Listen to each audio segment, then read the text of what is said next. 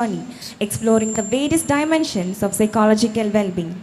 The topic for this session is Psychological Well-being, a Global Perspective, is both timely and essential as it underscores the universal need for mental health awareness and the importance of cross-border collaboration in advancing psychological well-being.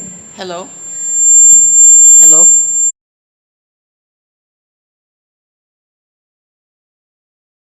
Cross-culture and nation, fostering a deeper understanding of how psychological well-being can shape not just individuals but entire societies. Before starting the session, I would extend a warm welcome to our esteemed key speaker, Dr. Carol Riff, and our respected moderator, Dr. M.Y. Manchula. We are truly privileged to have such eminent personality to guide us through this crucial topic today. To officially commence the session, I am delighted to invite Ms. Jinnas Haider to deliver the welcome speech. Good morning, everyone. It is my absolute honor to extend a warm welcome to each one of you for today's program. We are delighted to have such an esteemed gathering of scholars, participants, and coordinators for the significant event. First and foremost, let us extend a heartfelt welcome to our distinguished guests, Dr. Carol Riff and Dr. M.Y. Manjula, whose presence adds immense value to today's session. Your contributions to academia and your dedication to advancing knowledge are truly inspiring, and we are privileged to have you with us. I would also like to welcome all the respected faculty members and staff who have worked tirelessly to make this event a success. Your unwavering support and efforts deserve our deepest appreciation. A warm welcome to all the enthusiastic participants whose curiosity and eagerness to learn are the cornerstone of this program. Your active engagement will undoubtedly enrich the discussions we will have today. I welcome you all. Thank you, Ms. Jinnas, for setting the tone so beautifully. Now I request Dr. Mahesh Babu N to honor and welcome Dr. Carol Riff with a bookmark.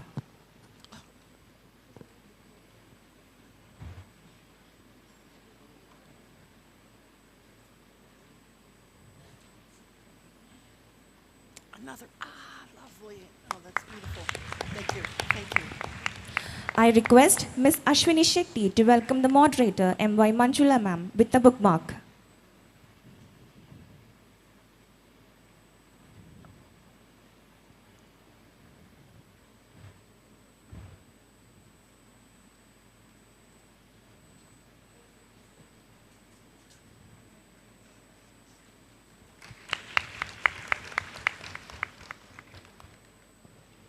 At this moment, I would like to invite Ms. Ritika to formally introduce our guests. Good morning, everyone. Talking about Dr. Carol D. Reef is a distinguished psychologist renowned for her groundbreaking contribution to the study of psychological well-being and health. As the director of the Institute on Aging and Hilder Professor of Psychology at the University of Wisconsin-Madison, she leads innovative research initiatives that bridge behavioral, psychological, social, and biological sciences. Dr. Riff is a principal investigator of the midlife in the U.S. National Longitudinal Study, a vital resource for researchers worldwide, and also spearheaded midlife in Japan, earning an HIR Merit Award for her work. Her research center on understanding how socio-demographic factors such as age, gender, race, and socioeconomic status intersect with stress, resilience, and well-being to influence health outcomes. Her seminal model of psychological well-being, translated into over 14 languages, has shaped diverse scientific fields and remains a touchstone for research on resilience, health, and adversity. Dr. Riff's study have illuminated how well-being can protect physical health, linking it to biomarkers, neural mechanism, and long-term motility and mortality. She is particularly focused on the impact of major societal challenges like the Great Recession and COVID-19 pandemic on the well-being of vulnerable population. With a career dedicated to uncovering the path to resilience and thriving, Dr. Riff's work continues to inspire and inform interventions that promote health and well-being across diverse communities and life stages. Now, It's my privilege to introduce our moderator, Ms. M.Y. Manjula ma'am, a distinguished scholar and expert in psychology, counseling and education. Dr. Manjula M.Y. is a professor from SDM College, Autonomous, Ujire. She started her career as a counseling psychologist. Later, she joined Bangalore University as guest faculty. Post that, she worked in SDM and Christ. She has around 2.5 decades of teaching experience at the postgraduate level. She has successfully supervised 12 PhD students from Mangalore University. Currently, 2 students from Christ University are working for their PhD under her supervision. She has published more than 30 papers in national and international journals as author or co-author. She has evaluated PhD theses from different universities across India. Her main area of interest is positive psychology. Currently, she is Professor Emeritus, Christ University, Bangalore. She has actively contributed to academia with publications like Let's Play Traditional Games in the Deccan Herald and impactful presentations such as Demystifying Mindfulness and International Conference on Counseling and Psychotherapy at Christ University. Our guest has delivered thought-provoking talks on topics like stress and time management and gender sensitization, empowering individuals through her sessions at UGC Human Resource Developmental Center. She has guided groundbreaking research on adolescent resilience, survivor of abuse, and self-efficacy among vulnerable population, shaping the next generation of scholars. We are honored to have her as today and looking forward to her valuable session. Thank you. Thank you, Sridhika. Now, without further delay, I'm handing over to the moderator, M.Y. Manjula ma'am.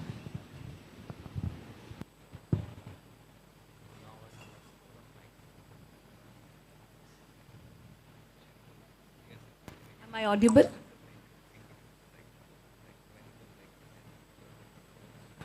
I'm audible. Yeah, today's sessions go like this. Session 1 will be from 10 to 10:45. It will begin now, it's 10:10. It will go on for 45 minutes. Post that, we have a 15-minute tea break. And the second session, again by Professor Carol Reeve, starts by 11, or maybe it will be delayed by another 5 minutes, 11, 5 or 10. And that will go on for, again, 45 minutes. Post that, let us have the Q&A, because you may reserve your questions of session 1 and also session 2 to be asked at the end. Okay? Hope it's clear. And we'll try to stick to the timing, and we'll try to stretch not beyond 45 minutes. Now, over to Professor Carol for her presentation. Thank you all very much. Can you hear me?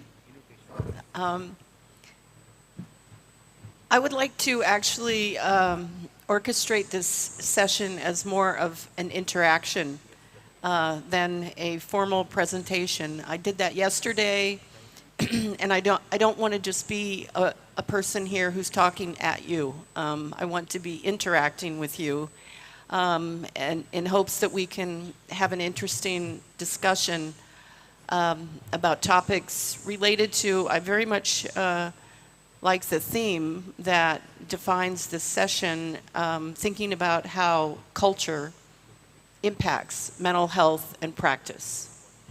And I just want to begin with some observations that I think we have a long way to go in what's I would call cultural psychology, in understanding how culture impacts mental health and well-being. So I don't know if there is a standard class in India in which students are exposed to cultural psychology.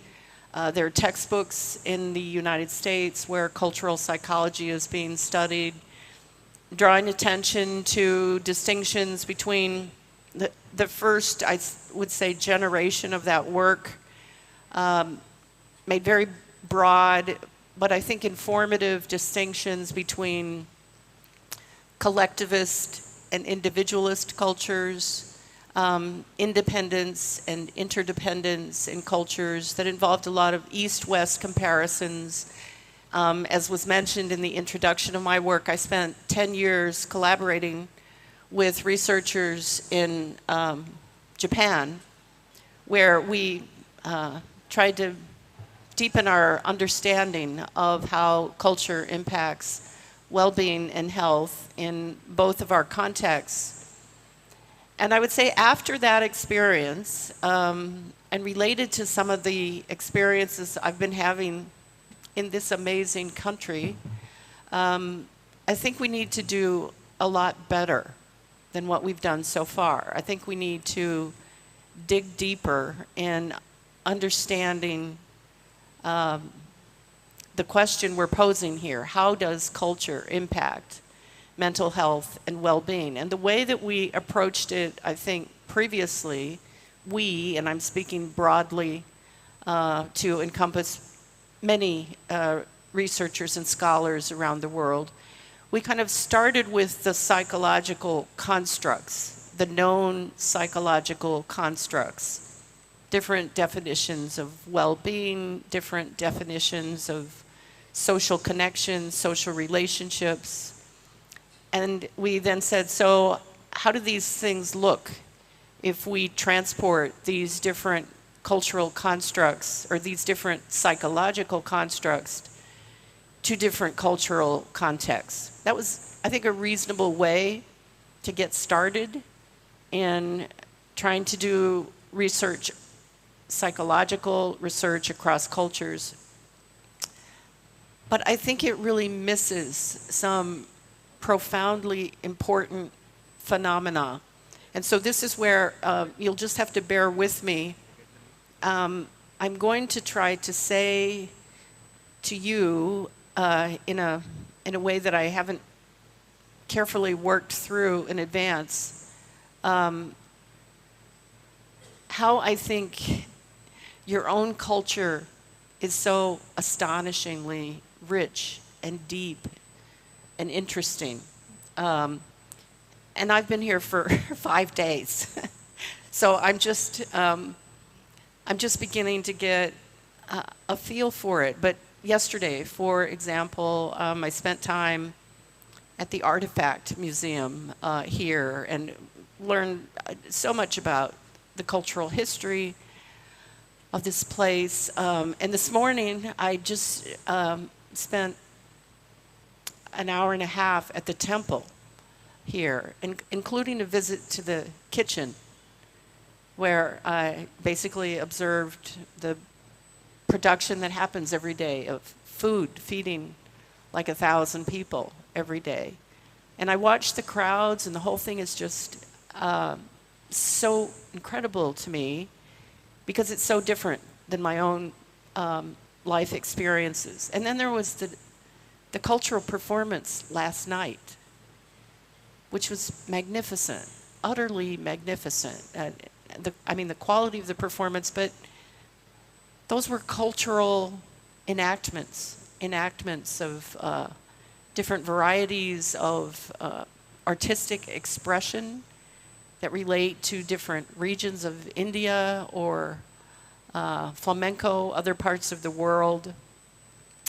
So I think what I want us to try to grapple with here is the question of, do you think I'm posing not just for students but also for faculty, do you think that the contemporary forms of research and practice that you are pursuing, that we are pursuing in the U.S., do you think they are properly capturing what are possibly powerful cultural influences that you experience, maybe from childhood through old age, related to practices, cultural practices, visiting temples? I don't know enough about what each of you individually would define as your own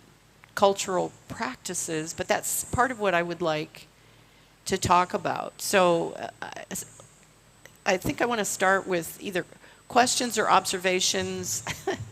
And forgive me if this seems poorly planned, but sometimes it's good to push yourself to be sort of out on the edge and just have a discussion. Just have a discussion about topics where everybody can draw on their own life experience, their own perceptions, and observations. But so let's come back to the core question. How does culture influence mental health and practice? And so the question I want to pose for people in the room is, based on what you have learned about psychology and mental health, including reading the work that I've done, do you think that those approaches to the subject matter are capturing what are your own core cultural experiences? Experiences that define the culture you grew up in, the practices that come with it. I'm not sure what those are. I'm guessing. I'm seeing some part of that just by the museums and temples that I'm visiting here. But what are your thoughts about how your own cultural practices need to be more prominent in our formulations of actually mental health and practice? Does anyone want to speak to that issue? Is that too vague a question? Okay, over there.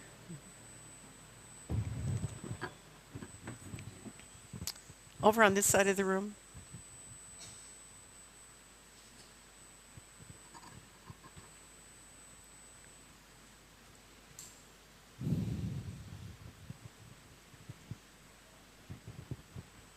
Good morning, ma'am. Good morning. Are you still in jet lag or you are okay now?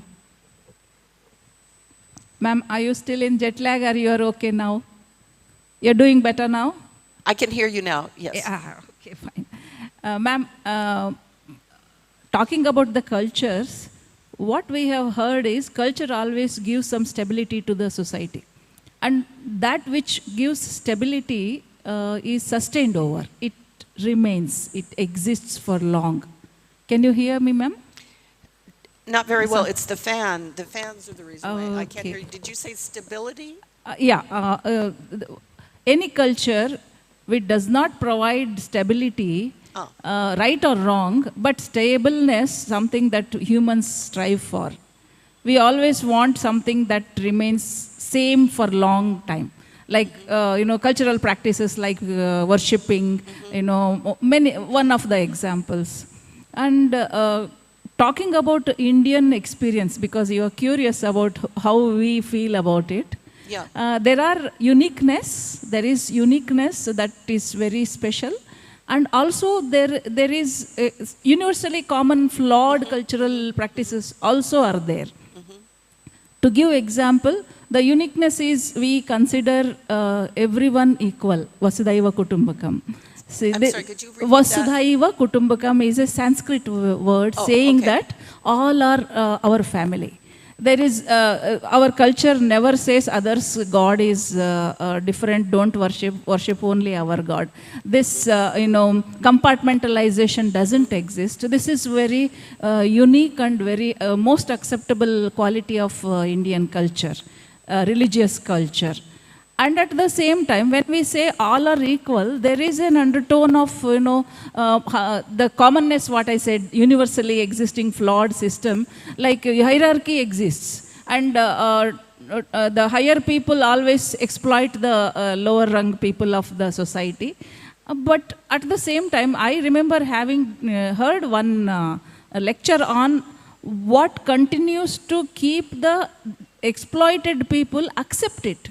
No, the exploited life is accepted and they live the same life.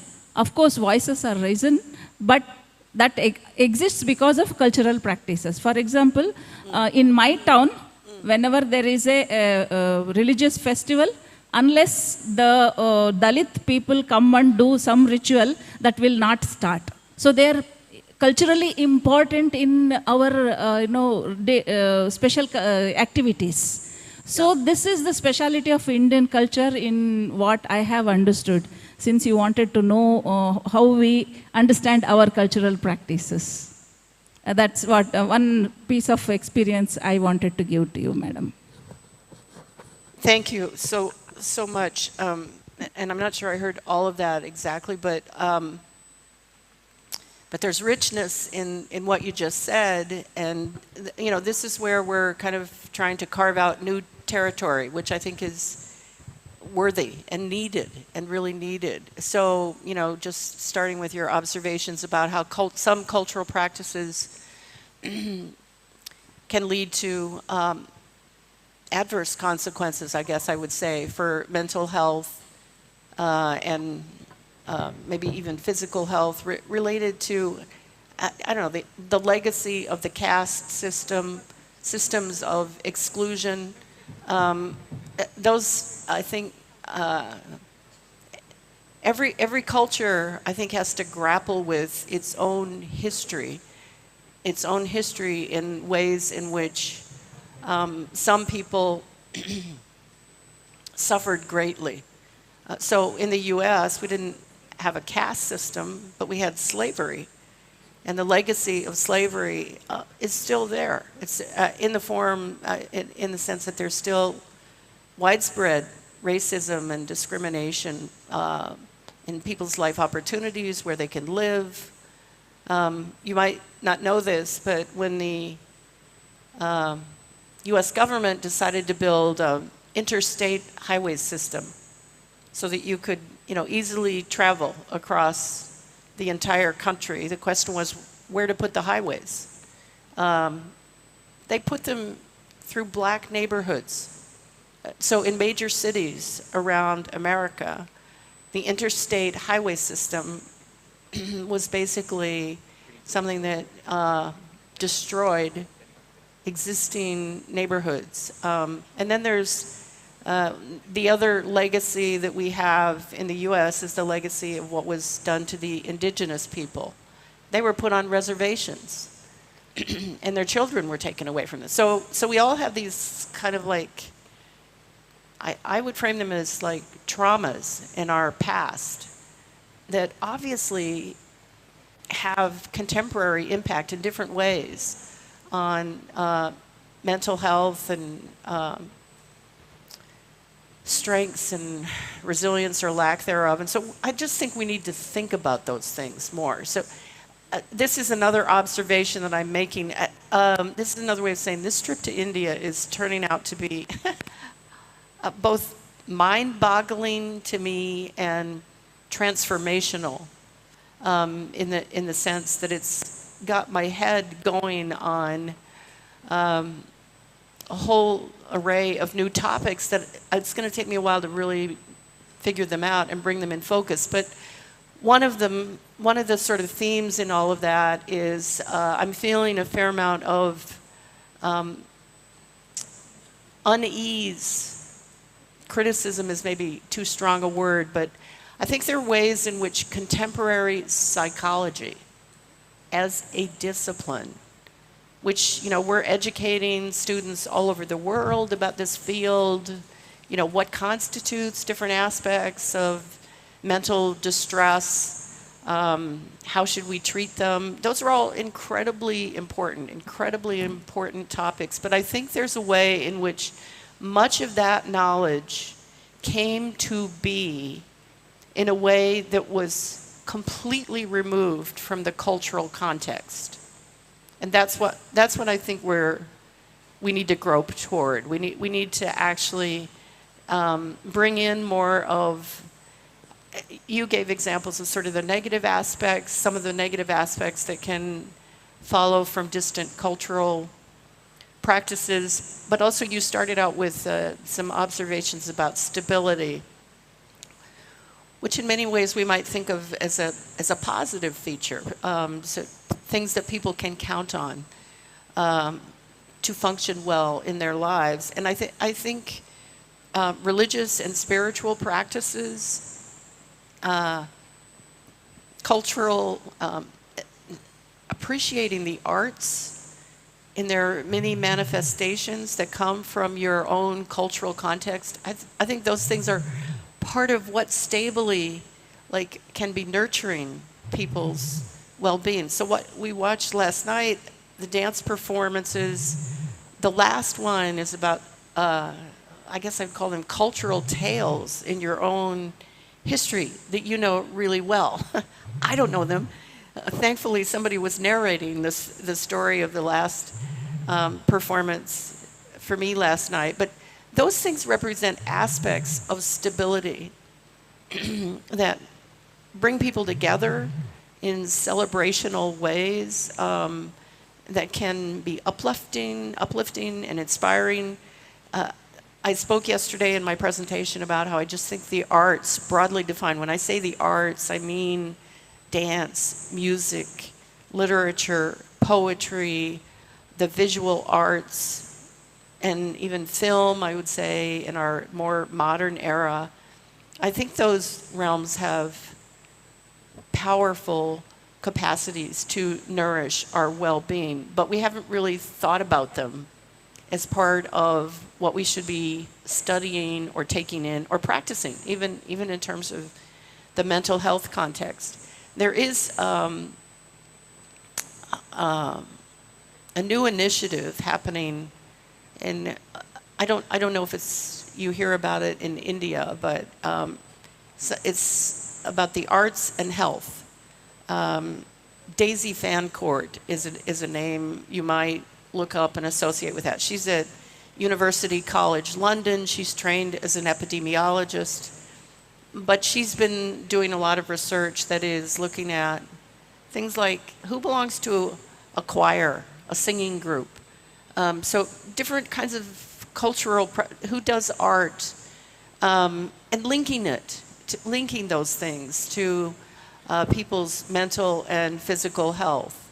And there is, at the University of Florida in the US, there's a new institute called the Center for Arts in Medicine.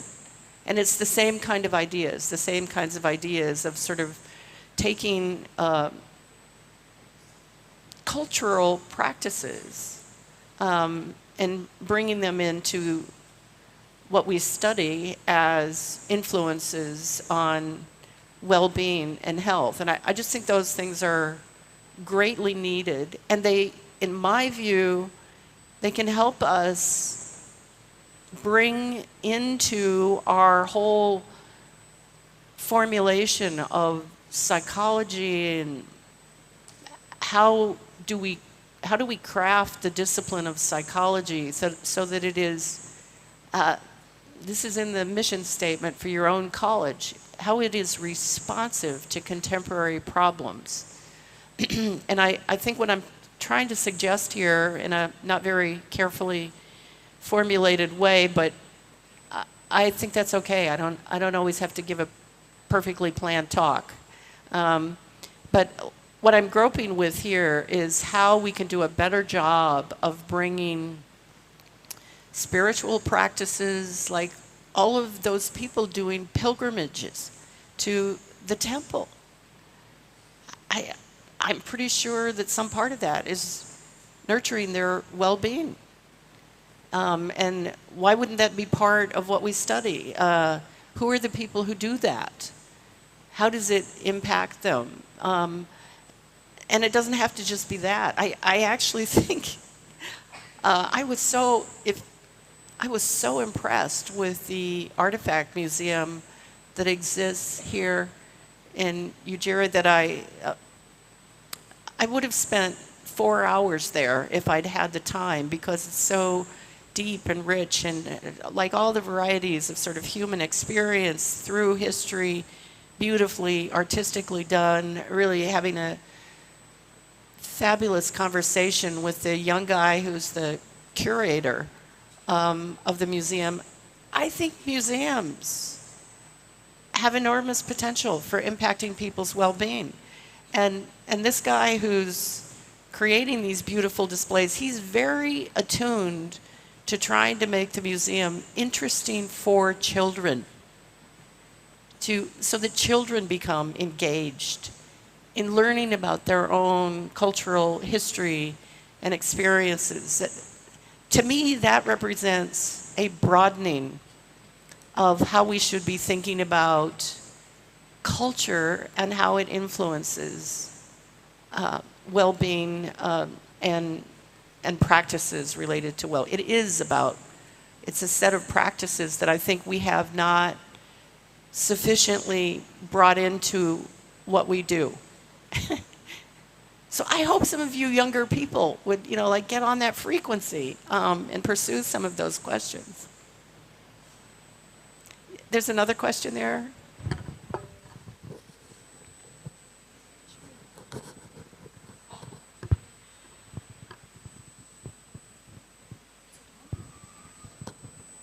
So, ma'am, out of curiosity, my question over here is... I need you to speak louder. Okay. I can't hear you. Am I audible to you? Yes. So, it's my curiosity that's asking, what you consider difference between culture and a tradition? Great question. Yeah. Culture and a tradition. What's the difference? That's a really great... Oh, can you hear me? Okay. What's the difference between culture and tradition? I think of culture as sort of like the bigger overarching category. And so cultures everywhere, I believe, encompass traditions. Traditions related to the history of the place, the temples, part of the tradition of every culture are just these old and famous places that people visit to learn about. But culture encompasses contemporary things as well. Culture is language. Culture is dress. I'm using that as an example because your culture is so dazzling in how you dress, especially the women. The women, I said if I had to distill my experience in India down to one word, it would be color. It's just been an amazing experience for me to take in the beauty of the color here. So, and that's part of tradition too. Another thing, what can I say? I'm pretty authentic, maybe too authentic. The other thing I love about, so the second word I would use to describe what this experience has been to me is smiles. So the people in this world, country, whatever, smile in beautiful, beautiful ways. So I am so charmed. My heart is warmed by just all of these beautiful smiles that you get from the people you interact with, including the people over at the temple who are working in the kitchen. And we went through the whole kitchen where they're making the rice and the sauces that you put on them, and we saw the vegetables that are being, and a whole group of women are, peeling the stems off of the peppers that go into. But you walk into any of those places, and if I smile at people, they just give me the most beautiful smile back. So is that part of culture? There are people in psychology who study facial expression. Paul Ekman became famous in psychology for studying the expression of emotion in the face. Anger, distress. There's so many different ways in which facial expression reveals our emotional experience. But I would just say, as a Westerner who's really never spent time in this country before, I am just so heartwarmed by the beauty of all the smiles.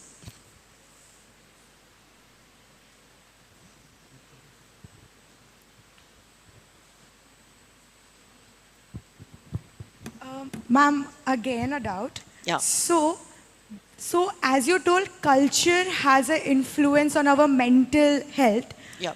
What if not the culture, but the tradition have the influence?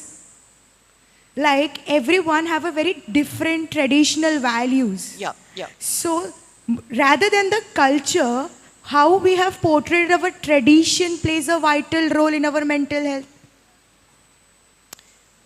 I'm not sure I'm fully understanding your question, but Okay, so ma'am, Yeah. as you told, culture is like our art, our Yeah. colors, food, and all. Through that, we have very different traditional values, beliefs yeah, that yeah, comes yeah. to an existence. Right, right. So, as you told, culture plays a role. What if tradition, the way, the beliefs what we follow, Yeah. or the customs what we have yeah. plays a very huge role on our mental health? Yeah. As different part of India has very different Yes, yes, states. yes. And ma'am, each state with each geographical needle have different customs, different Yes, cultures. yes, yes. So as a new generation, as we grow up, we have been exposed with many different sort of Yeah. cultures, Yes. which has nurtured our like our thinking process, our belief system. So as we think about culture, or it is the tradition which is influencing? Yeah. What do you think, the culture or the tradition? I think both, but your additional commentary brings up really important points about another phrase that I have come to love in my time here is unity in diversity as sort of a theme of this country, because there are so many different languages, traditions, sort of subcultures within an overarching culture. And so let me just throw this out where, let's just grope on this together. One hypothesis might be, psychologists tend to, formulate hypotheses. I think it's a good exercise because it pushes you to try to get more clear in your thinking. One hypothesis might be that people with higher levels of mental health, which could be positive emotions, life satisfaction, purpose in life, self-acceptance, all of the things that I have studied, those might be people who actually actively practice the traditions that represent the part of the country where they learned about culture and tradition. That's one hypothesis. Another hypothesis that is actually really fascinating and interesting to me, because I'm really in favor of, let me put it this way, when I think about what has been enriching of my own mental health and well-being, it's travel, it's opportunities to experience other cultural contexts. They give you a way of reflecting about your own cultural background and practices. So another hypothesis would be that mental health is not only nurtured by practicing the traditions that are part of the world that you come from, but also being open and receptive to, and maybe even sometimes practicing traditions from other cultures. I don't know, but I feel quite certain that if psychology doesn't get on this frequency, we will end up with a very impoverished view of human experience. Thank you, ma'am. Yeah. Yeah.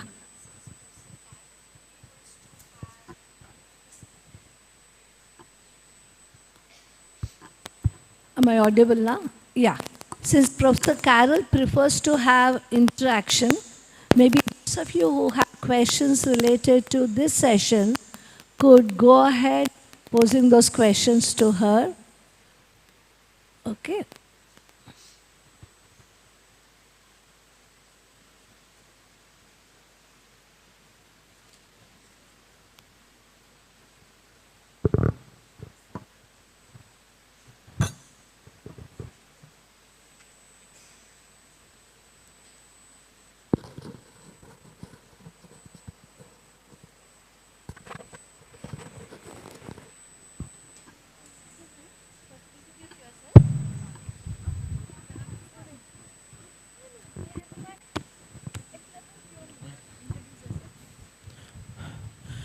Hi, ma'am. Hello. My name is Arfan, and I am second year MSc in clinical psychology from Yanapa University. Ma'am, I presented a paper yesterday. So, in that, one of the review articles from Gujarat, a state of India, they conducted a study based on a combined approach of traditional healing with respect to our modern mental practices. So, they conducted a study mixing dawa dua. I mean, dawa stands for the medicine and dua stands for the prayers. So, they took the participants like giving a particular population only the medicine and the rest population only the prayers. Yeah. And the third group were given a combined approach. So the results were so satisfying in which the population who were given with a combined or the mixed approach came up with much more satisfying results, or they were more cured. Yeah. So, what do you think, your viewpoint on that? I mean, the mixing of the traditional healing practices which are deep-rooted in our culture, of our tradition in our India. So, because long back and all, the people always relied on the traditional practices, all those healing methods. So, coming on to the modern era, what is your viewpoint on comparing the traditional healing with respect to the modern mental practices? I think it's really important to do that because, so as a psychologist, can you hear me again? I can never Yes. tell. Okay. Yes, ma'am. I'm a deep believer in what I call individual differences. I don't think people are all made alike. And so what that means is combining different approaches may mean you have a better chance of reaching the sort of unique needs or vulnerabilities of different individuals that you're working with. So I think that's an interesting approach to take. Your question also prompts me to think about on the wonderful drive that Dr. Vandana and I had from Bengaluru to here. We stopped at some wellness centers, healing wellness centers. I'm sorry if I don't remember the names, but you know, those are places where, you know, there's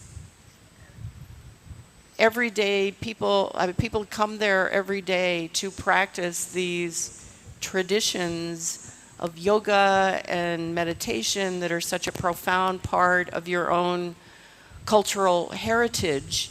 And so there's a way in which you are already promoting well, and people who are studying neuroscience now, so people studying neuroscience are investigating how yoga practice or long-term yoga practitioners, how do they process emotion in the brain? And does it look like they're sort of healthier in terms of their, people actually use the phrase now, brain health, what keeps your brain healthy. So I'm in favor of all of that. I'm in favor of all of that, but there's so much more under the heading of culture and traditions than those kind of healing practices that make their way into healthcare and mental health care. So that's where I come back to music, art, literature, spiritual experience, the rituals of pilgrimage and visiting the temples or whatever, those also just seem to me to be potentially very important influences on well-being and health. This is all, what can I say, fodder, that's a maybe funny word that doesn't compute here, fodder for the future. That is, sometimes it's good to just sit and think about what else we should be studying, what else we should be investigating, than just kind of chipping away at kind of more of the usual things that define our respective interests and fields of inquiry.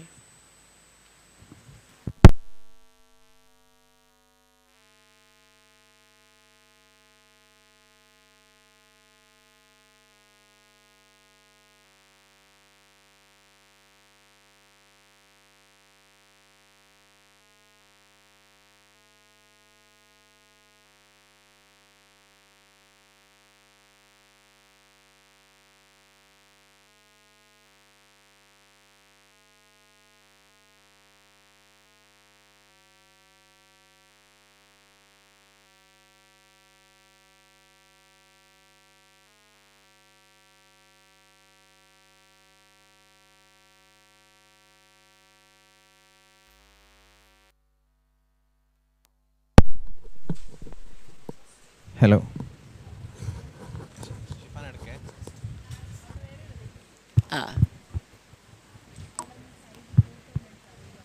Hello. Hello. Ma'am. Hello. Ma'am, here. Ma'am. Oh, sorry, she was going to say something, but her microphone is... Just add to her answers regarding your question. Yeah, Okay. the dawa and the dua concept. See, a lot of healing is based on a belief system. Even in allopathy, a lot of studies show that until and unless you have faith in the medicine and the doctor, you will not get a cure for your problem, however minor or otherwise it may be. Therefore, both dua and the dua. You all have read about the placebo effect, right? How does the placebo work? It's mainly because on the faith you have in a particular system of medicine. All of us know that we have different faiths, multicultural, multilingual, and multi-religious society. During Shivaratri, a Hindu can fast without water all through the day. During Ramadan, a Muslim can fast without partaking any food during the day. During Lent, a Christian can do it. But at other times, if you try to do it, you may not be as successful as that. How does it happen? Do we enter into a different biological system then? Nothing of that sort. It's just the faith. So when you talk about cure also, a lot of the traditional methods have been found to be useful, especially within quotes, if they are either psychosomatic or they have a historical basis. So all of us know that hysterical neurosis can be cured with faith, what we call as conversion disorder now, right? But if it is a major psychotic problem, faith alone will not be responsible, but it can add to expediting the process of healing. Therefore, both dawa and dua are important in the process of healing based on what's the faith the individual believes in. Hope I've added to her answer. Yes, ma'am. But don't you think there should be a set of guidelines or other protocols which supports this system should be implemented so that the common people from the rural areas should also get the access to this traditional healing and the modern mental health? Yeah, I'll just add one of the interactions I had with Professor Ashok Pai. Probably a lot of you know Dr. Ashok Pai, who started Manasa Mental Health Foundation in Shimoga. Once I had taken my students to Shimoga and I was interacting with him. And then he said, there is one particular faith healer in their town who used to refer cases to him. And he used to say, Ivarige, I'll say it in Kannada and then say, Nagadosha ide, jotege manasikavu ide. That means the curse of the snake god. That's one of the beliefs among Hindus. He has some of the curse of the snake god. Along with that, he also has a mental health issue. So what Professor Ashok Pai used to do was never ever tell this person to undermine the importance of his healing process. He would rather combine the scientific healing process with the traditional beliefs, and that would have a compounding effect and the individual would get relief from his problem. Therefore, I don't think we can throw lock, stock, barrel out the traditional belief systems. In the understanding of our traditional beliefs, how do we incorporate the modern scientific methods? That's what a wise practitioner should be doing. Okay, thank you, ma'am.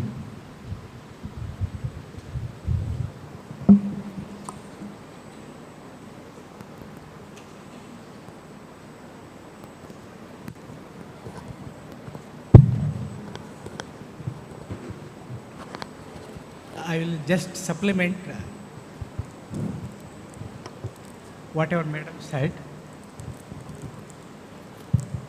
Audible?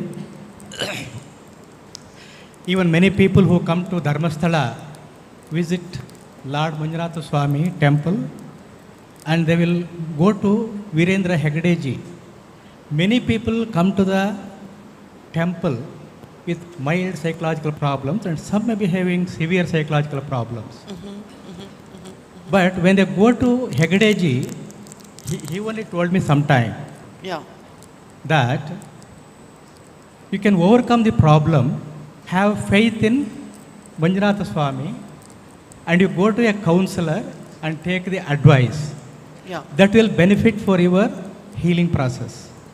Therefore, always the faith an individual is having with a God or with another person or with the traditional practices, Yeah. definitely will have a healing effect.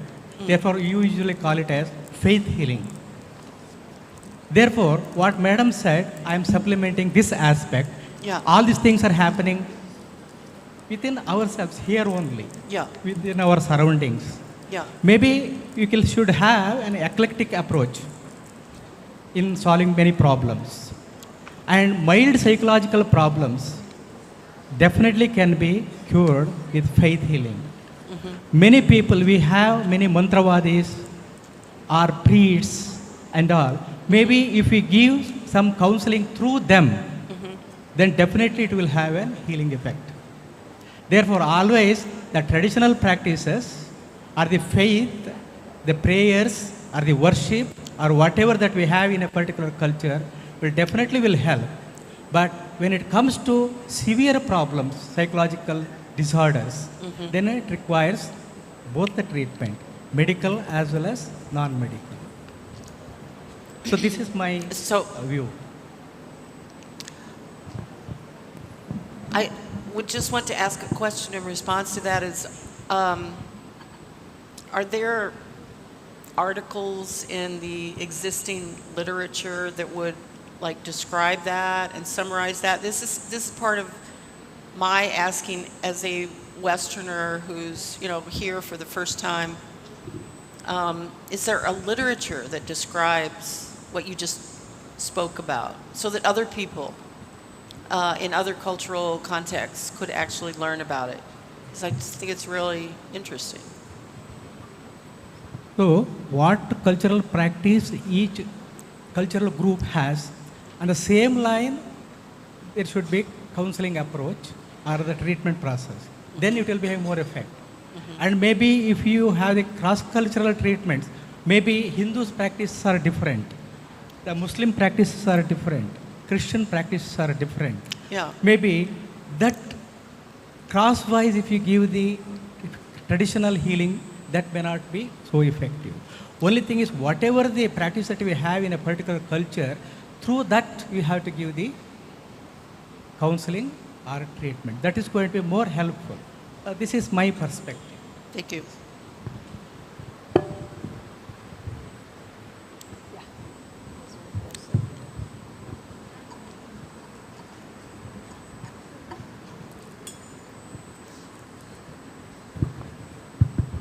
Good morning, Professor. I teach cross-cultural psychology for the undergrad. So, I taught it for 2 batches. And Yeah. It's quite surprising when I, discuss some points and discuss some things. Especially, we use this independent and interdependent self-control Yeah. scale. What I find is most students fall under independent self-control, even though they're Indians. 70 to 80%. So I asked them, why do you think this is the case? So there could be artifact in terms of the scale, or the world is moving towards individualism. Is that the global trend? That's one observation. And also, I think Indian psychology is trying to decolonize. There's an attempt for decolonization, but I'm not sure to what extent it's happening, because most of the studies are either cross-cultural comparison studies or validation studies. So we bring the scale from US and we try to give it to Indian participant, try to find out the factor structure and whether it's same or different. Or the maximum is the cross-cultural comparison studies where participants from the West and East are compared, and we see is there any meaningful differences. Even though there are few attempts, I think, to make indigenous psychology from the Indian perspective, where the whole construct is taken from India, and then we try to build the scale to assess that. So my precise question here is that you mentioned about collaboration with Japan, and I see a lot of collaboration happening with China and US. What is the possibility of US and India where we can explore these dimensions? I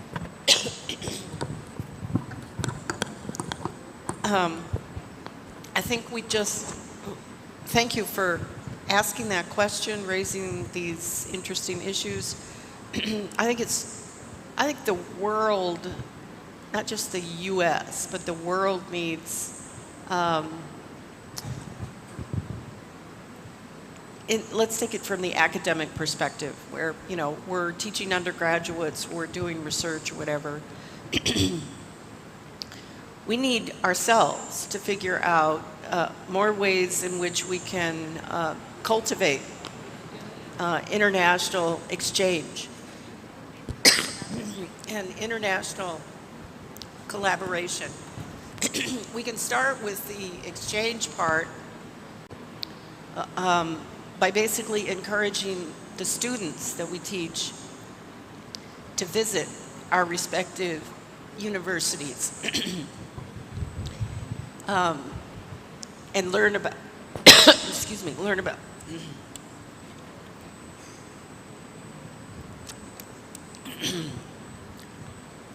so that's fostering greater multicultural research within the enclave of academia. And I think we should be doing that. I'm very much in favor of that. But I also want to come back to your opening observation, which I think is really interesting. For those of you who may not know it, there's a distinction between, and it gets measured with some self-report scales, independence and interdependence. How much your self-construal is, you define yourself in terms of other people, like I am, who my family is, or my cultural context, as opposed to I'm just a more independent, autonomous person. And the interesting thing we found in the Midas Midja work was a repeat of what you just said, that even in Japan, there's a high level of independence. So we can get superficial and almost on the edge of like stereotyping different cultures by just using words like that to try to describe, whole populations, because there's a lot of variability within those populations. But your other question, I think, is so fascinating. Is the world moving more in the direction of independence rather than interdependence? And I would say, here's an interesting fact about life in America right now, which many people might think of the US as arguably one of the most individualistic places in the world. High nurturing of, there's a wonderful old article published in the American Psychologist titled Standing Out versus Standing In. And the basic message of this article, published in the early 90s, again in the American Psychologist, was that the message in many interdependent cultures is to blend in, to not set yourself apart from everybody else, whereas the message in the US is achieve, surpass your peers in your performance, whatever. Okay. Fast forward to the present. The Surgeon General in the United States, Vivek Murthy, he's pretty amazing. The people who make their way into the Surgeon General position tend to be physicians with maybe not much kind of, I don't know, psychological attunement. He's incredible. He's incredible. For those of you who were interested in anything I said yesterday about meaningful work, there's a whole segment in that article by Andrew Soren and myself that you can find on the Midas website where we are quoting Vivek Murthy about what we need to do to make work a more positive experience in America. But his more, I think, impactful current message to the US population, this mecca of individualism, is that we have an epidemic of loneliness. We have an epidemic of loneliness in the country across age groups where people just feel, I don't know, disconnected from the social order. So what's the message in that? I think the message in that, I want to leave everybody with this, in my view, extremely important reminder. The world is always changing. So whatever we learned a decade ago isn't necessarily still relevant or applicable.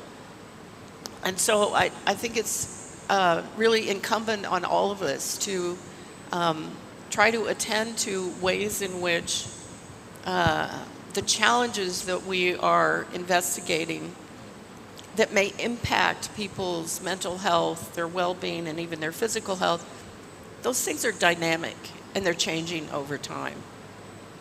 So it's interesting to me that the epidemic of loneliness is happening in the aftermath of the pandemic. It's also happening while we see this phenomenon I described yesterday about widening inequality. They're like these societal ills that are manifesting themselves at the individual level. So, to come back to your observations, maybe there's a price to be paid at the level of adaptive individual functioning for going too far in the direction of independence. Yeah. Now we are already behind schedule. So that gentleman there had wanted to ask a question. That would be the last question for the session. So, good morning, ma'am. And I request you to be brief. Yes, ma'am. So, I'm Nitish Kumar from JSS University, Mysore. Okay. So, my question would be, each culture has different lifestyle and practices. So, I would love it if you commented on how the cultural lifestyle and practices influence the personal and generational well-being. Did you say personal and generational? Well, Yes, ma'am. I think that's, I'm not just being, what I would say, I think that's a great empirical question. In other words, I don't have an answer to that, how the ways in which culture would influence the things that you just mentioned. I think that's what we need to be studying. That's what we need to be studying. Yeah. Thank you, ma'am. Yeah.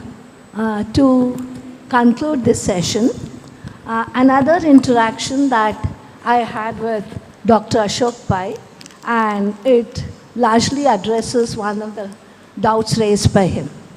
Once there was a girl who had a bipolar disorder, and she was in the manic phase, who was brought to Dr. Ashok Pai's hospital. And she was almost in delirious mania, and they had to put her on heavy dose of medicine. But she was refusing to eat because her belief was it was the month of Ramadan. Actually, it wasn't the month of Ramadan, but she believed it was the month of Ramadan and she couldn't partake food. And to give her any higher dose would be lethal. So he was really concerned as to how they could handle that case. It was only the medical management initially, and the counseling and other things would be later.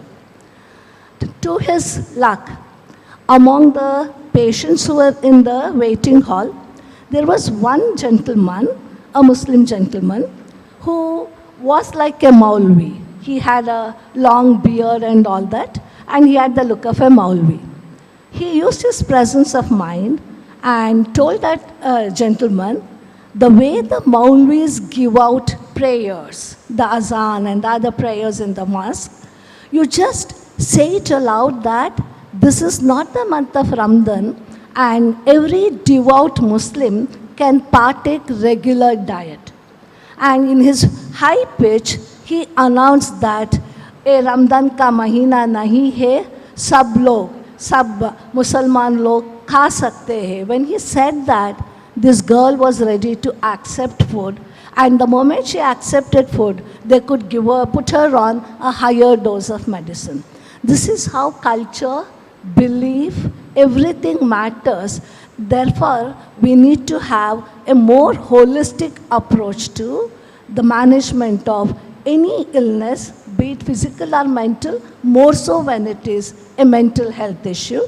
So since we are behind schedule, I think we conclude this session and then probably we have a 10 minutes break for tea. We break for 10 minutes and I request all of you to assemble at the earliest so that we can go ahead with the next session.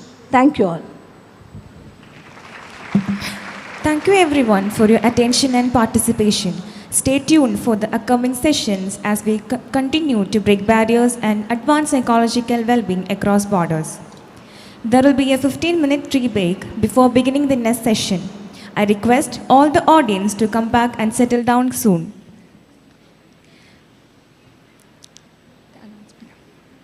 There is an announcement that those who have made online payment yesterday kindly provide the transaction detail at the registration desk and meet Sinchana. It is requested to the participants that the event is streaming online at U+ TV. Kindly subscribe and watch. Thank you.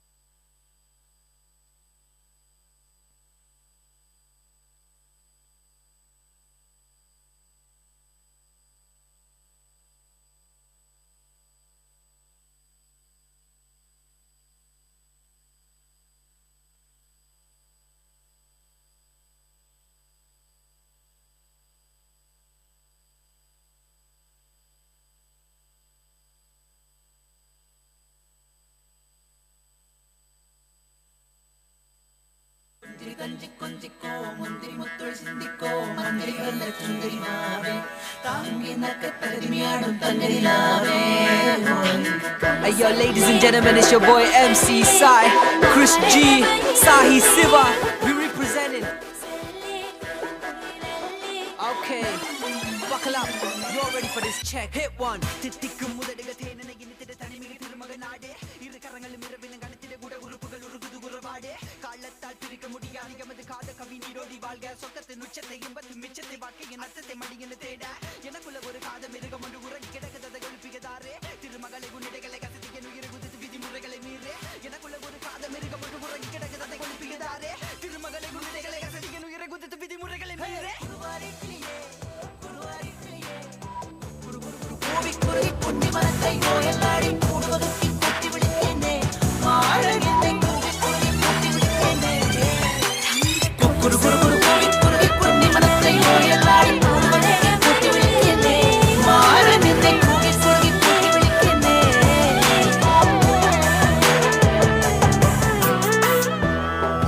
பார்வை வீசுவாள் உயிரின் கயிறில் அவளுமே செவ்விதழ் வருடும் போது தேக தங்கம் உருகுமே உலகின் ஓசை அடங்கும் போது உயிரின் ஓசை தொடங்குமே வானிலா நாடுமே உன்னுள்ளே திருமண கனவு கதல ஒரு விதமான மாற்றம் இல்ல இரவின உந்த மடிகளை தவண்டு தினமும் தர வேண்டின முத்தமம் இல்ல கட்டில தினம் கதகளியாட மயில் ஆடுது ஆண்வான் வாட மதி சாய்ந்தது முன் நரகல நான் இருக்கையில் அரவணி திருகுடலோட மல்லிகை பூக்கள் கொண்டே வந்தாளே வாழத்தண்டே மின்சார கண்கள் உண்டே நதி மூகினை காதல் கொண்டே மல்லிகை பூக்கள் கொண்டே வந்தாளே வாழத்தண்டே மின்சார கண்கள் உண்டே மதி மூகினை காதல் கொண்டே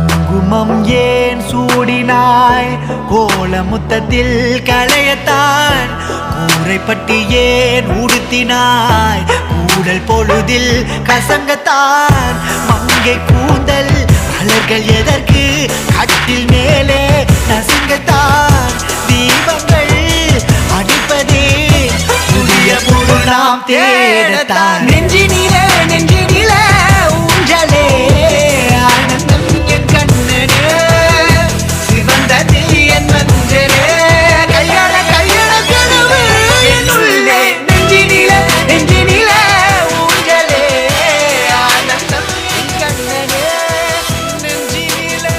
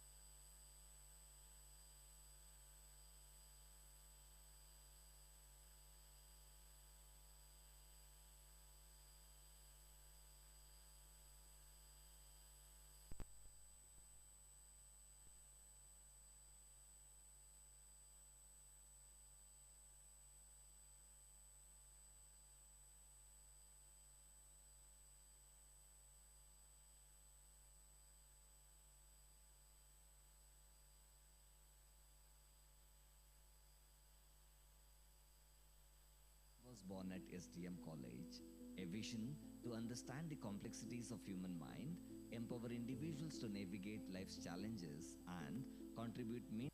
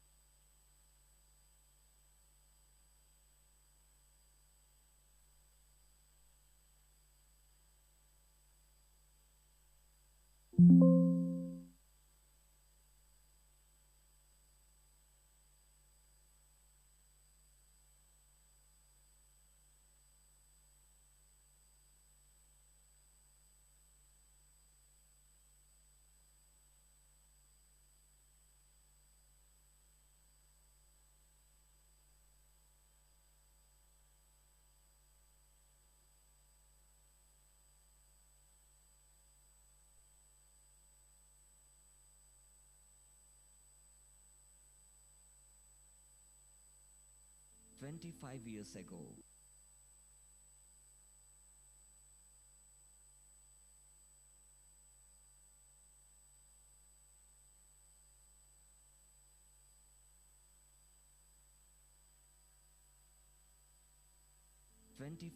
ago, a vision."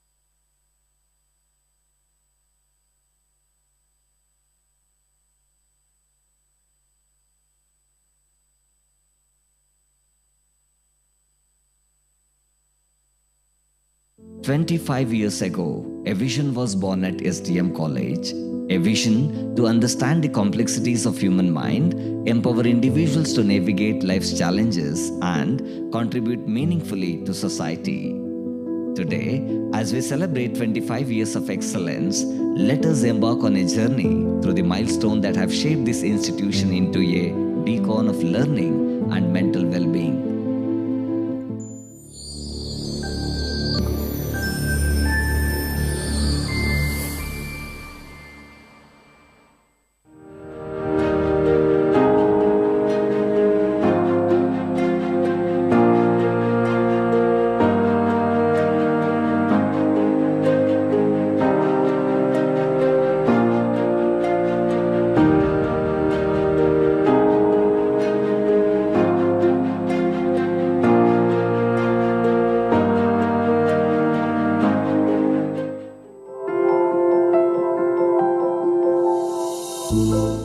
Our journey began on September 18, 1999 with the inauguration of PG Department of Psychology at BNY's campus, Ujire. Guided by the foresight of Dr. D. Virendra Hegadeji, the department aimed to merge the wisdom of Indian philosophy with the insights of modern psychology. Starting with a master's program in applied psychology, focusing on counseling and child guidance, the department quickly became a hub for aspiring psychologists.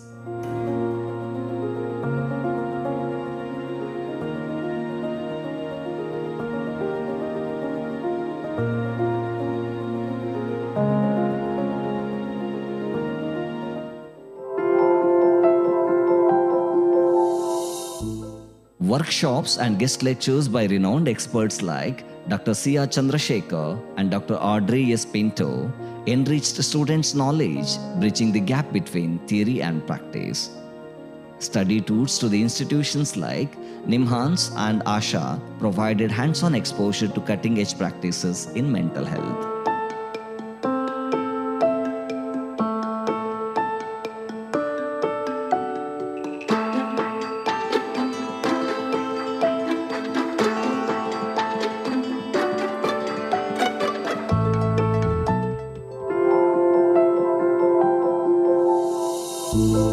The Peace Society, established in the year 2000, became the cornerstone of community engagement. From mental health camps to awareness programs, students embodied the department's mission to foster social responsibility.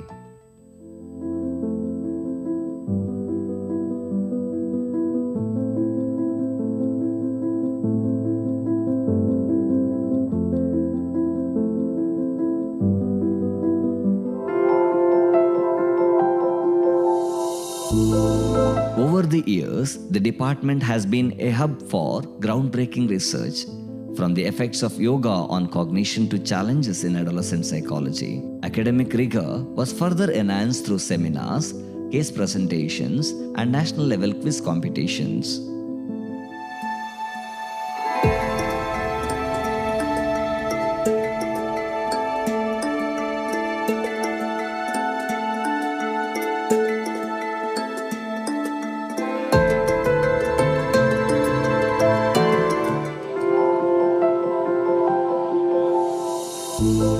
Creativity became a defining feature of the department. Events like annual Psychovision and Psychology exhibition. Good morning, everyone. encouraged students We to request explore psychological participants to concepts assemble inside the innovatively. auditorium. The technical session Celebration likely of to World begin. Mental Health Day brought awareness to crucial issues through street plays and exhibitions. Whatever the identity that I have formed now, or even if I step out and if someone is representing or identifying me, that's only because of the personality that's been modified and created by SDM. Now it's been a very long journey because I was a student here, so I'm an alumni, and now I'm a faculty. So this transition of alumni to faculty is something We request participants to assemble inside the auditorium. The technical session likely to begin. And into the department that has made me very smooth journey towards being a faculty too.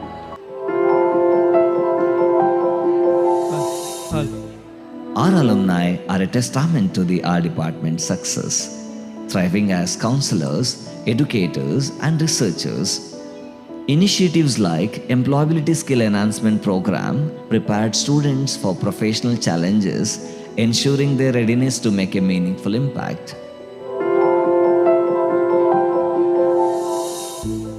When the global pandemic struck, the department responded with resilience.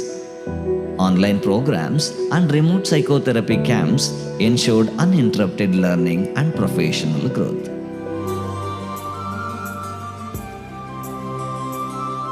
Today, we celebrate 25 years of transformative education and envision future filled with possibilities.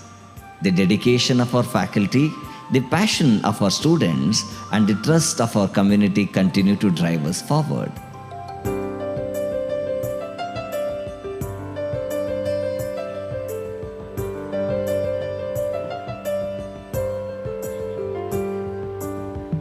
The PG Department of Psychology at SDM PG Center, Ujire, stands as a legacy of hope, knowledge, and service. Here is to the next 25 years of inspiring minds and transforming lives.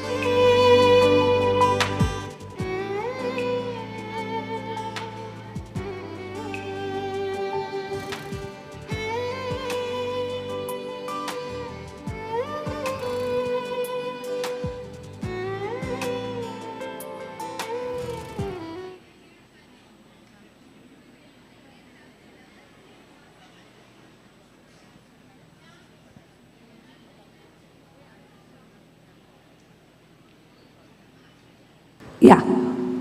Welcome back, all of you. There is a slight change in the format of presentation. Professor Riff will present it for 10 to 15 minutes. Post that, she prefers having an interactive session. So those of you who want to gain something out of this particular session, you can interact with her soon after she finishes the presentation. And then now it's 11:30. By max 5:10, we should be able to conclude this session. Because we are behind schedule, and let's see how much we can make up. Okay, over to Professor Riff. Can you hear me?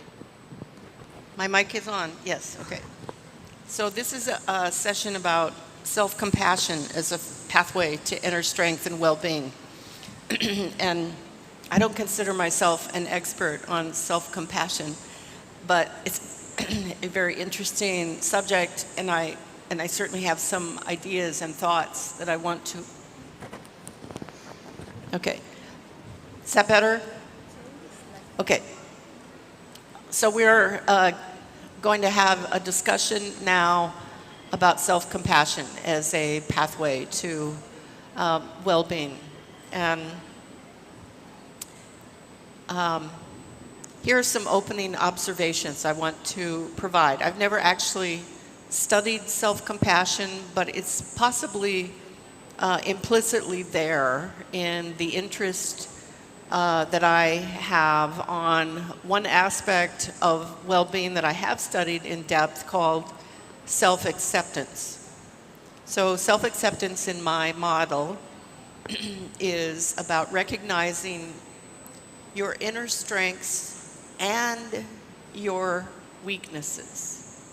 And as I mentioned in my presentation yesterday, the idea of your vulnerabilities and weaknesses came from my reading of the Jungian idea of the shadow, which I always found compelling and really interesting because none of us are perfect. We just aren't.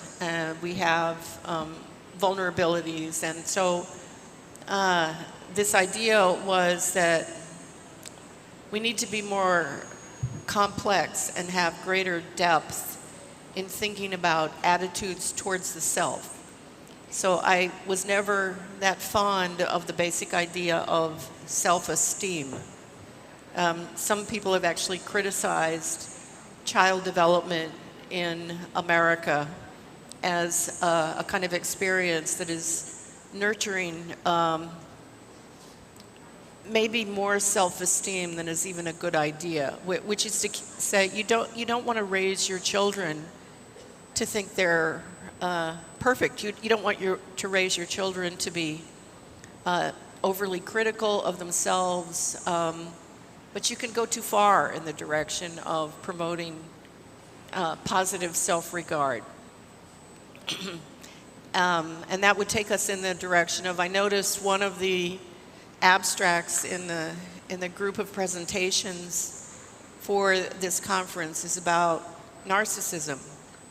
I think narcissism is a really important psychological construct that actually needs attention. I think there are dramatic contemporary examples of narcissism on the big stage of political leaders. So narcissism is a kind of attitude toward the self that has kind of lost a grip on what I would call accurate self-evaluation. It is a kind of enactment of self-love, which I think is fundamentally different than self-compassion or self-acceptance. So I'm coming back to a theme that I emphasized in the previous session, which is the theme of individual differences. Each of us has a different combination of qualities that define our attitudes toward ourselves. And so there isn't a kind of one size fits all here. Self-compassion is a little hard for me to put together with the individual who is full of ego and self-adulation, the narcissist. That's not the context in which we need to think about self-compassion. Self-compassion is probably most relevant in context of people who have maybe high levels of self-criticism, anxiety, feelings of inadequacy, that sort of thing. So that's the context in which I think self-compassion becomes very important. But I want to make some observations here that I reflected in an autobiographical piece I wrote a couple years ago. So a book was put together in the US called Pioneering Women in Psychology. And I was asked to write something for it. And they asked for people to write something autobiographical. Like don't just write your usual summary of your research interests or contributions. Say something more about who you are personally. And I found it a really interesting task that I resisted on some level. I don't really like making myself the focus of things. And I'm also a very private person. And so it was a bit of a struggle for me to figure out, well, how would I actually write this? Anyway, I wrote it. And I'm happy to share it with anybody if you'd like to see it. But what I realized is that in my own life journey, I have, I think, lived by and practiced something that I would call a dialectic between self-criticism and self-affirmation. I think they're both tremendously important. Self-affirmation, is the celebrating your strengths and your capacities and trying to continue to develop them and use them to enact this, what I called virtuous becoming yesterday. Use them to contribute to the world around you. But since I was a kid, and this is interesting, like psychoanalytic perspective, I've had a strong tendency towards self-criticism that over time I came to feel good about and even to embrace. What do I mean by that? And that comes back to self-compassion in some sense. I don't think we can become our best selves, achieve our eudaimonic potential, if we don't simultaneously get very introspective about our deep and rich positive capacities. That's the self-affirmation part.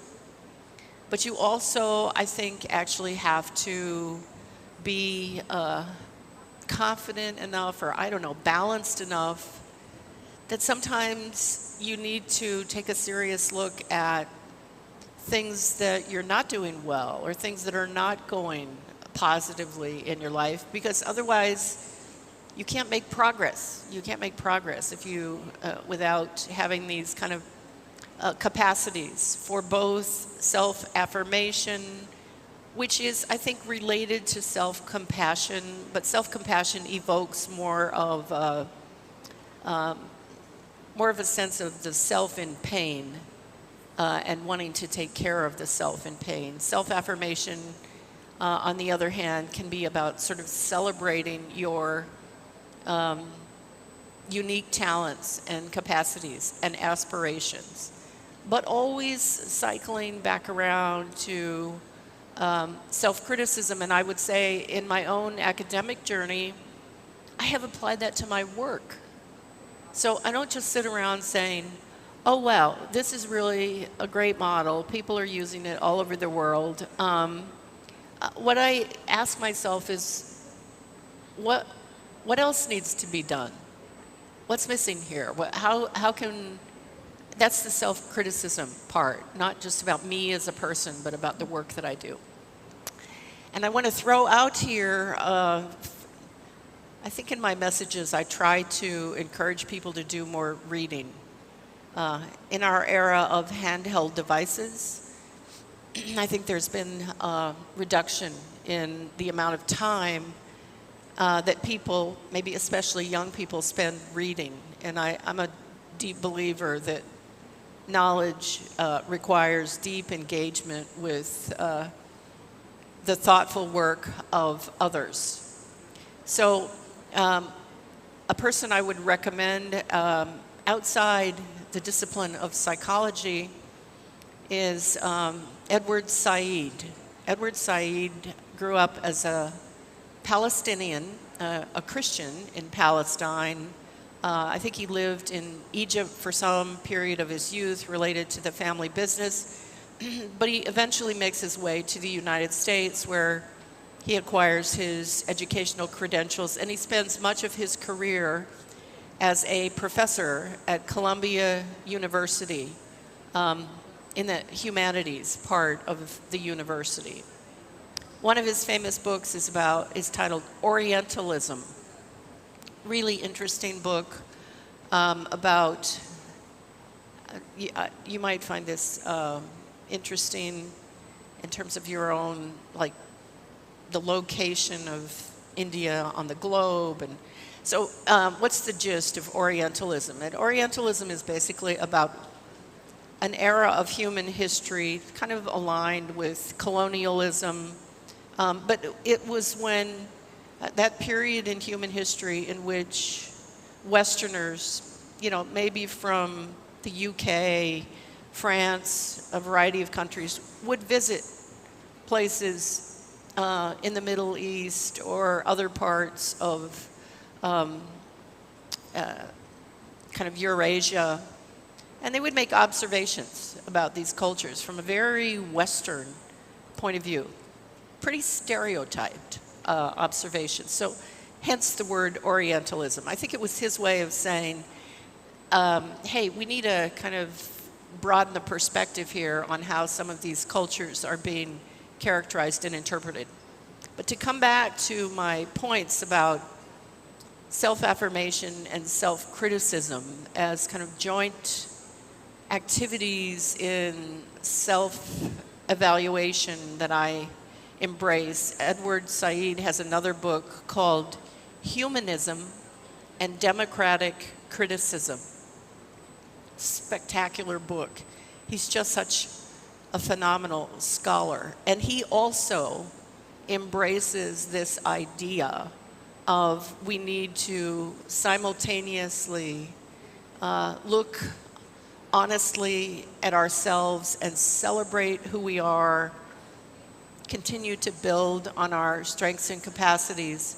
At the same time, we must always be mindful of our own failings and limitations, so that we can not let them get in the way, or we can try to do something to get past them. And so I think what I'm saying is I got assigned the topic here, self-compassion. I didn't get to pick it.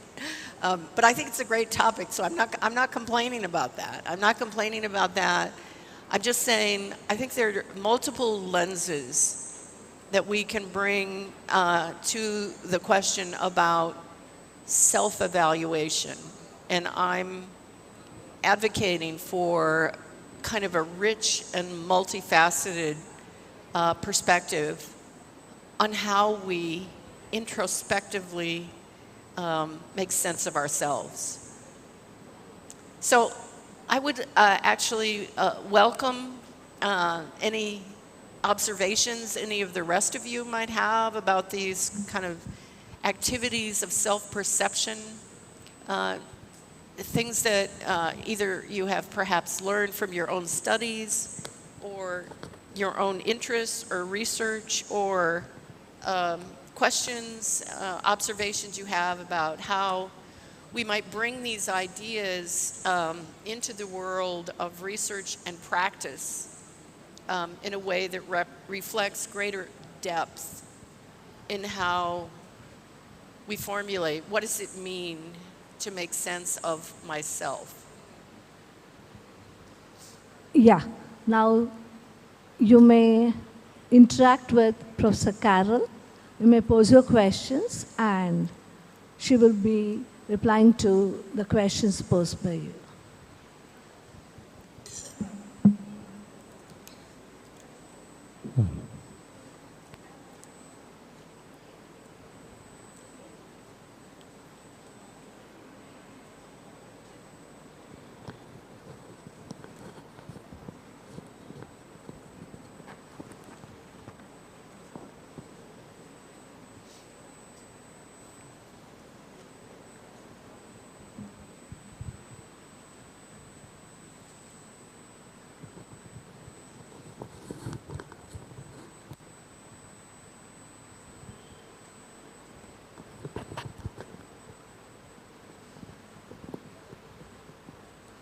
Hello. Hello.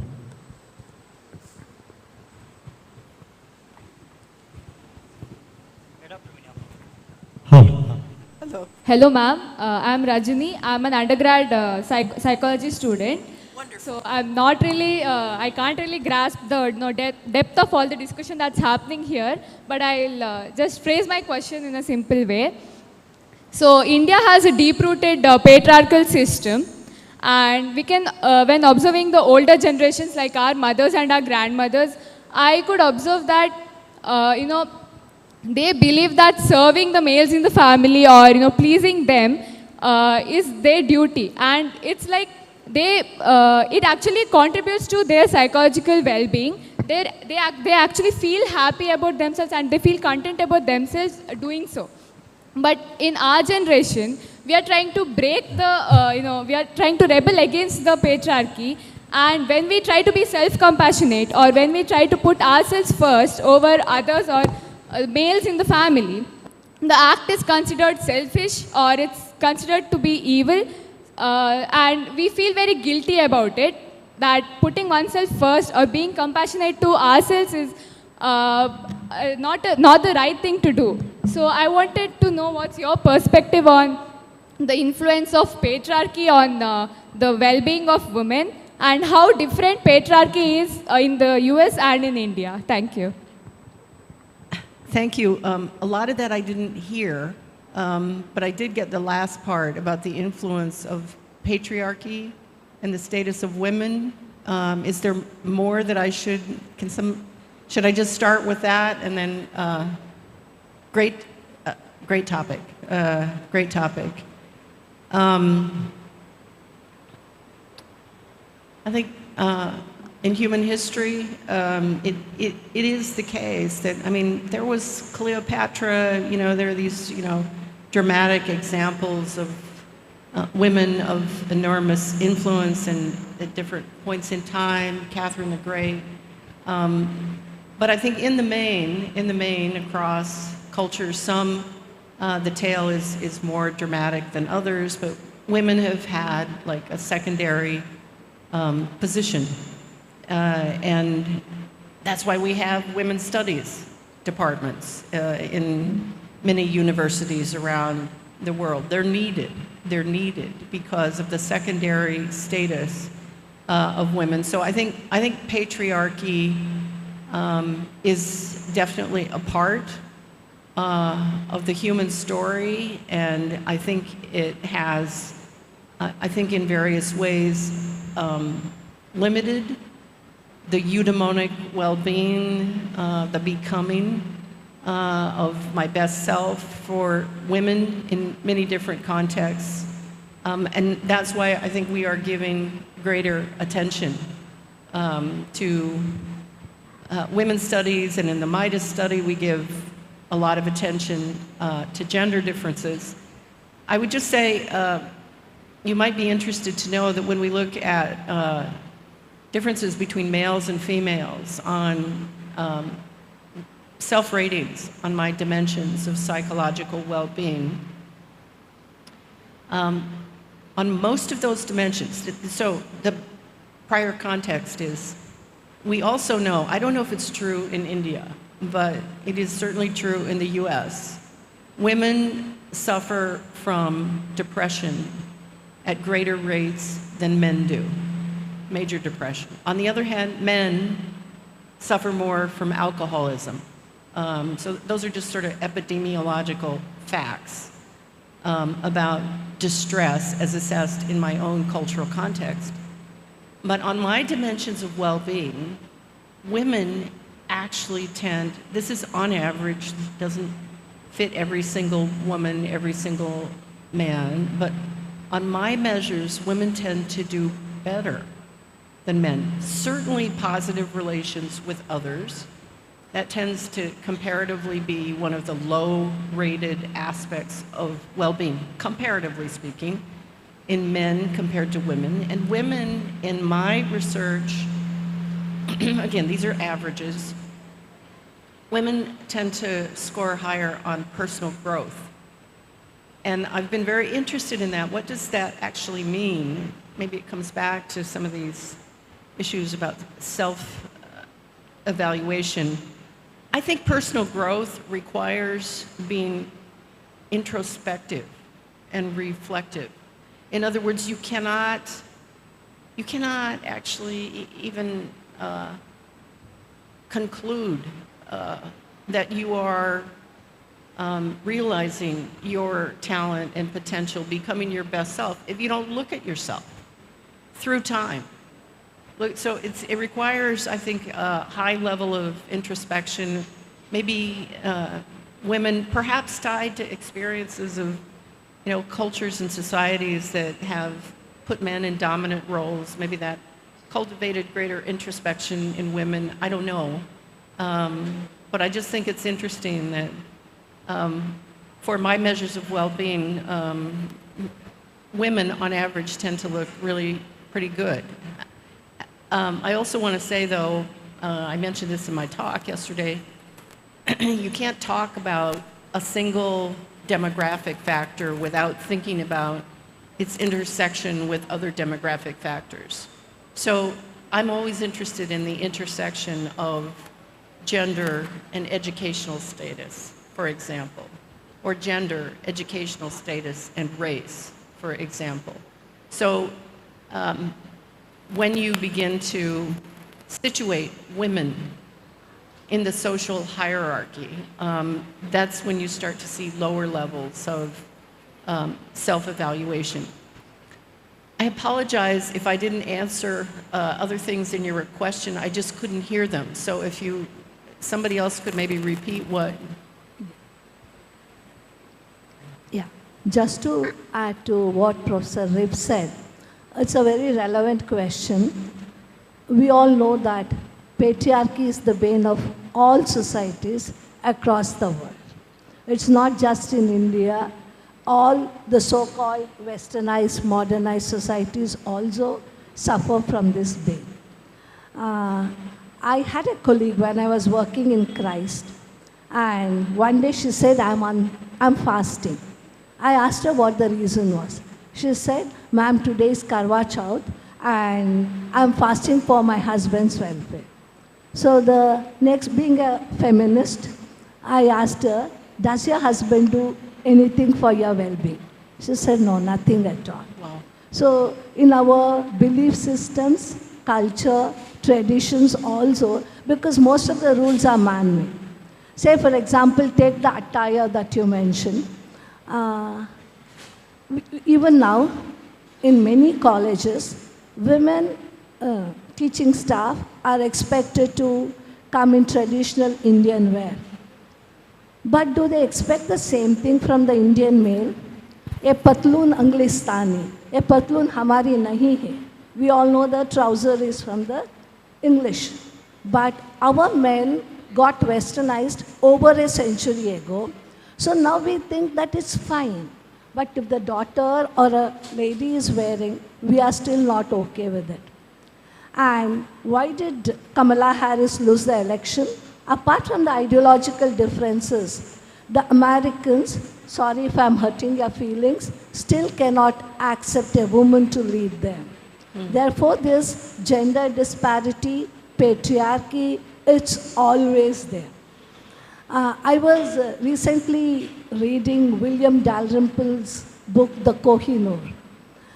In that he talks about how Kohinoor went from one hand to the other, it went here, there, everywhere. Finally, the British knocked it off to be kept in one of their chor bazaars. So during the journey of this Kohinoor, he mentions about that being with a Punjab ruler called Ranjit Singh. And when he died, his wives were very young, especially the last one was in her early 20s or so. But the moment he died, all of them were expected to do sati. And the way they explain it, and it's a pretty questionable one, the women looked so peaceful and calm as they were taken to the funeral pyre. But the other version is that there were people around standing with very long sticks, when they had to put the women back in case they tried to escape from there.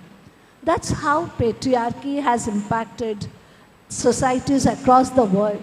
So now you, the youngsters, need to work towards it. Just see how much of equality you all can establish. Okay?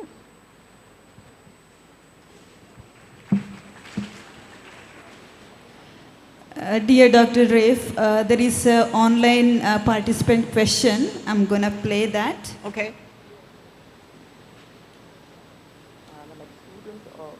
Manjula ma'am, she used to call me Dinah Justin with an E, Lewis, because all my marks cards would be given or produced to sent to me without the E.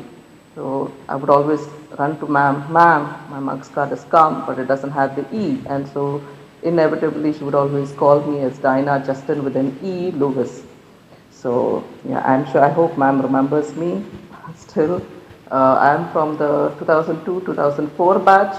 Ours was the last batch where it was an annual system, and then it became, the batch after mine became a semester system. So we are MA Psychology, not MSc. My question, I'm still working in the field of psychology. I do online tutoring for students who are pursuing CBSE psychology, BA psychology, MA psychology. I provide them with personalized tutoring, help them with their schoolwork and so on. My question regarding well-being. Yesterday you mentioned, there was a brief mention about Trump. While statistically Trump, what I studied about how he won was that it was the poor and the middle class who voted for him. It was not the rich. The rich favor Democrats always. The poor, this election, what we studied, what I studied and I found was it was the lower class. Those who were middle class became poor during Biden administration because of recession, high petrol rates, gas rates, and they were struggling economically and were financially well off during Trump's administration, that they favored Trump because they were struggling financially. Secondly, they favored Trump because a lot of immigration stuff. I have friends there who were talking about how they never got their green card during Obama's time, during Biden's time, but they immediately got it during Trump's time. And they are tax-paying immigrants from India, settled there, paid their taxes, but they never got their green cards, whereas the illegals got green cards even before them. So that was something that upset them. So my question regarding well-being is there a different parameter that can be observed in the poor or the middle class? Because again, another thing about Trump, what I remembered is the Amish people who never even watch TV, but they had a hard time during Biden administration and they came out to vote for Trump. I think that state is a blue state which became red state as a result of a huge number of Amish people who came out and voted for Trump because there was so much of, I think, bureaucracy and red tape that had prevented them from doing their organic farming and so on. Okay, yeah. So is there... Yes. Can you briefly tell me what exactly you are looking forward to? Do you want an answer for why Trump got elected over Biden? Or is it that the Democrats also have spoiled the country? Or is it that it's the immigration issue which really made Trump win this election?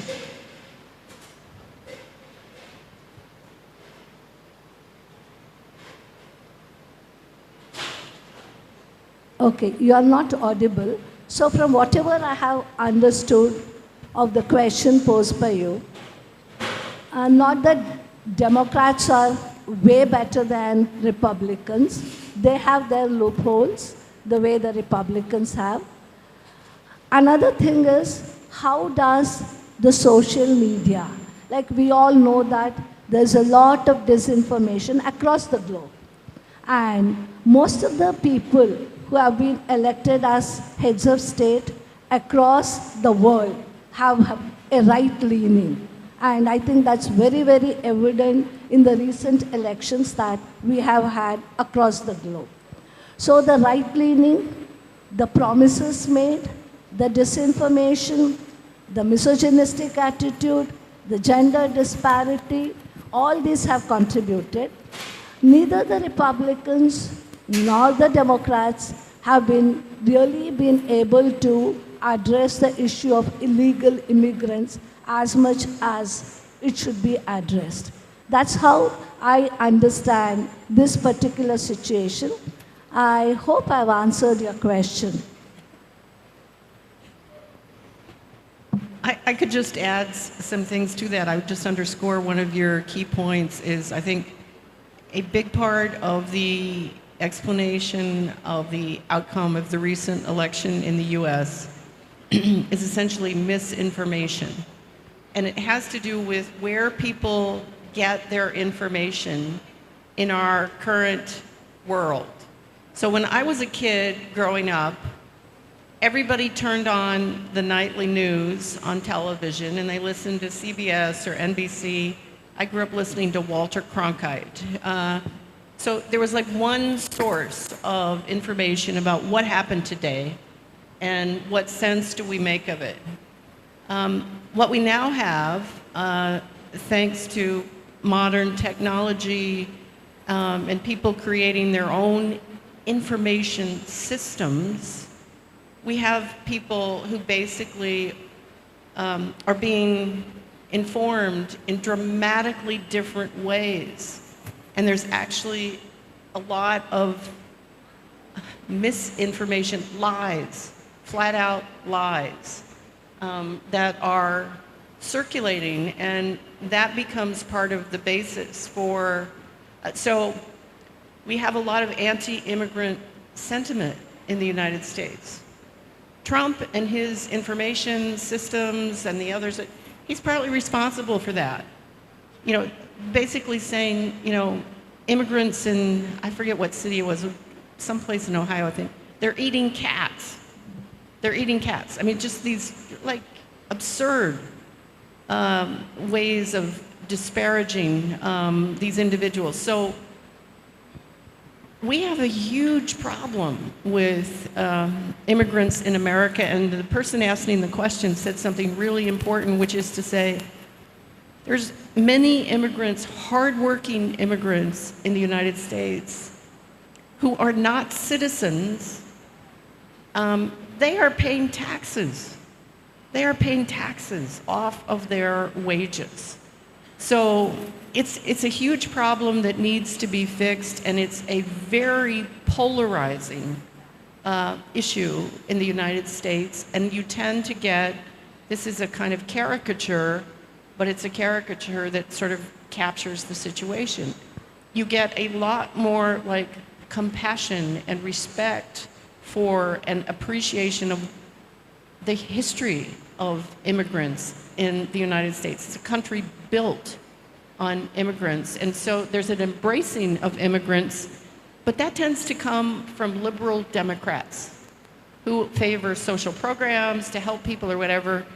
On the other side, on the MAGA side, you get people who say these people are taking our jobs, they're depleting the social welfare system, and so it's a mess. It's just a mess. Yeah. Now we have the last question.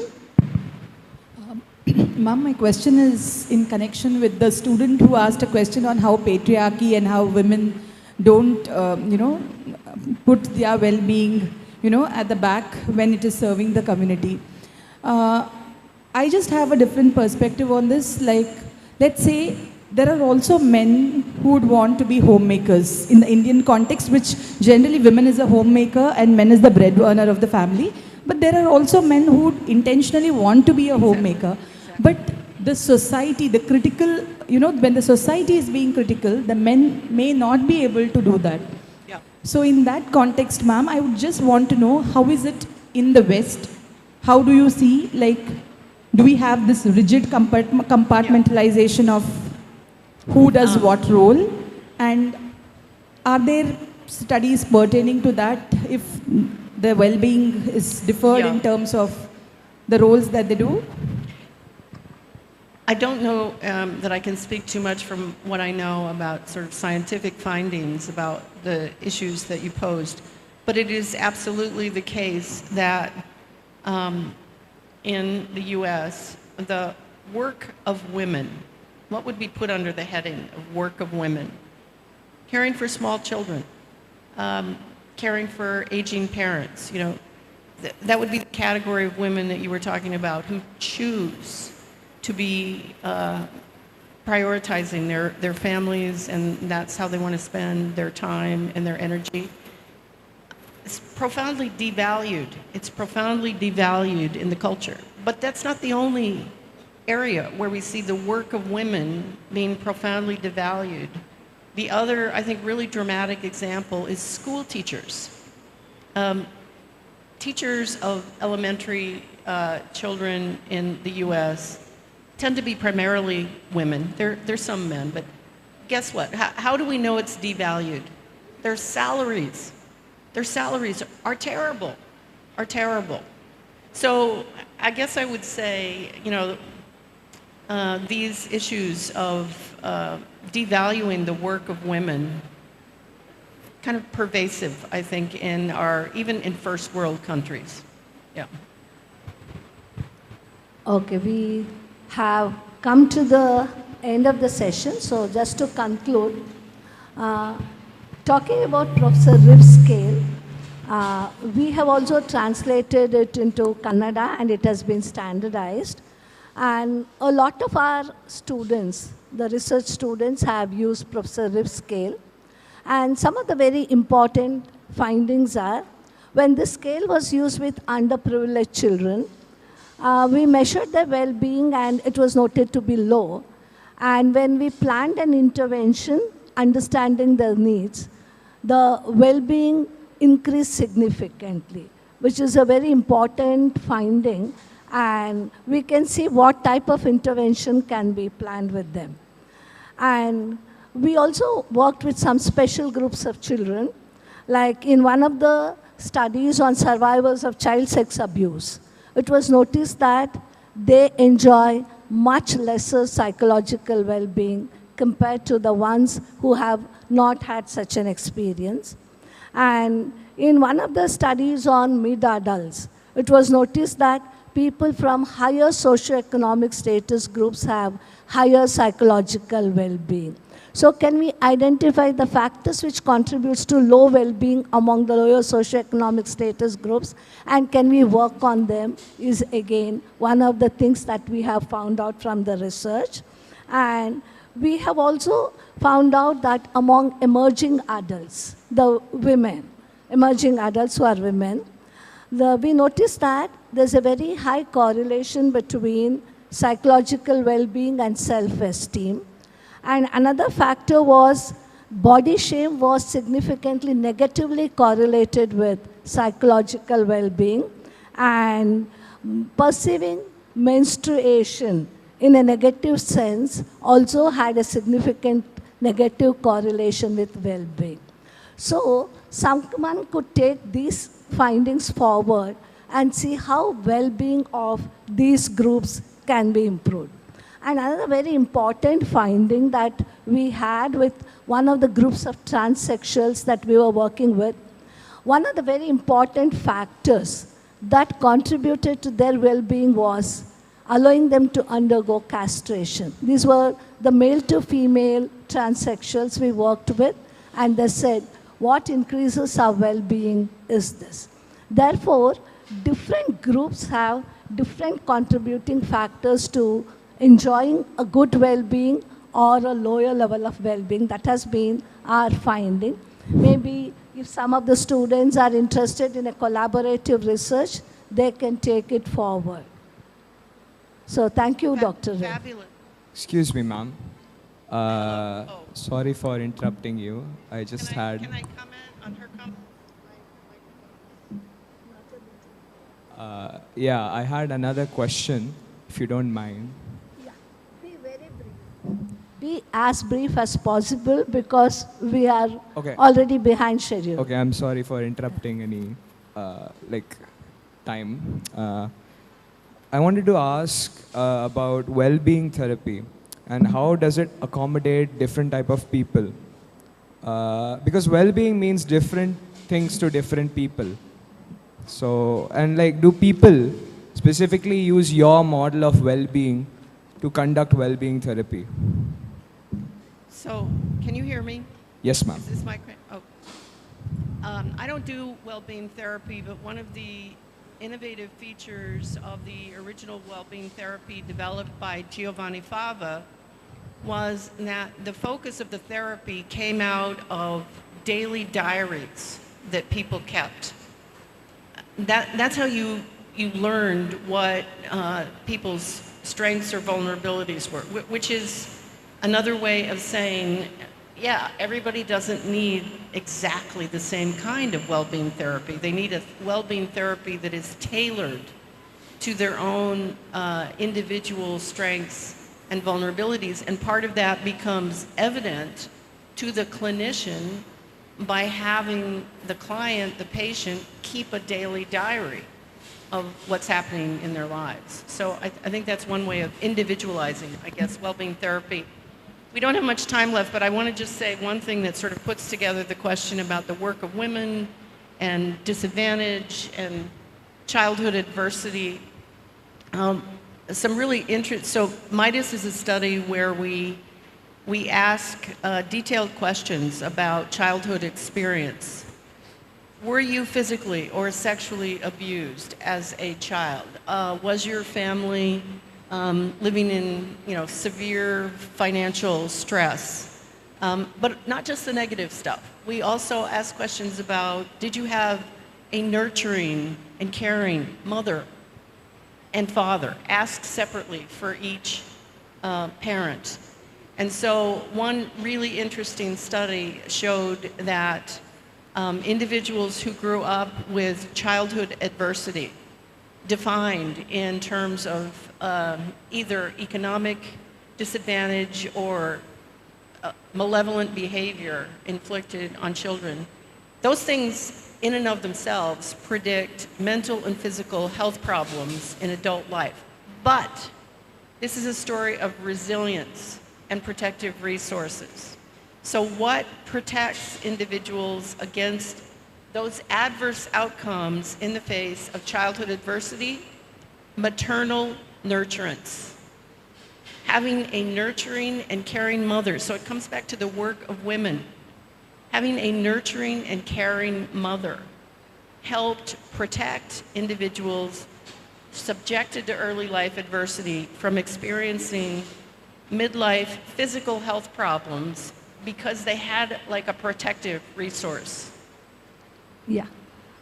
Just to conclude and to add to what Professor Riff said, to answer the question posed by the last individual, it's that you can go by a mixed method approach, especially the sequential exploratory research, where with the help of qualitative research, you can find out what are the factors contributing to well-being in that particular group, and you can customize a well-being treatment plan for that particular group instead of going by a generalized model of well-being treatment. So thank you all.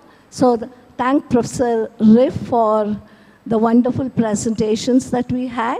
And I also thank all the participants for their active participation. So let all of us work towards improving our well-being and also the well-being of people around us. So I request everyone to give a round of applause to Professor Riff.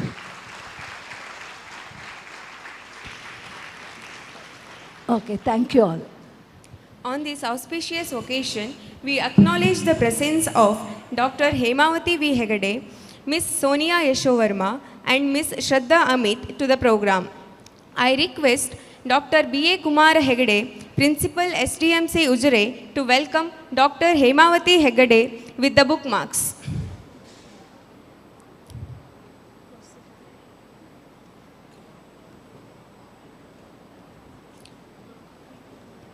I request Professor Vishwanatha P., Dean PG Studies, to welcome Miss Sonia Yashovarma with the bookmarks.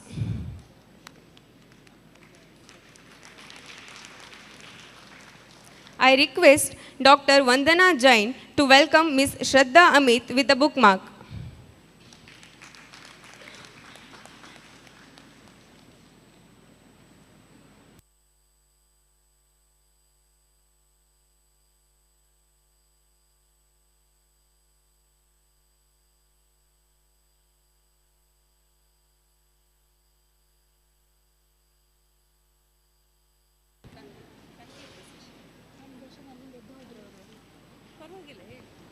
On this auspicious moment, we have gained valuable knowledge and perspective on self-compassion, a pathway to inner strength and well-being, how it impacts positively and different strategies to inculcate in a life with positive mindset.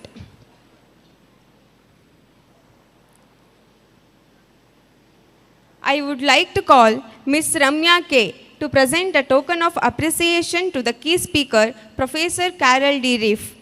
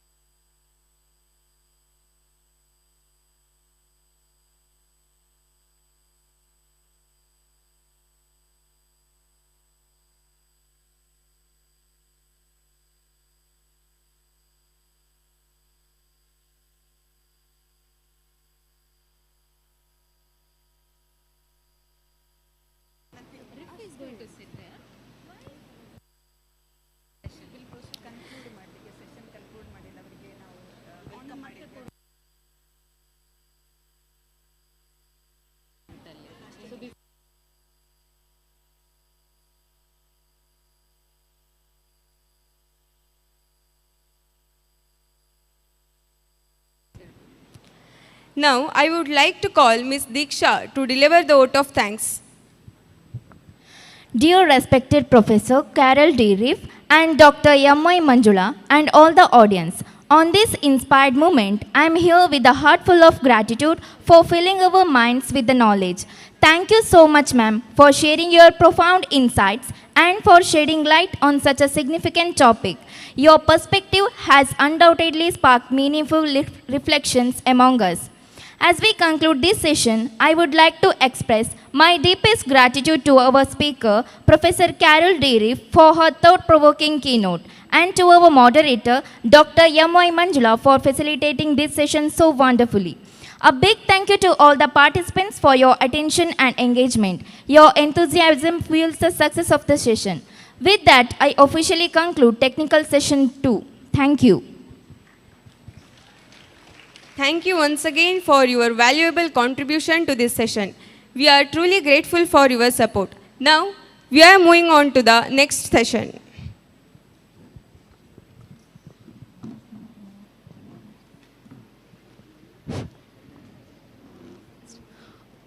Om Shri Manjunathaya Namaha. Good afternoon, everyone. I am Harsha from 2nd MSc Psychology, host for the Technical Session 3. It's my absolute honor to welcome to the Technical Session 3 of the International Seminar, Breaking the Barriers, Advancing Psychological Well-being Across Borders. The topic for the Technical Session 3 is Well-being of the Nation. Special references to mental health promises to be both insightful and inspiring.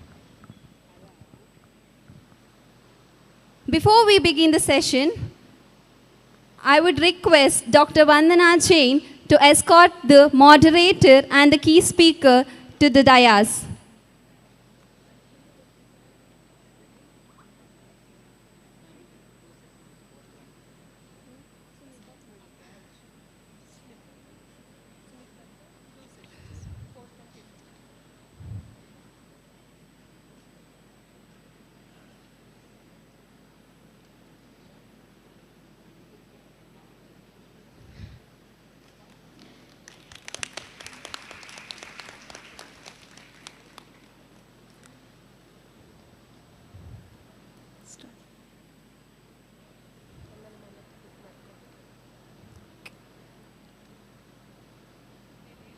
I would extend a warm welcome to our esteemed key speaker, Dr. Ramesh Salian. Welcome, sir.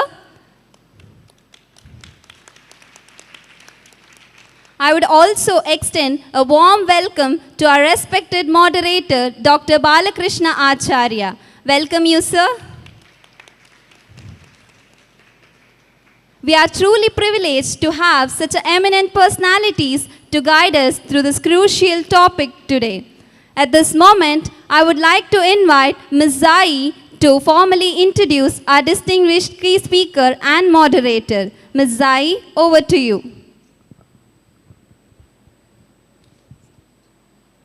Good afternoon, everyone. I'm Zai from second MSc Psychology.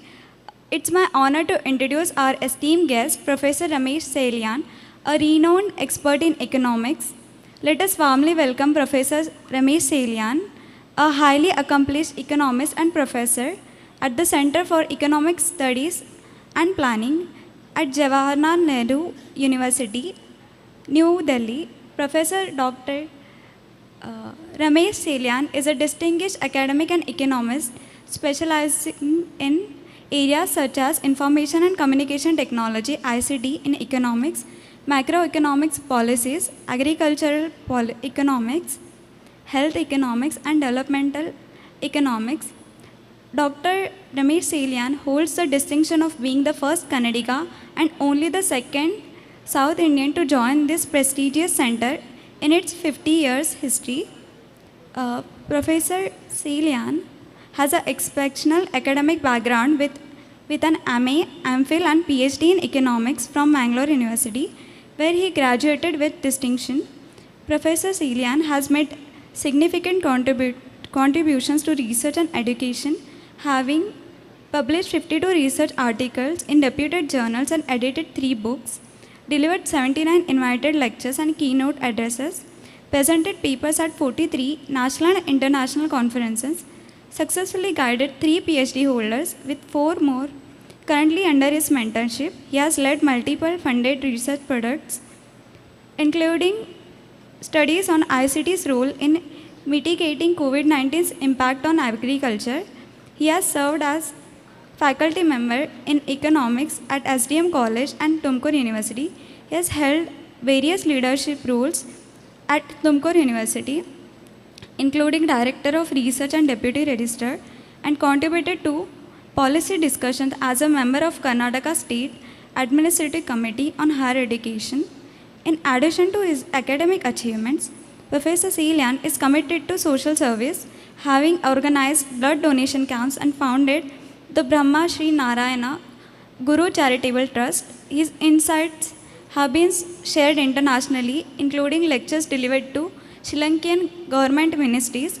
His expertise and contributions to the field make him a highly respected figure in economics studies.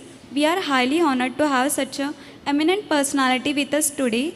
Once again, I welcome you, sir. Now I request today's moderator, Dr. Balakrishna Acharya, to present a bookmark to Dr. Ramesh Salian, sir.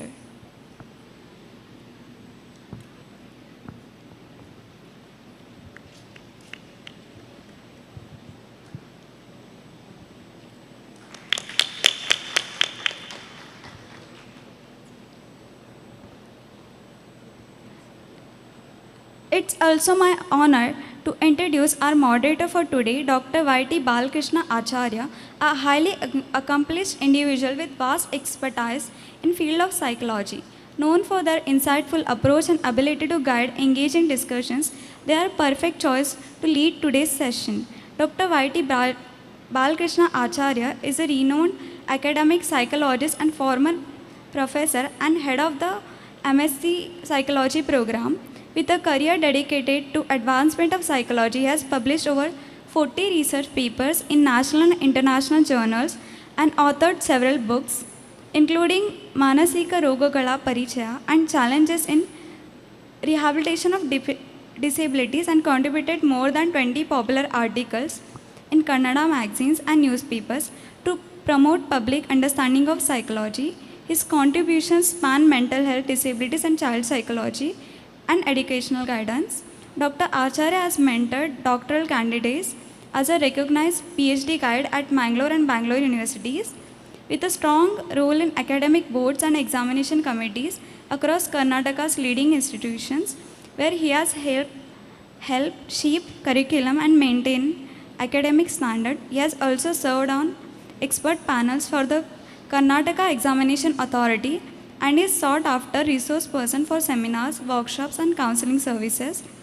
Known for his self-discipline, sincerity, and commitment, Dr. Acharya's work embodies the principles of positivity and perseverance, inspiring countless students and professionals in the field. His lifelong dedication to psychology and education has left an incredible mark on the field, cementing his reputation as a scholar and mentor of the highest.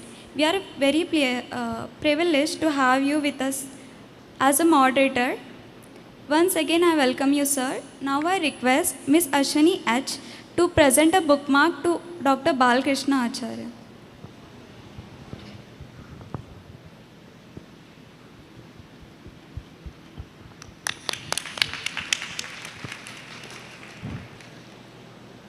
Thank you so much, Zai, for the wonderful introduction. Now, without further delay, I would like to hand over the session to the moderator. Over to you, sir.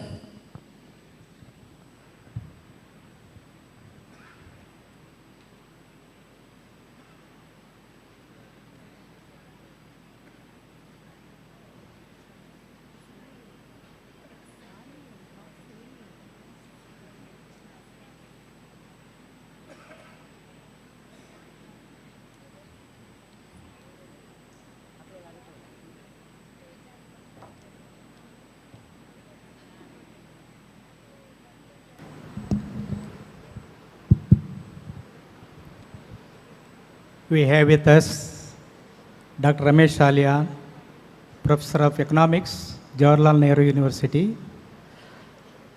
He is going to speak on the topic well-being of the nation with special reference to mental health. I welcome you, sir. I will hand over to you for carrying the program.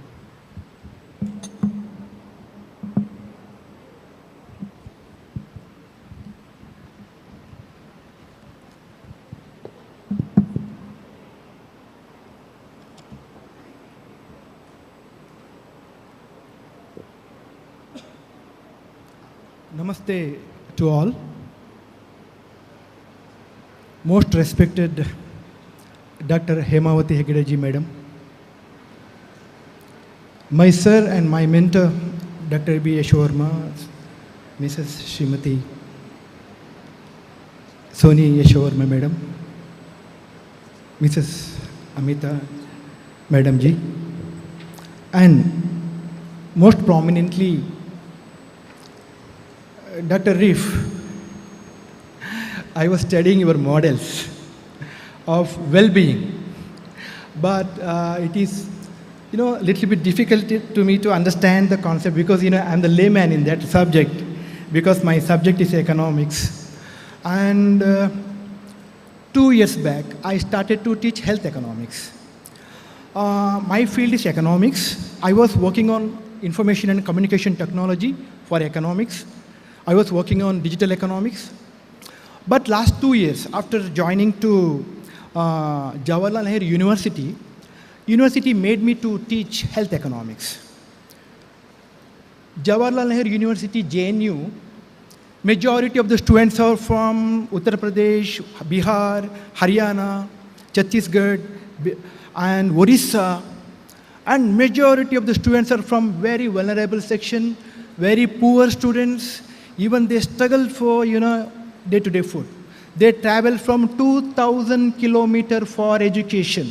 Once they enter into JNU, they go back to their home after completion of 2 years. They can't travel home also. While teaching health economics, I made my students. They said, what is the examination pattern? I said, examination pattern is very simple. You write one term paper, and 50% for term paper, 50% for exams. What term paper? I said, select one topic related to Indian health system.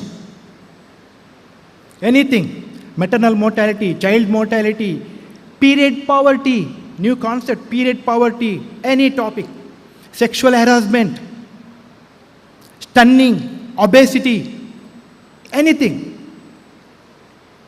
And try to compare the living standard of the people, whether people are happy because they are having income or high per capita income. What do you mean by luxury? Define it. I said define. What do you mean by luxury?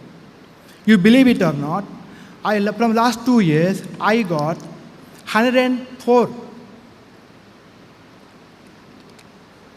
term papers from each state of India, Tamil Nadu, Kerala, all the regions.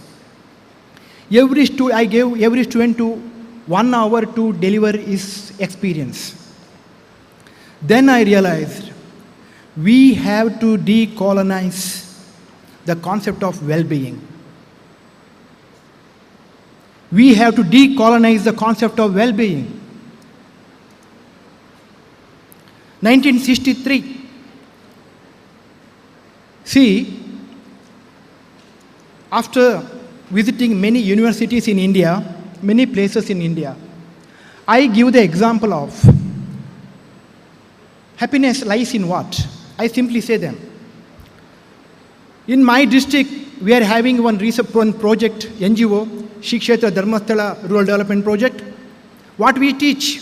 We teach, the trust teach, it's a poverty alleviation program, it's an employment generation program, it is a sustainable development program, income generating, empowering the people, empowering their mindset. Every week, women come out of their home and they assemble somewhere, they discuss, they solve their problems, they discuss their problem, they discuss their domestic violence has been reduced a lot.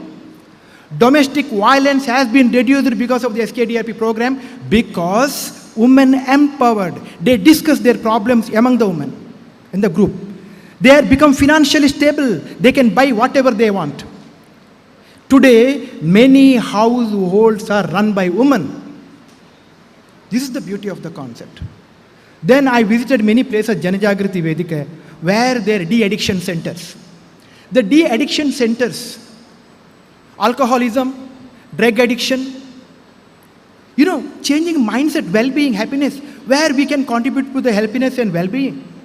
These examples I have given, wherever I go. One more example I was giving. When I was very small, in Shikshetra Dharmasthala, they were distributing saris to the people, women. They were distributing saris. In my house, I had 2 grandmothers. Only once in a year, they will come out of home for that sari. Their happiness, their preparedness, they wearing their old new sari, makeup. That makeup means, traditional makeup. They come to my Hire Bandadi to Uppinangadi, they come by walking. Then to Dharmasthala, they collect 2 saris. Then they come back to home. 6-month happiness. For them, it is the luxury. This is the well-being for them. So, decolonization. See, when we study about Asian regions and African regions, you will realize the difference. See, COVID-19 is a very good example where we are living. In 2019, December, the world experienced the COVID-19, corona disease. When India was very, very, very cautious, March 24, 2020, Modi ji gave one announcement. Okay, lockdown. So no doubt we got criticisms. But many European nations, Africa, Americas, they started hug the Chinese. Hug the Chinese. You know what happened?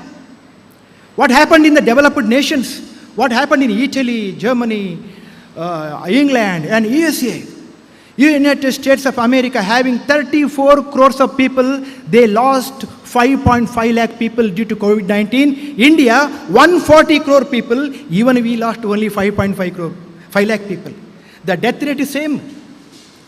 140 crore people in India, 5.5 lakh people died. 34 crore people in the USA, again 5.5 lakh people died. What is the difference? What inference we can draw out of this? Developed nations, the average lifespan is 79.5 years. In developing countries, in India, it is 74 years lifespan. But how we survived during COVID-19? What precautions we took? Therefore, I am telling, we have to decolonize this concept. In Indian context, well-being has its own definition. Well-being has its own definition. We cannot say what Western concept of definitions.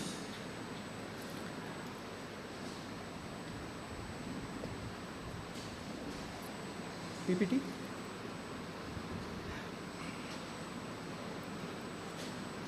This is the, before that, this health-related issues, I will speak 2 minutes about that. 1963, in the American Economic Review, Kenneth J. Arrow, in 1963, he wrote one article, Uncertainty and the Welfare Economics of Medical Care. Uncertainty and Welfare Economics of Medical Care, 1963. So we call him as the father of health economics. Then there was a welfare economics. Then there was, information of economics of information of Stiglitz. But in 1963, he spoke about 3 things: asymmetric information, moral hazard. Asymmetric information, very, very important to Indian context. Asymmetric information means the person who is providing service is having full information about the treatment. The patient, he doesn't have any information. For example, I am a patient. I am totally depending upon a doctor in Indian context. What medicine I have to take? Okay? He will identify my diseases. Demand and supply both created by the doctor, a medical institution, not by the patient. Not by the patient. It is asymmetric information. See, 1963, he spoke about that. It is realistic in India. Moral hazard, asymmetric information, many issues. So whatever Kenneth Arrow said in 1963 is very much relevant to Indian context. Before that, I'll go to this. What is health?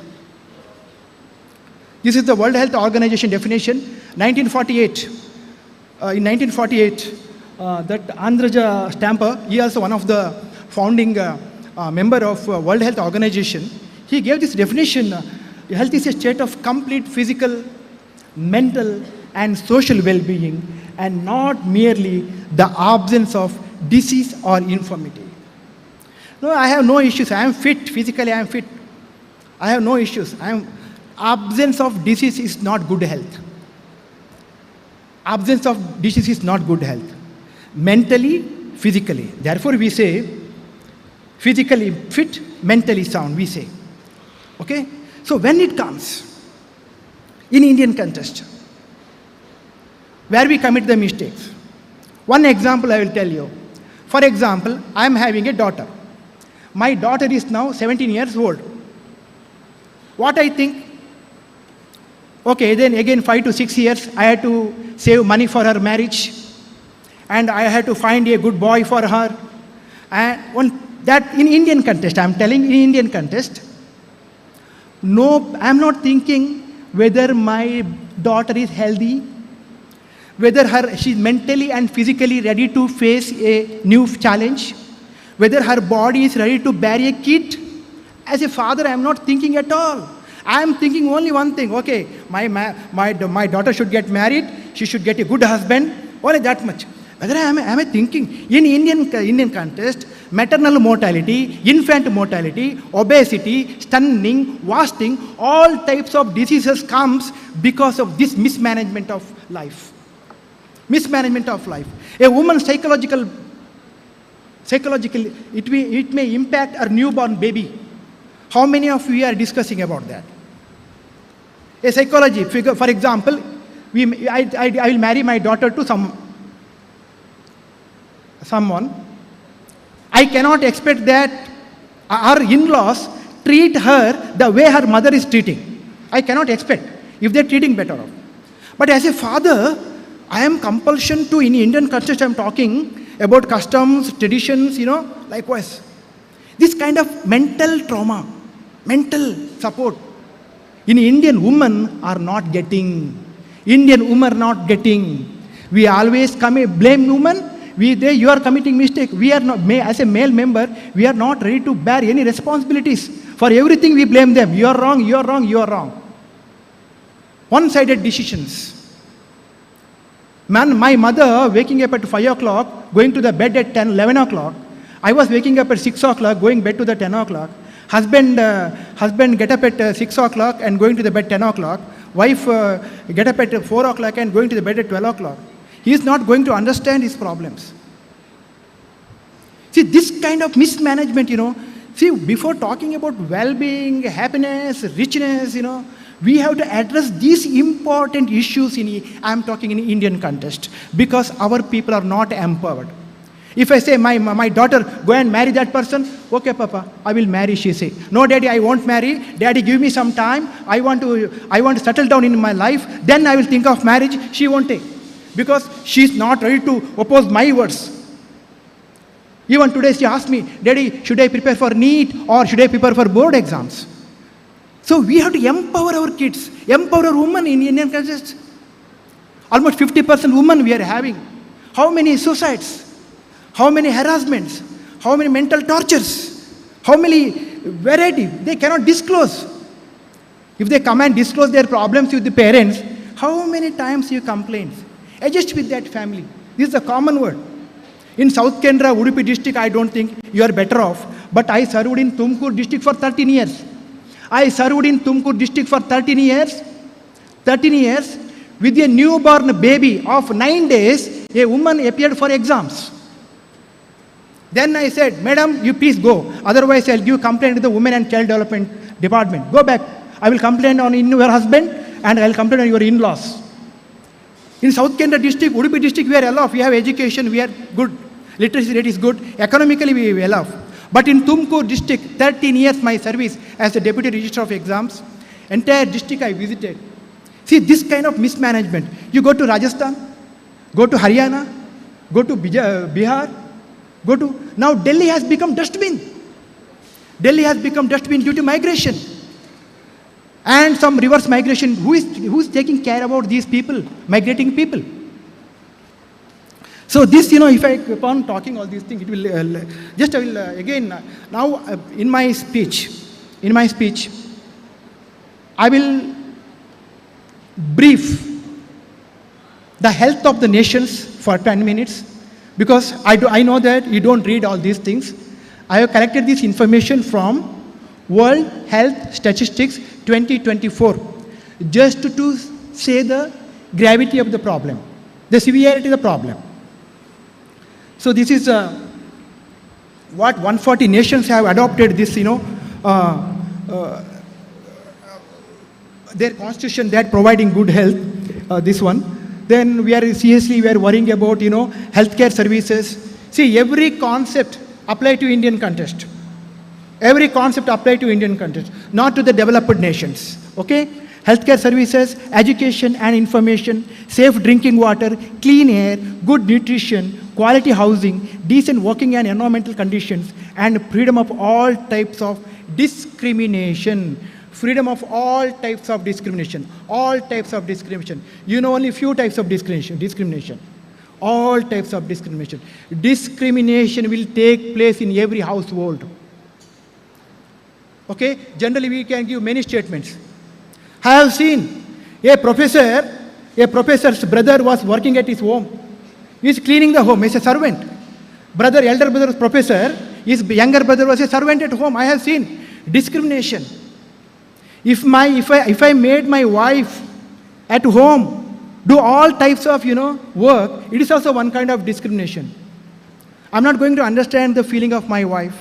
I say, see, I am a professor in JNU. When I come home, you should be ready with all food, this. I should think about her monthly problems, her periodic problem, her mood change problems, everything. As a husband, it's my duty. How many of we are in Indian context, we are doing that? No. I have taken many examples. Many, I interviewed even PG students of JNU. I asked all these issues. One lady come with a problem. Sir, I want to do one research project on period poverty. Okay, ma, you prepare an article of that, then we'll think of that, I said. These are the issues. Then, so that I already discussed. This is Tedros Adhanom, this is the Director General of World Health Organization.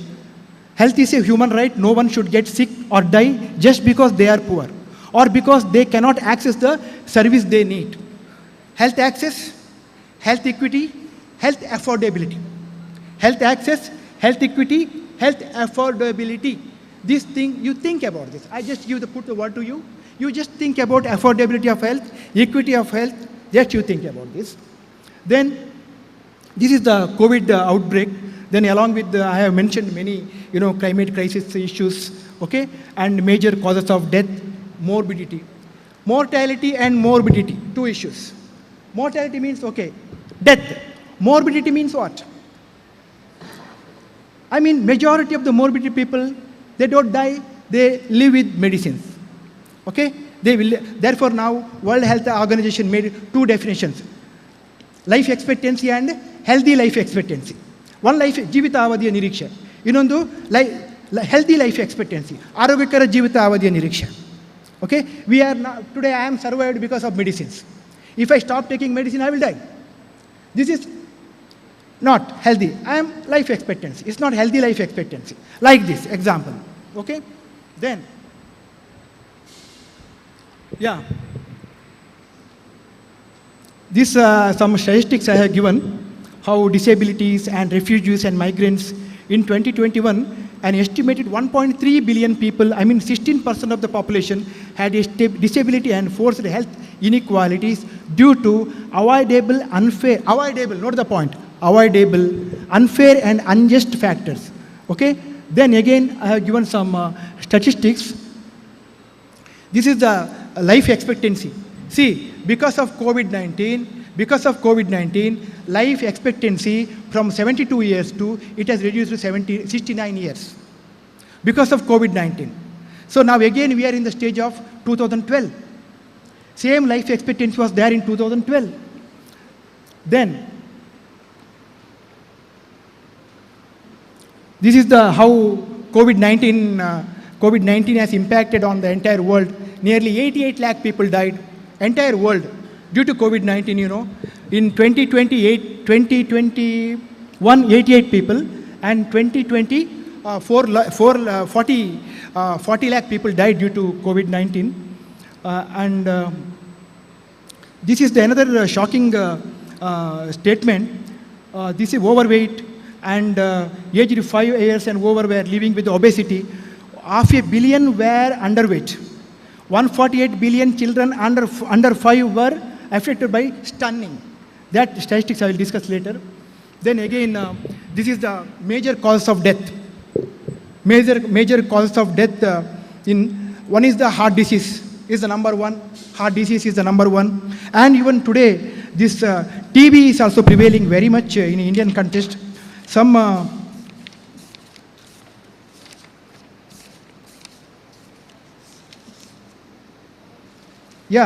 this is COVID-19, heart disease, stroke. That I wanted to talk about stroke. This is non-communicable disease, stroke. Hypertension, diabetes are closely related to stroke. So in Indian context, I am telling, how many people are aware that they are having their diabetics? How many people are aware that they are the hypertension people? Are they have any, medical facilities, or any person is going to treat them, or any agency is testing their, diseases? How many are frequently visit doctors? How many people in India frequently visit doctors? How many people are aware of their diseases?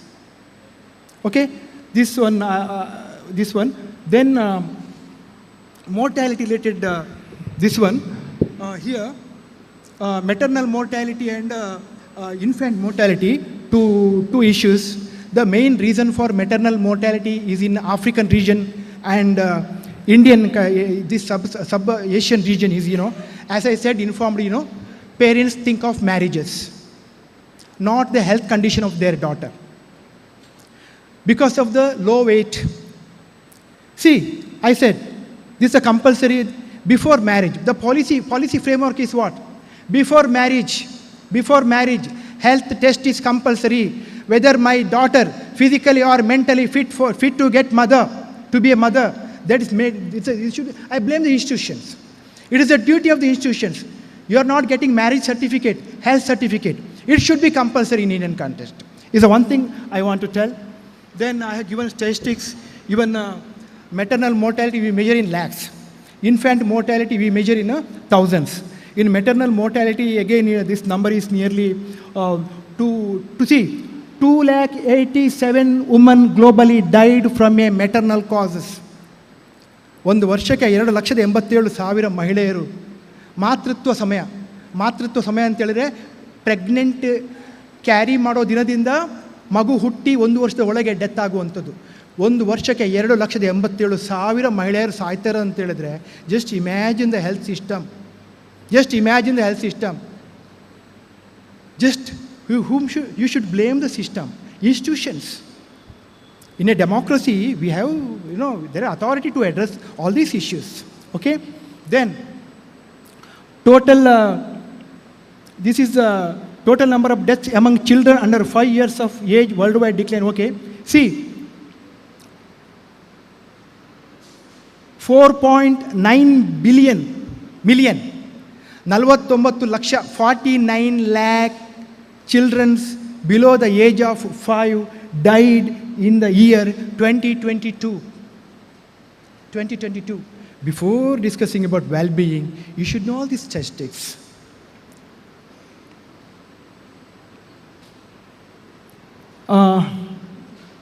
Again, this is one more data I have given. I think I have discussed all these things. Then road injury. See, every death, road accident, we take it very lightly. He died due to road accident. We should blame the institutions. Who should prevent road injuries? Who should prevent road deaths? Who should think of the well-being of the people in a country? How our political institutions are strong enough to address the issues? Road injuries, 1.18 million deaths in 2021. 11,08,000 ಒಂದು ವರ್ಷಕ್ಕೆ road ಇಂಜುರಿಯಲ್ಲಿ ಸಾಯುವಂಥದ್ದು. Just imagine this. The highest burden of suicide, another problem. 2,43,000 deaths. 2 lakh, the highest suicides there is. 7,62,000 suicide. 7,62,000 suicides. How many suicides taking place in South Kannada district and Udupi district, educated district? Why? What are the reasons? What are the psychological problem? These are all psychological issues. Psychological well-being. Can we prevent all these things? Do we have counseling centers? Anybody in school level or school teachers in primary school level, anybody addressing these issues apart from their syllabus? In syllabus we teach, go qualify NEET, qualify JEE. Are we teaching our kids? Are we teaching how to face the life, how to well-being is a part of well-being? I should teach my daughter. See, my daughter, now you are 17, tomorrow you may become 30, 40, 50. Anything can happen in your life. That you should be firm, you should be steady, you should be strong. How many parents we are teaching? Because in India, women are not empowered. This is a male-dominated society. Women are not empowered. Very few percent. Okay? And again, there is, that African region, that in the suicide, the highest burden of suicide deaths shifted from Western specific regions. That even well-off nations also they cover suicide. And homicide. Another 4,81,000 people were homicide victims in 2021. Intentional killing, Okay? Then unintentional poisoning. Nearly 59,000 people, 59,000 people die due to unintentional poisoning. Okay? Then again, I have given some mortality, non-communicable diseases, heart attack, stroke, diabetic related, and kidney diseases. Okay? And Ayushman Bharat will give you only 5 lakh rupees. Ayushman Bharat will give you only 5 lakh rupees. But if a person is having heart disease, cancer, kidney disease, or stroke, how much will be the cost to treat? Can a small family, whether a family is affordable to spend, government will give 5 lakh rupees. What about remaining money? Heart transplant, kidney transplant, is it possible? Other day somebody was telling, Sri Dharmasthala Manjunatheshwara Hospital has started free dialysis. One of my relatives is going there. He said, people are worried about that. One dialysis cost this much of amount. How could they bear? Now, thanks to Puja, Dr. G. Virendra Hegde ji, they have started free dialysis. A family could save 18,000 rupees per month. Free dialysis. Okay? 18,000, is it affordable a family? Such kind of charity work, why can't the government support such kind of activities? Why can't they support? Instead of giving free buses, free electricity, why can't you give free health? Free health is very much required. It's a beautiful, thanks to Virendra Hegde ji for the great initiation. I thank, and we have to address this, I discuss all these things at national level. Because, we have to make the people aware about all these things. Diabetes and air pollution. See, Delhi, that what we are experiencing, air pollution, how this respiratory lung cancer, heart disease, lung cancer, chronic obstructive pulmonary diseases, all these are associated with the lung cancer. And that I have given the number of deaths due to air pollution also. Then some other mortality attributed to the unsafe wash. Another important concept is wash. Wash is water, sanitation and hygiene. Water, sanitation and hygiene. World Health Organization is also working a lot. This wash concept. So because of wash concept, in rural women, so they doesn't know that wash concept. Somebody, it must be included in the school syllabus. It must be included in LKG, UKG level itself. First standard, second standard itself, the wash concept. Because of the wash concept, because of that, nearly, see, that they have given the death rate, an estimated 395,000 of these deaths were among children under 5 years of age. Nearly 3,95,000 ಮಕ್ಕಳು because of the wash concepts ಗೊತ್ತಿಲ್ಲದೆ ಸಾಯ್ತಿದ್ದಾರೆ. Wash concept ಇದೆಲ್ಲ ನಮಗೆ ಮಾಡೋಕ್ಕಾಗಲ್ವಾ? ಈ ಚಿಕ್ಕ ಕೆಲಸಗಳನ್ನ ಮಾಡೋಕ್ಕೆ ನಾವೆಲ್ಲ ಏನು ಮಾಡಬೇಕಾಗುತ್ತೆ? ಹೌಸ್ ಹೋಲ್ಡ್ಸ್ ನಮಗೆ except the south Kanara and Udupi this region ಬಿಟ್ಟರೆ I said in Tumakuru district I have seen that. So ಇದೆಲ್ಲ ನಮಗೆ ನಮ್ಮ ಸ್ಕೂಲ್ ಎಜುಕೇಷನಲ್ಲಿ ತರೋಕ್ಕಾಗಲ್ವಾ? Can't we bring all these things, this changes. Okay, then next concept, malaria. This is the biggest killer in the world is malaria, mosquitoes. The biggest enemy. See, out of 100 deaths, 96 deaths reports from African regions. Malaria. So again, vaccine inequality ಬಗ್ಗೆ ನಿಮಗೆ ಮಾತಾಡಬೇಕು ನಾನು. ಲಸಿಕೆ ಅಸಮಾನತೆ ಬಗ್ಗೆ ಮಾತಾಡಬೇಕು. So India is 100% polio now eradicate ಮಾಡಿದ್ದೀವಿ. When it comes to now there is, this is the TB is there. Again, one more dangerous thing I want to announce here. Again, TB is targeting our people.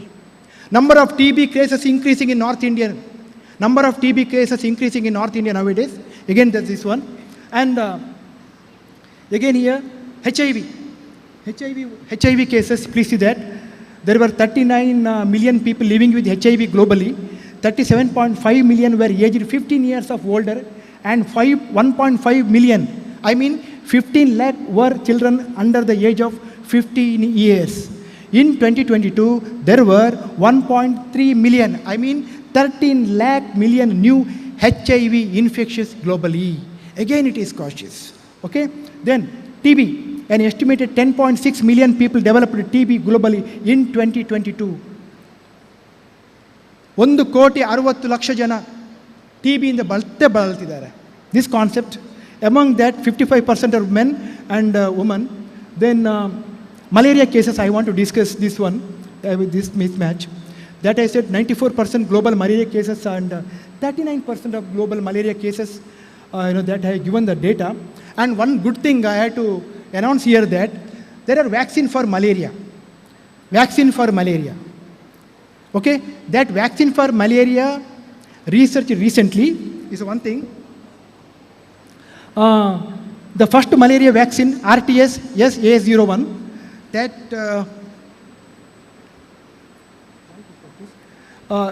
in 2021, again new one is the new malaria vaccine R21 Matrix M R21. This one recently they introduced.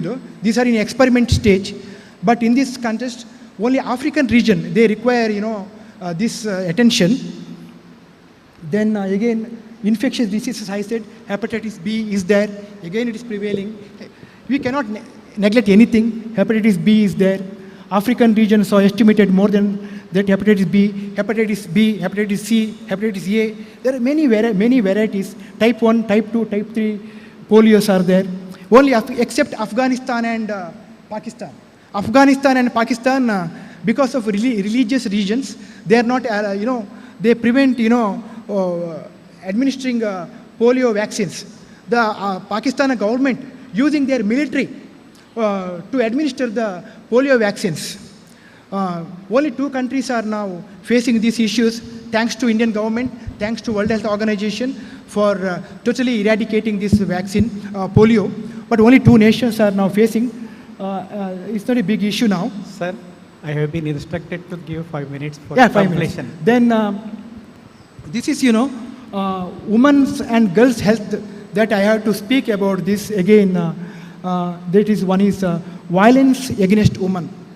So here, intimate partner violence, IPV, intimate partner violence, it is also increasing. Okay, physical, sexual, psychological violence, sexual violence against women and girls cause serious short and long-term physical, mental, reproductive health problems for women and girls. They are affected by the health and well-being of their children. This is all interconnected.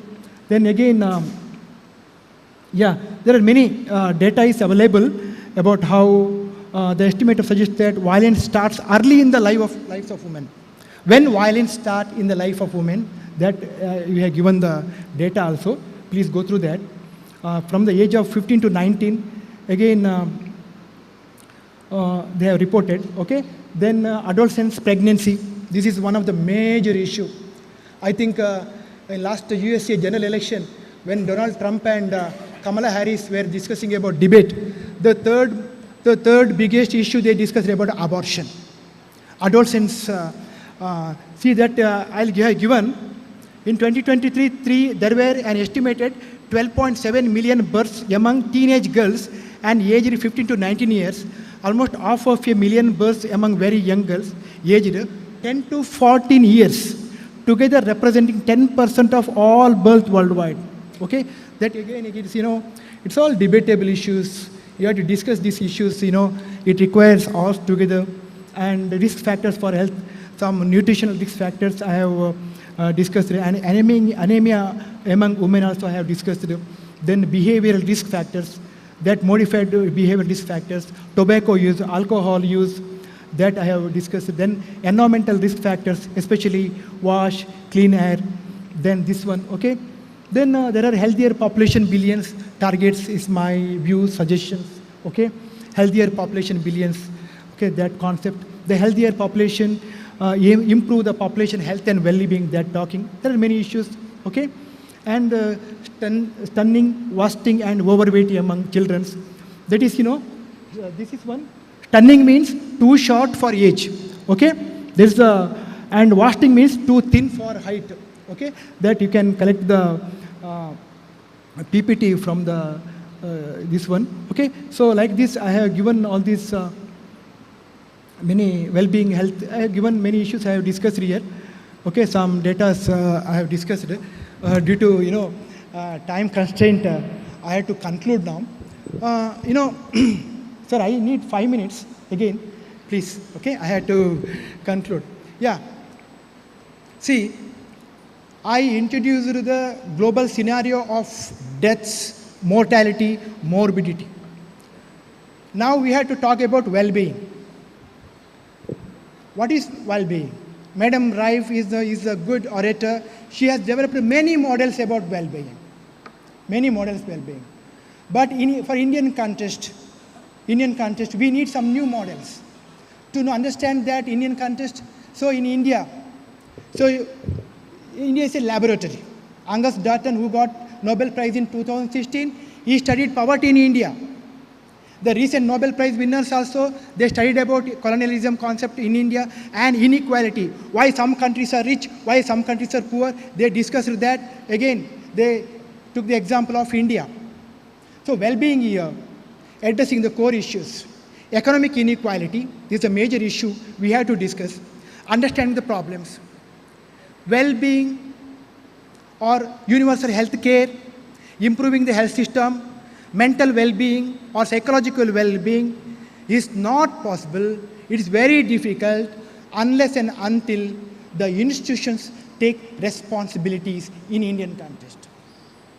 I always say, whenever I meet the politicians and the bureaucrats, I say, why are you thinking about freebies? Think of having a health center, health unit in each villages. Appoint, anyway, your women, Anganavadi Kendras are there, make them permanent. Give them assistance. Aged people, elderly care. Elderly care is very, very important. Address about that. Domestic violence is taking place on the elderly people. Who is addressing these issues? Nobody. It is reporting. It's not reporting. So discussing about elderly problems. So we have system. India has very good, model system, but we are very poor implementer. Very poor implement. In implementing, we are very, very, very weak. That I request the system, I request the policymakers, I request the institutions, instead of giving freebies, think about health. Why can't they strengthen schemes like SKDRDP? We have very good NGOs, very good, self-help groups. Why can't we empower that? Government can finance them. Government can empower them. That model can be implemented in the entire India. Why can't they? We have examples. So these, due to time constraint, I will wind up here. Thank you for this opportunity, and this is a huge topic to discuss.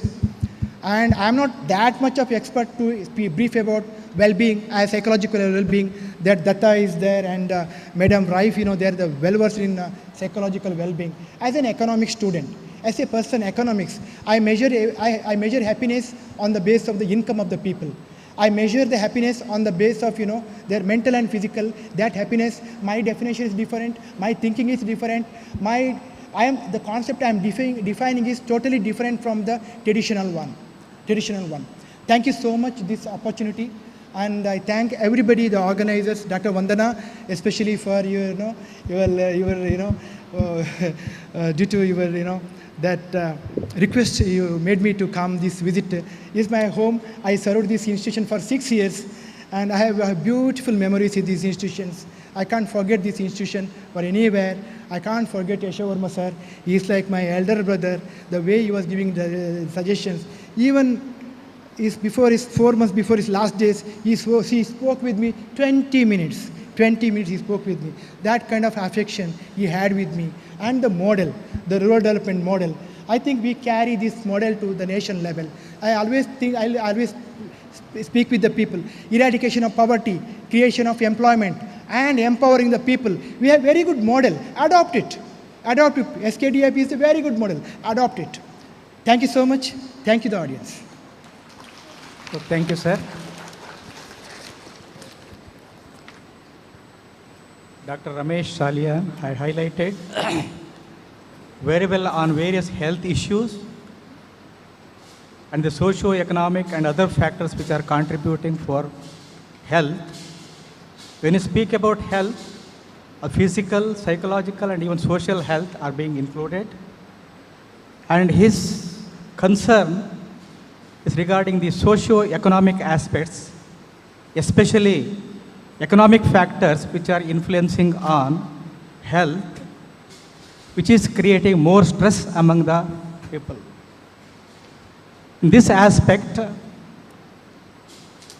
more of healthcare facilities or the services are required.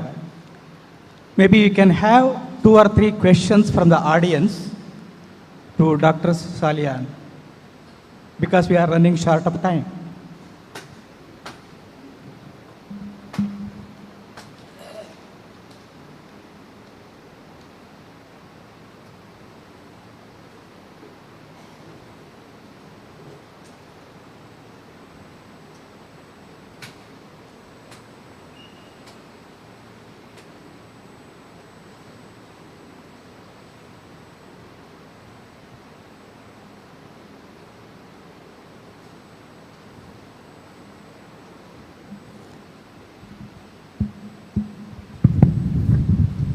Questions, please.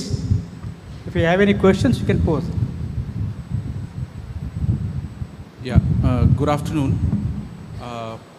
First of all, thank you for this wonderful presentation. I would like to know that when you're talking about economic policies, how much do you think psychologists should be involved in the policy formation? Because even economics underlie, the core of economics will be belief systems as to how much wealth allocation will be done, etc.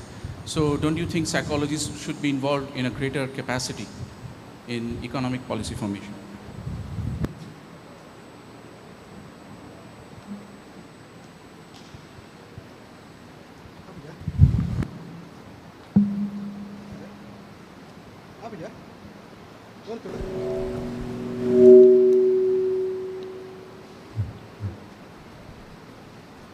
Hello. Okay.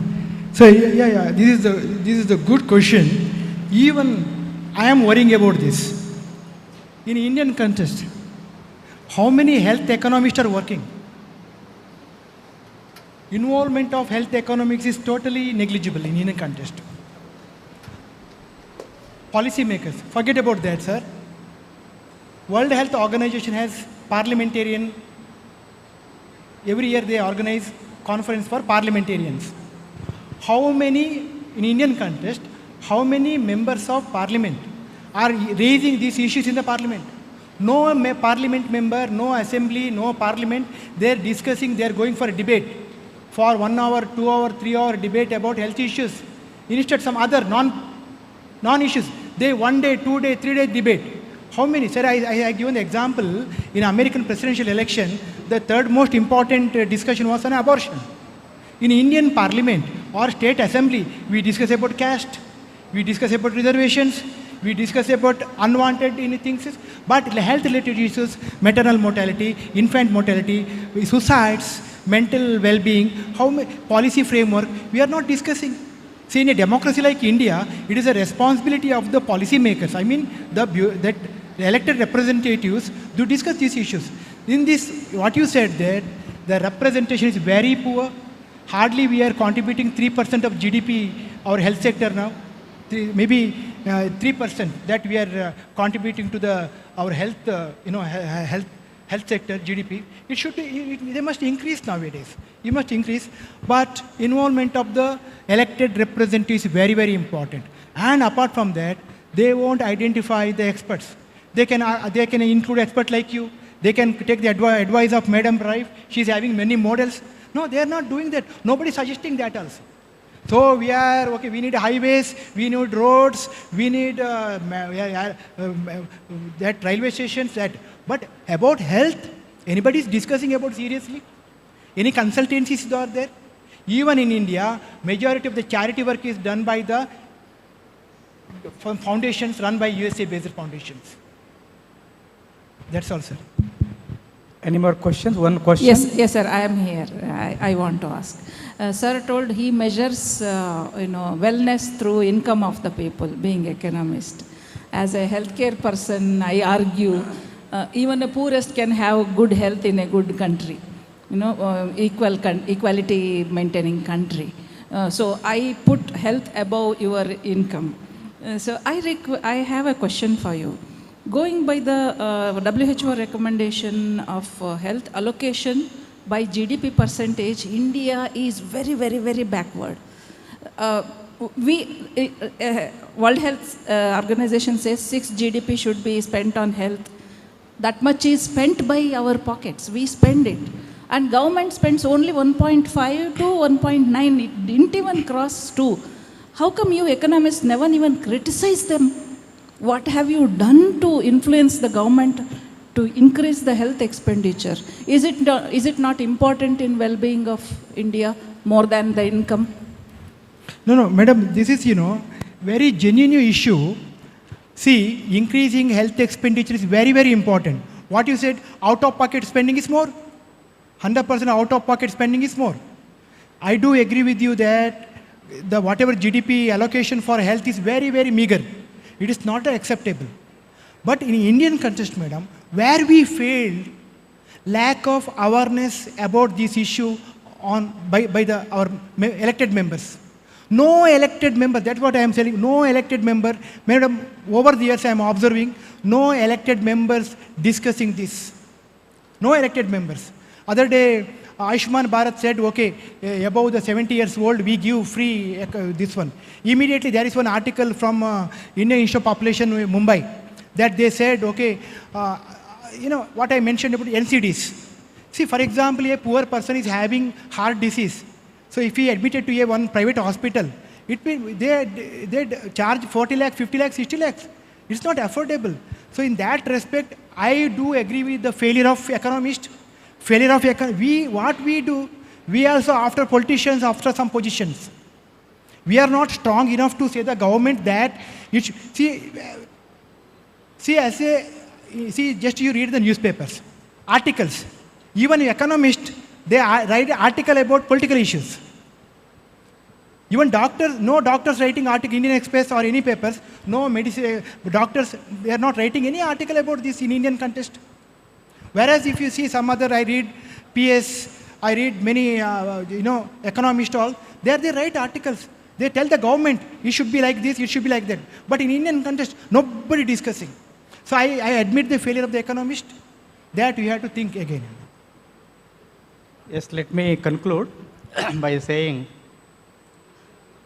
Dr. Salian has explained very well with statistical figures and how economic aspects mainly contributes for mental health, especially psychological well-being. And in our country, we'll see we have many freebies. So it is very important that these are the two sectors. One is health, another one is education. If we give these two free, especially for the youth, rural youths or rural children and their health and education and aged people, and lot of stress can be reduced on the part of all the families. Maybe the policy makers has to take the decisions how these two things can be made almost free to the public. He has highlighted by quoting many social and economic factors and how it will be affecting on the psychological well-being. Sir, it is an eye-opener for everyone to think about how economic factors, I think for many health issues, economic factors are things. If you go to the hospital, even the charges for the laboratory tests or for the surgery, it's exorbitant. And because of that only, the people will have stress and their well-being is being lost. Therefore, these aspects has to be taken into consideration by the policymakers, and it is really an eye-opener for the youngsters how they can think about the health issues as well as the psychological well-being. Sir, thank you very much for your lecture.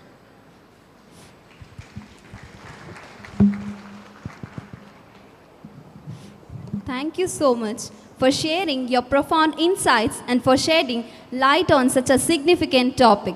Your perspectives have undoubtedly sparked meaningful reflection among us. Now, I would like to call today's moderator, Dr. Balakrishna Acharya, to honor and present the certificate of appreciation to the key speaker of the Technical Session 3, Dr. Ramesh Salian.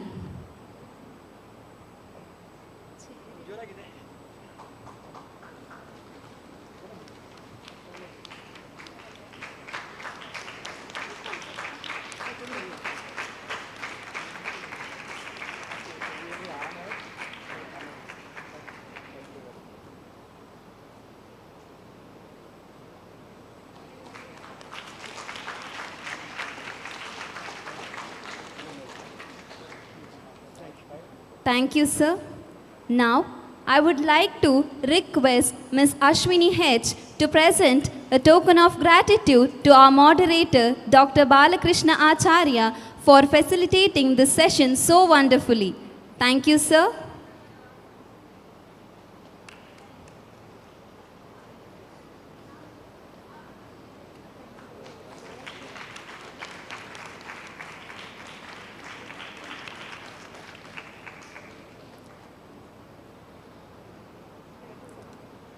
Now, I would like to call Ms. Bhargavi to deliver the vote of thanks.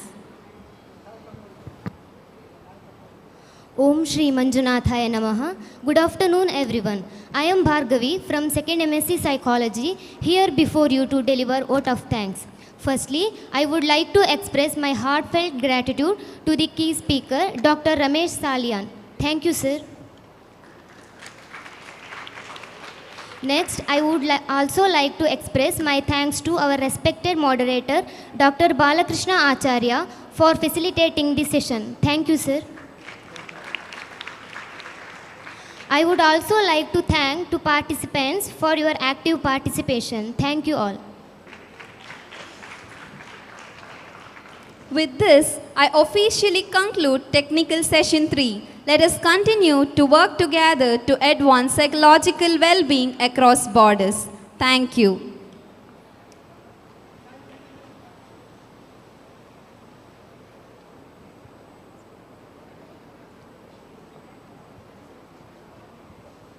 The lunch is arranged for delegates and participants outside the auditorium.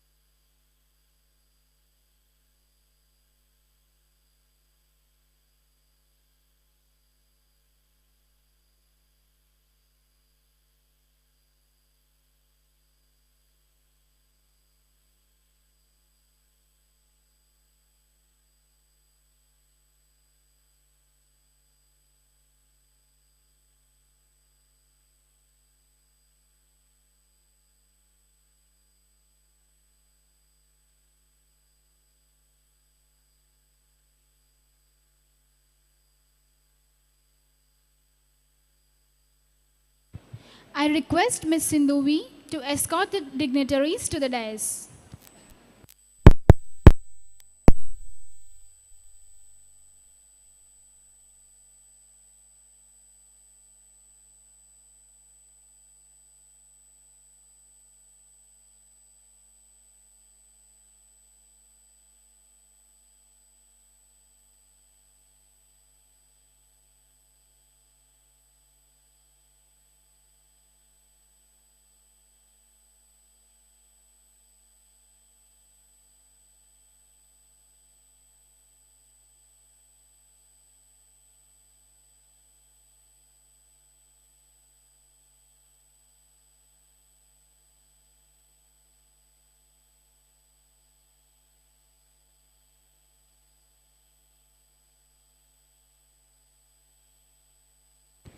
A warm good afternoon to one and all present here. I am Shivani R. Nair from 2nd MSc Psychology.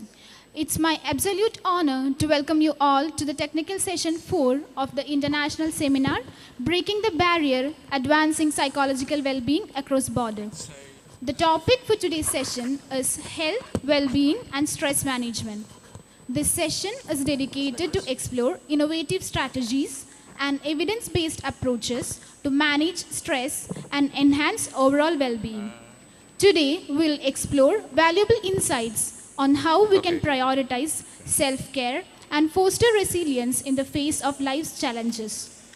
To officially commence this session, I'm delighted to invite Ms. Hiba Fatima to deliver the welcome speech.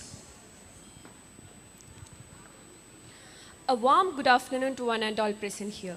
I'm Hiba Fatima, student of 2nd MSc Psychology, taking this opportunity to welcome the gathering. He who has health has hope, and he who has hope has everything. When we are healthy, we possess the hope and energy to pursue our dreams and make meaningful contribution to our communities. It's my great pleasure to welcome you to the session on health, well-being and stress management as a part of our international seminar themed Breaking the Barriers, Advancing Psychological Well-being Across Borders. I'm honored to welcome our esteemed guest, Dr. Sumit Datta, whose presence and insight will greatly enrich our discussion. We welcome you, sir. I would also like to acknowledge our moderator for the session, Dr. Deepa Marina Respina, who will guide us through the proceedings with their expertise and grace. Welcome you, ma'am. I would also extend a warm welcome to our faculties, participants, and the entire gathering whose contribution is pivotal for the success of our program. Let's embark on this journey of exploration and discovery together. Thank you, Hiba. I welcome you too. Now, I request Ms. Sindhu V to honor and welcome Dr. Sumit Datta with a bookmark.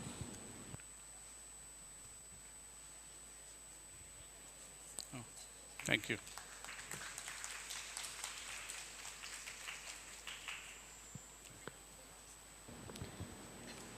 Thank you, ma'am. Also, I request Ms. Ramya K to welcome the moderator, Dr. Deepa Marina Rescuina, with a bookmark.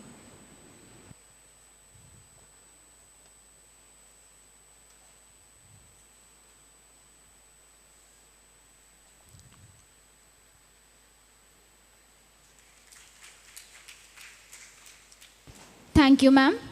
At this moment, I would like to invite Ms. Hiba to formally introduce our distinguished key speaker, Dr. Sumit Datta.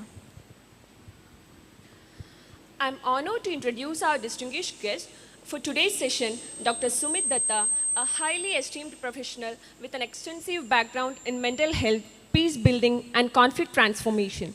Dr. Datta is the founder of the course of Mental Health and Effective Social Work for Peace Building through Conflict Transformation, held at the International Institute of Peace and Development Studies in Thailand. He has served as a resource person for multiple courses at IIPDS and the Young Scholars Conference at Chulalongkorn University, focusing on peace building, conflict transformation, and mental health for youth and conflict areas. He is also an accomplished author, contributing a chapter titled Mental Health in Peace Building using the Biopsychosocial Model to the e-book Perspectives on Conflict Transformation, published by an Asian Resource Foundation and Asian Muslim Action Network. Additionally, he is the joint editor of the special edition of Amana magazine dedicated to the COVID crisis, published by Aman. Dr. Datta's contribution to the field are further highlighted by his fellowship with the Art in Medicine Fellowship, Global Cohort in Nigeria, and his membership in the Doctors Federation for the World, a forum of holistic health professionals. He has been a resource person for numerous prestigious institutions, including the National Institute for Educational Planning and Administration, the National Council for Education Research and Training, and various universities and colleges across India. Dr. Datta's work experience is vast and varied, including his role as a former empaneled counselor at Tata Institute of Social Sciences, Mumbai, and his association with Vidyartha, a career guidance organization. He has conducted orientation programs, career counseling, and workshops in Saudi Arabia and has been a resource person in numerous mental health workshops across India. His contribution to mental health extended to his role at the Center of Counseling Services and Studies in Self-Development at Jadavpur University, where he served as a resource person, project associative, content developer, and counselor. Dr. Datta has also participated in numerous national and state-level seminars, health fairs, and mental health campaigns, and has appeared as an expert on Doordarshan National TV. Dr. Datta holds an MSc in Applied Psychology from Annamalai University and a PG Diploma in Psychological Counseling from Jadavpur University. His extensive experience, dedication, and expertise in the field make him an invaluable asset to our session today. So please join me in welcoming Dr. Sumit Datta. We are privileged to have him with us, and his insight will undoubtedly enrich our discussions and understandings today.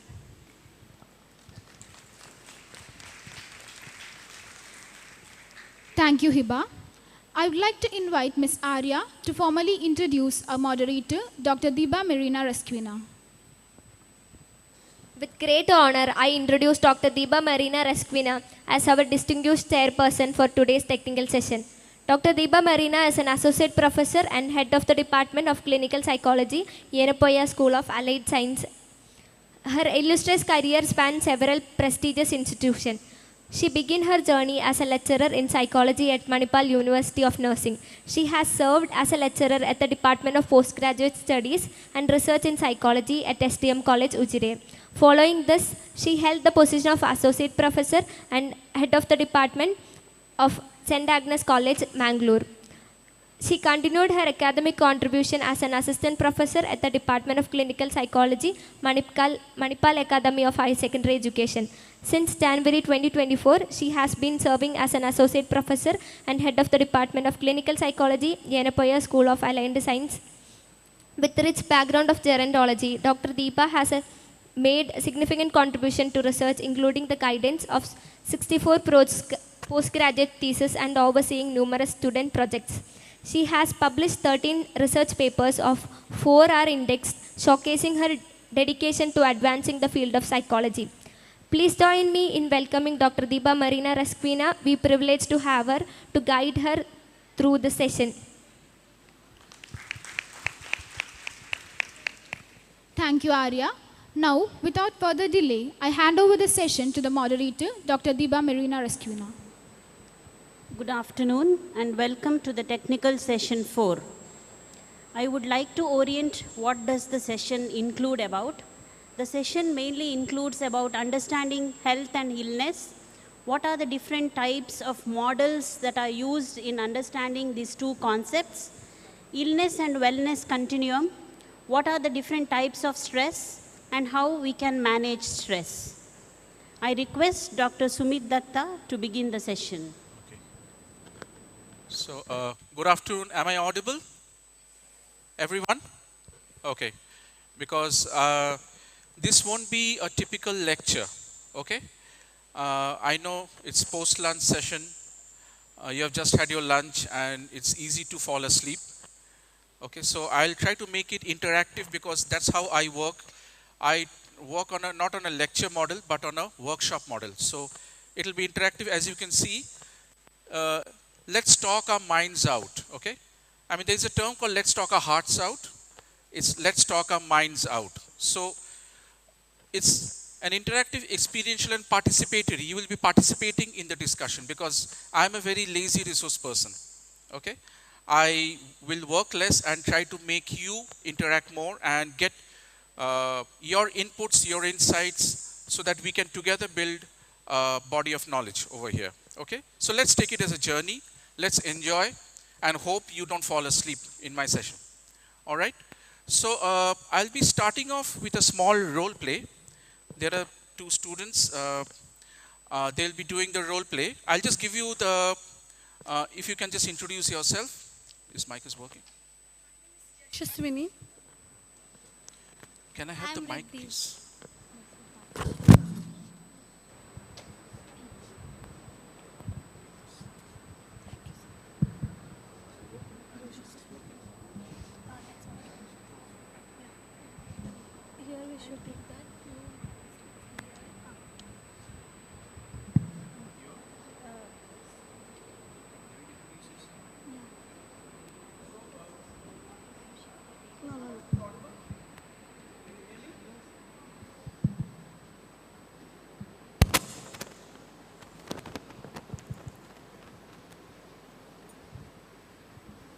Is it working? Am I audible? Yeah, okay. So, Yashaswini and Riddhi are two students. They have to submit a project after 1 month. Okay? Riddhi is physically sick. Oh, sorry, Yashaswini is physically sick and she hasn't come to the college for 1 week. Okay? And Riddhi has come to visit her. Okay? And we take up the situation from there. Just look at their interaction and then we'll take a discussion forward. Okay? Oh my God, what is happening? Nothing is falling in place. I'm so stressed. Oh my God, I don't know what to do. Why? And this pen is also not working. And this Yashaswini, she has no seriousness. Where were you, Yashaswini? You know, we have only 3 weeks to submit our project. Bro, chill. What chill? We have only 3 weeks to submit our project. There are 3 weeks, Riddhi. We two are there. We can work out. You know, I'm not sleeping. I'm not eating because of the stress that this project gives me. Riddhi, I did not come to college because I was not feeling well. Why? What happened? I was not feeling well. Cough, cold, and fever. Did you take your medicines? I forgot, actually. How do you think if you don't recover, how can we complete this project? Chill, bro. We can work out. No, Yashaswini, this is not happening. We are going to the doctor. No, we'll work out. Then we'll go. No, Yashaswini, we'll go to the doctor. Come. No, we'll work out. We'll go. Come. Okay. A round of applause for the two students. So now, tell me who is ill over here? Who is sick? Yashaswini? Can I have a mic over there for them to, yeah. Anyone wants to answer? Who is sick? Yashaswini is sick? Then? Riddhi is sick? Who is supposed to be taken to the doctor? So, feel like Riddhi was mentally ill and Yashaswini was physically ill. Okay. Like both they are sick. Mentally ill and physically ill. Okay. I go down. Don't worry. I go down and then we can have a talk. So you're saying that someone is mentally ill and someone is physically ill. Okay. So who is supposed to be taking the medicines? Yashaswini. Yashaswini has to take the medicines. Okay. Have you faced a situation like this where you feel physically ill? What do you do that time? You take rest, you take medicines, you go to the doctor. Have you been in Riddhi's position where she is tensed, she is anxious? What do you do then? Where will Riddhi go? Where is Riddhi supposed to go? Any idea? Huh? Psychologist. Riddhi is supposed to go to the psychologist. Okay. You have been in Riddhi's position? How many of you have gone to a psychologist? Please raise your hand. 1. Okay. Is that okay? Yeah. 1. Anyone else? This is a psychology department, right? You understand the level of mental health awareness we are having? Or the lack of it? So if this is the level of mental health awareness or the lack of it we are having, imagine the level of mental health awareness among the common people. Because these are the common people you will be interacting with. This will be your profession. And we are talking about well-being. Where are we? You understand? So now tell me, what do you mean by health? Anyone? What do you mean by health? I left the style over there. Just give me the style.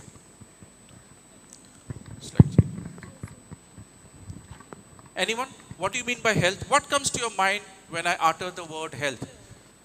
Just openly brainstorm. So mental and physical well-being of an individual. Mental, physical well-being. Okay. So suppose, again I take the case of Rithi and Yashaswini. Both are high performing. Both are, okay, Yashaswini has been cured. Okay, she has gone to the doctor, taken the medicine, cured. Both are high performing, both are mentally and physically well. Yashaswini has a lot of friends. Okay, Rithi doesn't have friends.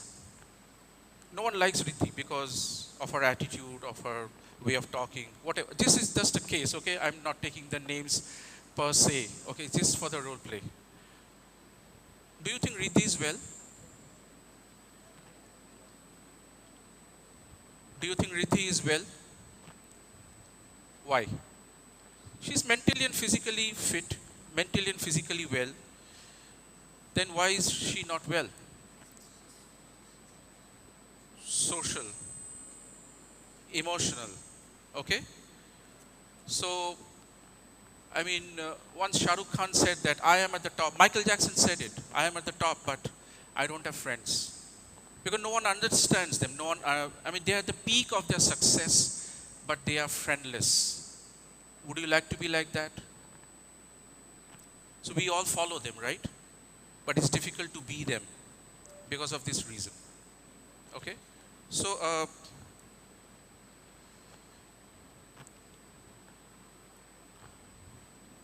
you have heard of the WHO definition, I suppose everyone knows. What is it? Can someone repeat? It was given in the previous session. If you may, come on, there is a revision. What is the WHO definition of health? Anyone? State of complete and not just absence of illness, right? Okay. So earlier what was happening is we were focusing only on illness.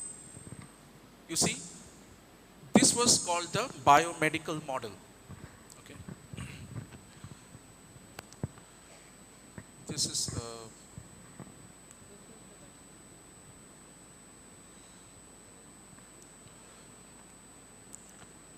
this is the model that doctors follow. Either you're ill or you're well, physically. Okay? I mean, in this model, what happens? Yashaswini's problems can be solved. You're physically ill, take the medicine, and get physically fit, and you're fine.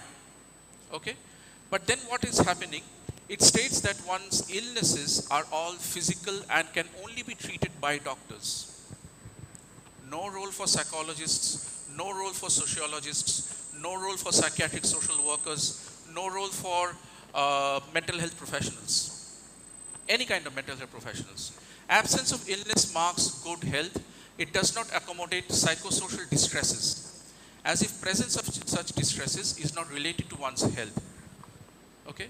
So its salient features are, it is dualistic. Okay? As if humans comprise of two discrete entities, body and mind, joined at the pineal gland. And mainly the body is treated. Now you may ask, psychiatrists are also there. Then I will ask you, how many of you have gone to a psychiatrist for help? How many of the population go to psychiatrists? See, we are ready to go to neurologists, right?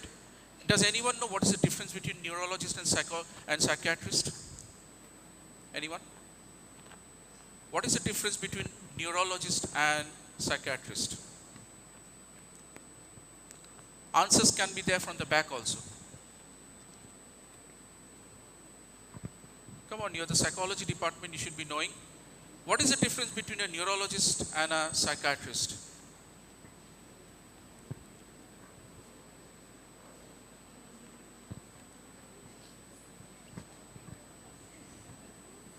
Yes.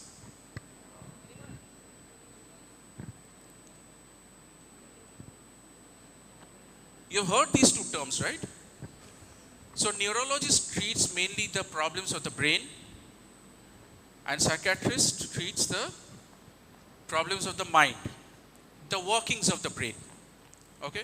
So we are ready to go to a neurologist for treatment of Alzheimer's, Parkinson's, cerebral strokes, but we don't go to a psychiatrist, as if psycho means run away.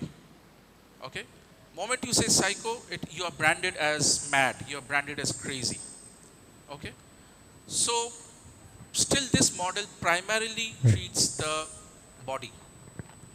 So it reduces us. It is reductionistic. All human functions are reduced to bodily processes located in the body only. Okay? And it is mechanistic, as if the body is like a machine. Are human beings machines? Tell me. Is there any difference between a man and a machine? Not working? Is there any difference between a man and a machine? What's the difference? Huh? Emotions. Emotions we are now putting in artificial intelligence also. There can be robots who are having emotions. What else? Yes? Any other difference? Or are we same as machines? Huh? We have a life, and machines doesn't have a life. We give life to like machine, to how they work, how they operate, how they assist us. So living being and non-living being can be a basic difference between human being and machines. Okay. So now that comes to a philosophical question as who gives to whom Also, life. sir, machines are like they doesn't have we are programming it as per our Chatbots, you have heard of Facebook chatbots? Yes. They were self-programming. That's why Zuckerberg closed it. Okay, because they were going beyond our programming language. They were replicating so fast, so they were coming to life. I had a lecture last year over here only on artificial intelligence, where you've heard the Terminator movies? Schwarzenegger? The machines were taking up. So there is a possibility of that happening. You understand? What is the primary difference? Do machines make mistakes? Yes. What do you do if a machine makes mistakes? We repair it, right? Or we discard it. Okay? Do we make mistakes? Do our parents make mistakes? Do we discard our parents? I don't like my dad, throw him away. Okay? I don't like my mom, so kick her out of the house. We don't do that, right? Okay? So the primary difference is humans make mistakes. Machines are not supposed to make mistakes. If you drive a car at the speed of 60 kilometers per hour for 1 hour, it will run at the speed of 60 kilometers. Can you run at the same speed for 1 hour? So we get tired. We make mistakes. Machines are not supposed to make mistakes, but this model treats us as machines. What is the symbol of Valentine's Day? Anyone? What is the symbol of Valentine's Day? Heart. What is the heart basically in the body? What is its primary function? So the symbol of Valentine's Day is a pump. You agree? Why is the symbol of Valentine's Day a pump? Why is it the heart? And why not the stomach? If someone feeds me well, I'll be happy, I can fall in love with that person. So why not the stomach? Why is it the heart? Whoever is smiling, please answer. Sir, yeah. Because we relate emotions to heart and like practical things to the brain, heart and brain. Heart is the center of emotions. Okay. Yes. So what happens is, when I see my lover coming, my heart throbs. Right? Right? That's why it's called the heart throb. My lover is coming towards me, my heart is throbbing. If a tiger comes towards me, my heart will throb? Yes. More? It will throb more? So tiger is a bigger lover of me? See, you are contradicting. Tiger is a bigger lover. I mean, a heart is throbbing more. Then tiger should be the bigger lover. What is the difference? One is fear, the other is love. Who is discriminating? Who is discerning? Okay? So, brain is the center of emotions. So, in one case, the stimulus, I will run towards the lover. In the other case, I will run away from the lover. Who is deciding that? Okay? I mean, it can be that when I see my lover, I can run away also. That can also happen. That now she will empty my pocket. Okay? Again, that decision is taken by the brain. Okay? So next time, as psychology students, when you see the Valentine's Day symbol, just think of this discussion. Okay? Because as psychology students, we need to be aware that emotions, the center of emotions is the brain. Heart is where we have the felt experience. Because the heart throbs, we can't feel pain in the brain. Have you seen the movie Hannibal? Where the brain was being ablated by Hannibal Lecter? There was no pain. The victim was not even registering pain. Because the brain doesn't have nerve endings. Nerve endings fuse over there and become differentiate into axon and dendrons. Clear? So what is happening? This model, the doctors treat the body as machines. Okay? I mean, cardiologists, etc., they treat the body as various organs, machines. So it is reductionistic, it's machinistic, and it is disease-oriented. It is disease-focused. Any questions? You can ask immediately. It's not for the question-answer session. You can ask immediately if you have something in mind. Okay? Otherwise, you may forget. All right? Do you understand this model? Because this is the model still prevalent in our health sector, where doctors are supreme, doctors are akin to God. So this model is very good for Yashaswini. Is it sufficient for Riddhi? If Riddhi goes to the doctor and says, I am tensed because my friend is not coming to the college for 1 week, the doctor will say, why have you come to me? Why the hell have you come to me? What will I do? Because his treatment modality is medicine. You understand? And there is no medicine for her worry. So is this model sufficient for her? Do you think this model is enough for her? So we need some other model, right? So the limitations of this model, let me just go through. It cannot account for the following areas related to the health domain. Mental process like thinking, feeling, etc. Problems related to them, anxiety, stress, cannot be handled by the biomedical model. Okay? Social issues, interpersonal relations. Riddhi was, pulling Yashaswini. So they can have a interpersonal conflict also over there. This model is not enough for that. Related matters, interactions, conflicts, powering.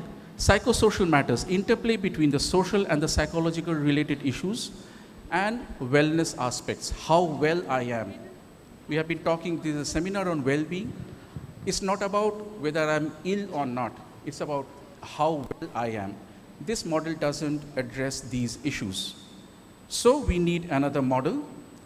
That is the biopsychosocial model. You've heard of it? Do you know the salient features? Anyone?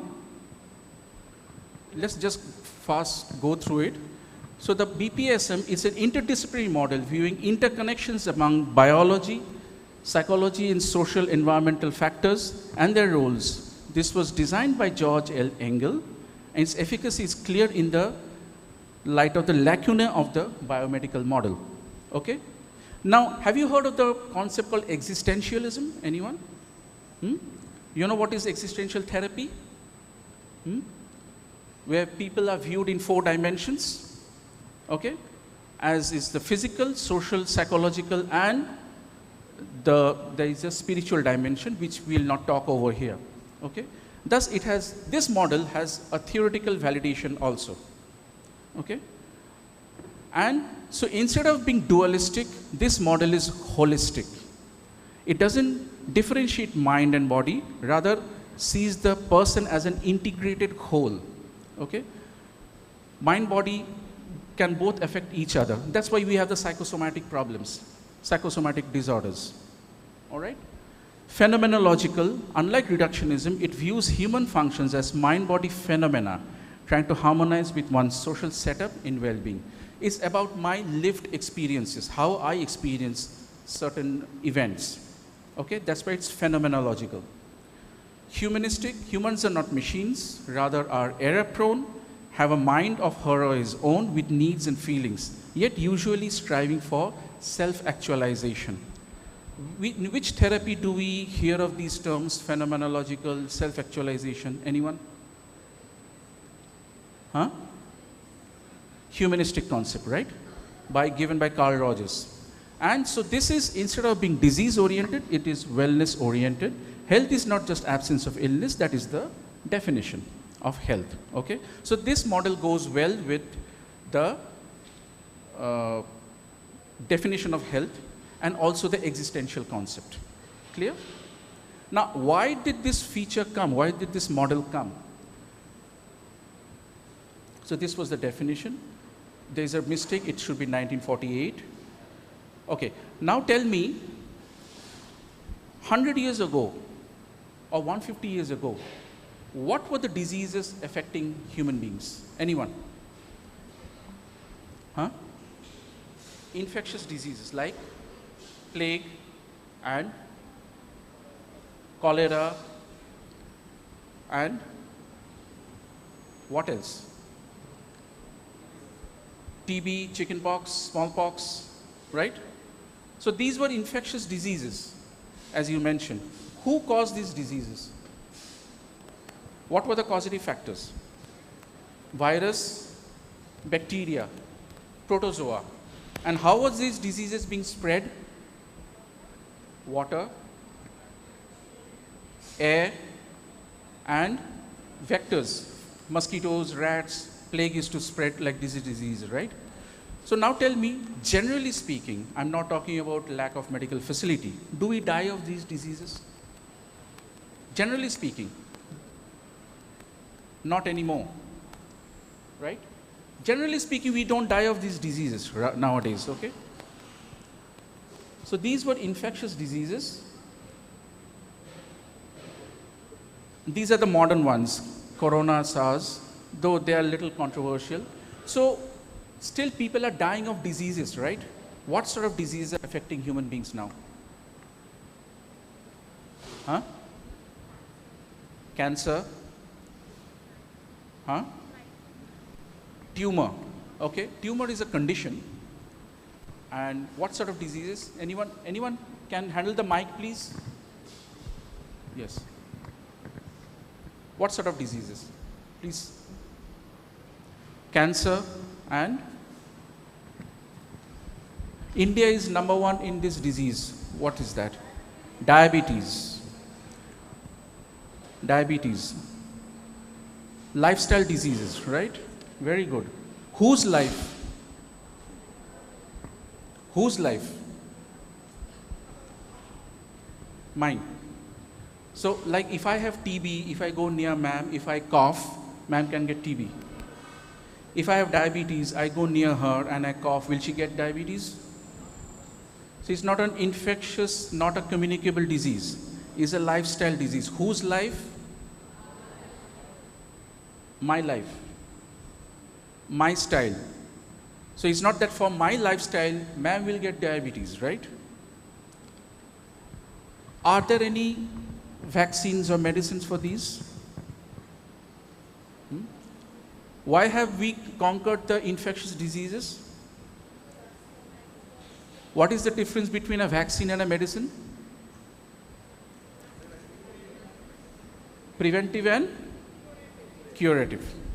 So do we have any vaccines or medicines for these lifestyle diseases? That I'll give you one shot of this vaccine, you'll never get diabetes. We don't have, right?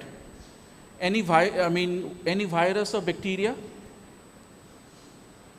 So these have vaccines and medicines, and now are these diseases happening. Can you read? Is it visible from the back? Okay. Are there any vaccines? Are there any medicines?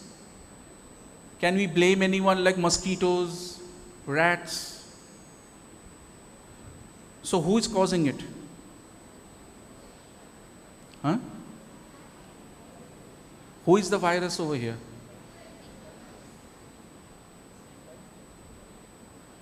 Who can be the vaccine? So you understand? We are in a situation where I can be the virus, I can be the vaccine. There are no vaccines, no curative medicines. There are medicines for symptomatic relief. It can keep your symptoms under check, but it can't cure you. There are no curable medicines. Prevention is the only cure for these diseases.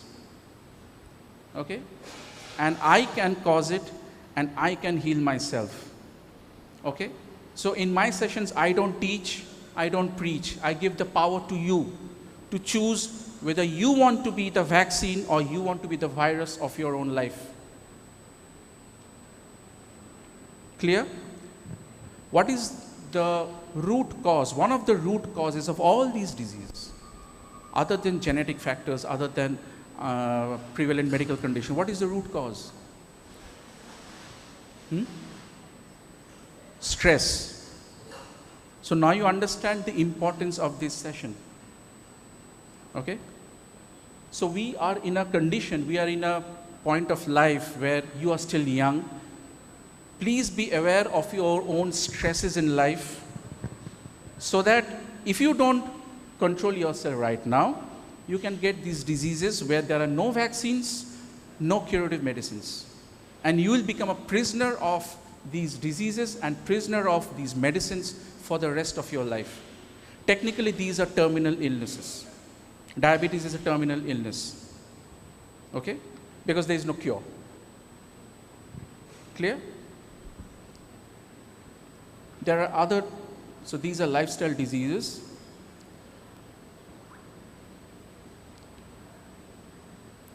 These are some of the signs and symptoms. And no one mentioned these diseases. Depression, anxiety disorders. Okay? One highlighting point is depression. It's a very dangerous disease. Can you tell me why? Anyone? Do you know what is depression? What is depression? Someone, please. Huh? Low mood. Okay. Huh? Loss of interest. What else? Feeling. So is depression a feeling? People say, no, I'm feeling depressed. Is it a feeling? Huh? It has a feeling state, but is it a feeling? You know why it is called depression? Because this is your level of activity. Suppose this is your level of activity for the people at the back. Your level of activity, this is the regular level of activity, it has been depressed, it has gone down. Wherein I don't get the strength to get up from the bed and have a glass of water also. This is the danger, because in all the other cases, there are signs and symptoms. If you have a heart attack, if you have a diabetes, there are clear-cut signs and symptoms, so they are overt. They are detectable and they can be then addressed, if not treated. But a depressed person can be often misunderstood. You are lazy. Why don't you go and do your own work? Why don't you go to college? without even understanding that this person has slipped into depression. What is the end result of depression? Huh? End result is suicide. Okay? Have you ever faced people like suicidal people? Always remember suicide. I mean, we can have a live demonstration over here. I'll give you a pin. Can anyone take the pin and bring out some blood from your body? Anyone? I'll give you a pin, just bring out some blood from your body. Are you ready to do that? Why? Huh? It will be painful. So we are not ready to bring out a little bit of blood from our body because it's painful. Then imagine the pain of this person who is willing to take away his or her own life. So the level of hopelessness, the level of helplessness is to that extent. So let me tell you, no one wants to commit suicide. And every person will always give you something which we call a cry for help. It can be weird statements which we don't even understand. I want to leave everything. Okay? I want to go to the Himalayas. So we can think, why is he wanting to go to the Himalayas? Basically, he wants to escape this life. So moment you hear your friends, your family members, or your peers, anyone saying things like these, as psychology people, please be aware, and what we call, there's something called ERP, Emergency Rescue Protocol. Immediately report, talk to the person, and if this person has, like when I was doing counseling, I told them, whenever you feel like this, please give me a call. And I used to get calls at 2 o'clock in the night, 4 o'clock in the morning, because I was working in Jadavpur University, where there were huge incidents of ragging going on. So we ran a 5-year anti-ragging campaign, which became a model which was taken up by UGC. And then now you have the UGC guidelines based on the Raghavan Commission. Okay? We ran that campaign from 2010 to 14. Because Jadavpur became a ragging-free campus. Then it was stopped, and again ragging-related deaths happened over there. I won't give you the names of the departments. So this person calls me at 2 o'clock in the night, this girl calls me and says, sir, you told me to call, so I'm calling you. I say, where are you? So she says, I'm in the washroom. So now 2 o'clock in the night, someone calling me from the washroom, I say, what are you doing? I mean, this is a weird question. I'm saying, what are you doing calling me? She says, I have a phone in my hand, and the other hand I have a blade. So the thing is, luckily I was awake. I took the call. So if the call was not answered, the blade would have been drawn. Okay? So I said, okay, hold it. Please go to the commode, drop the blade, because I want to hear the flush. Okay? So that I get an audible response, not that keep the blade away or something like that. Because I have to remove the object of danger from the person. And then she did it. I said, and then she started talking that, sir, this happened, that. I said, nothing doing. It's 2 o'clock in the morning. Please take some water, put some water on your face, and go to sleep. We'll talk tomorrow. So just imagine, because that one call was answered, this person had a tomorrow in her life. Else, there might not be a tomorrow in her life. It is that critical. So as people of psychology background, please understand the importance, the magnitude of the problem. Okay? I take the liberty of making you aware of these because you're a psychology department. I have these workshops for others. I'll be doing it for the MSW also. We might not discuss in such details. Because we, as psychologists or future psychologists, have sort of an obligation to be aware and help others come out of these conditions. That's our job. Clear? And the route is stress.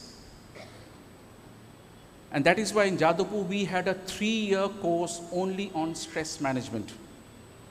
Nowhere in the world I have heard of a 3-year course only on stress management. It was a multi-exit course.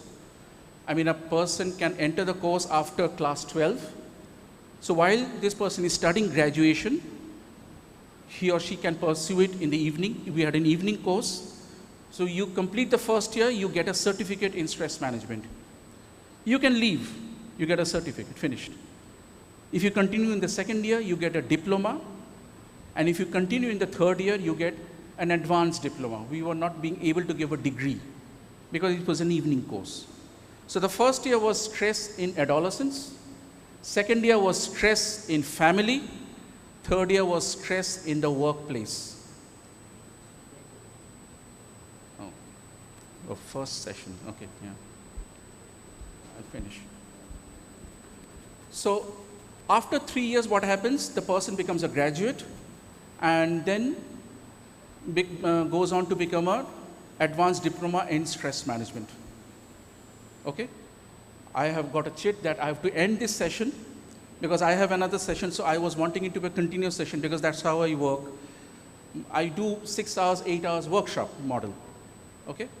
So I'll conclude the session and you can have a concluding remarks, then we can further continue. All right?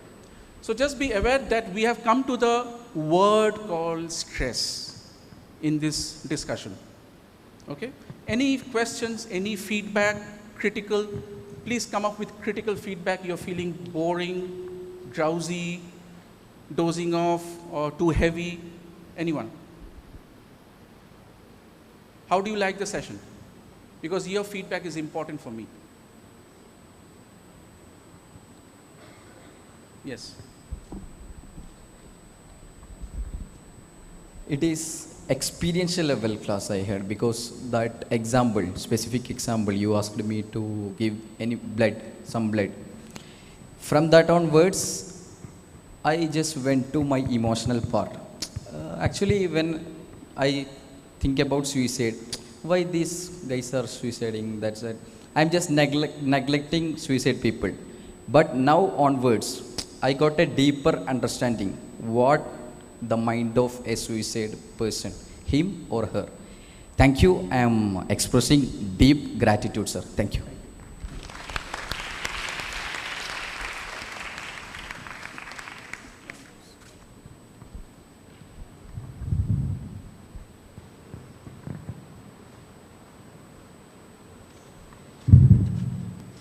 I have another session, right? Yeah. After 5 minutes.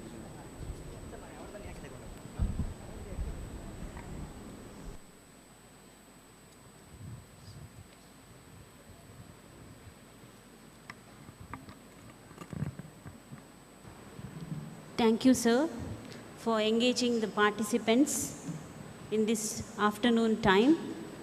To summarize today's session, we know that biomedical model was considering people as a machine, and it was mainly using dualistic and reductionistic approach compared to the biopsychosocial model, which was mainly phenomenological, wellness-based and humanistic approach.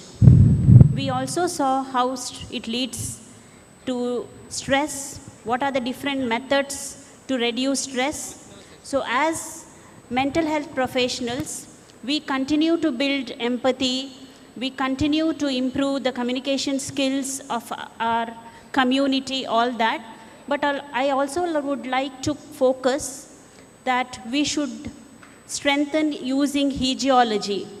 That is the science of preservation of health. So if we focus on that, we may build very good society in future. And to conclude, next time when there is Valentine's Day, as sir told, please remember you have feelings even from brain, not only from heart. Thank you, sir. Thank you, Yashaswini and Riddhi, for the small role play. And thank you all the dignitaries and the participants to be a part of this session. Thank you.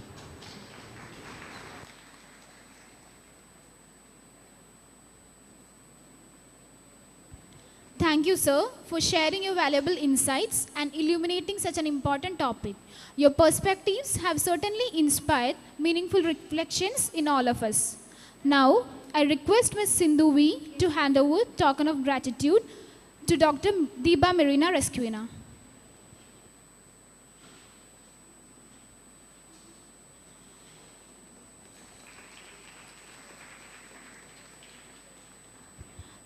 Thank you everyone for your attention and participation.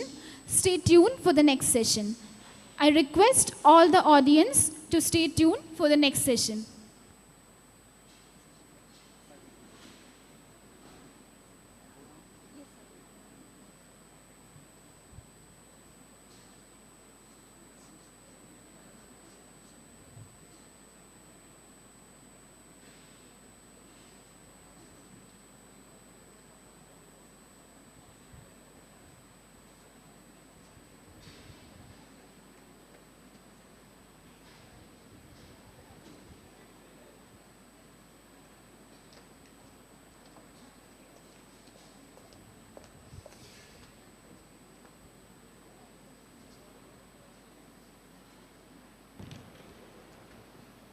I request Dr. Sudhir KV to escort the moderator to the dais.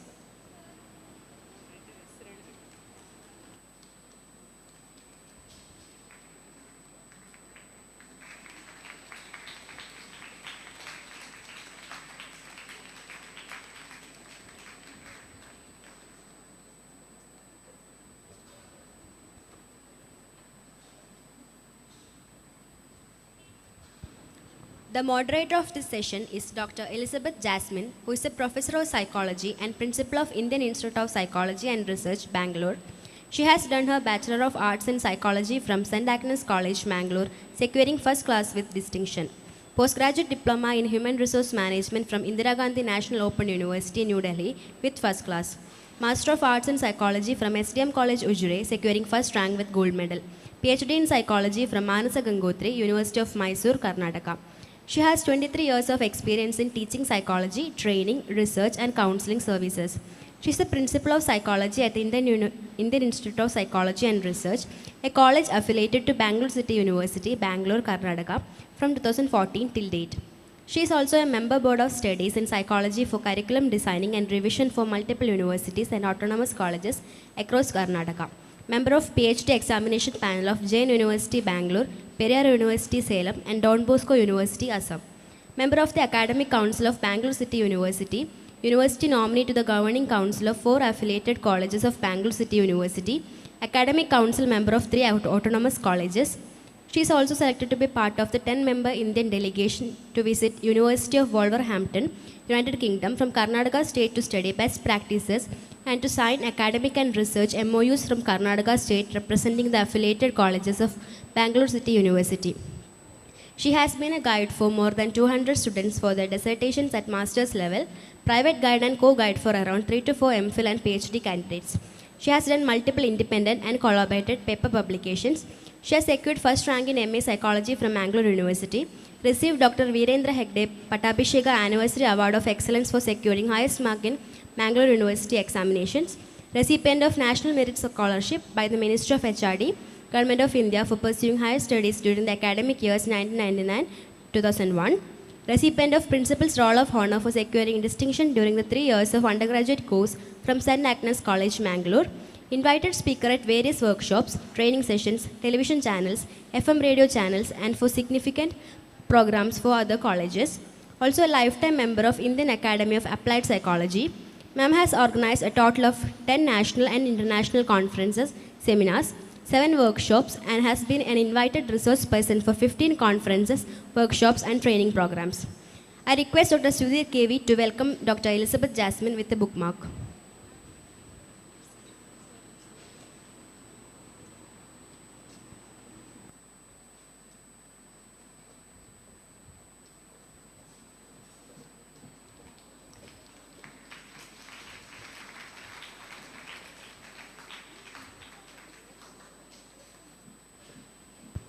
The stage is over to you, ma'am.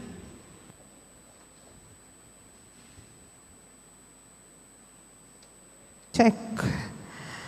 Very good afternoon to this august audience, my teachers, and a big shout out to my batchmates in 100% attendance today, and all the students in the gallery, all the esteemed teachers and delegates from the various institutions. Good afternoon, Dr. Sumit. I think we didn't have to break your session. I would have loved you continuing, but anyway, they have planned it that way. Request you please to continue with your session, such an interesting and interactive session. You've been taking us through the continuum of illness to wellness and your strategy of interacting with the audience so closely.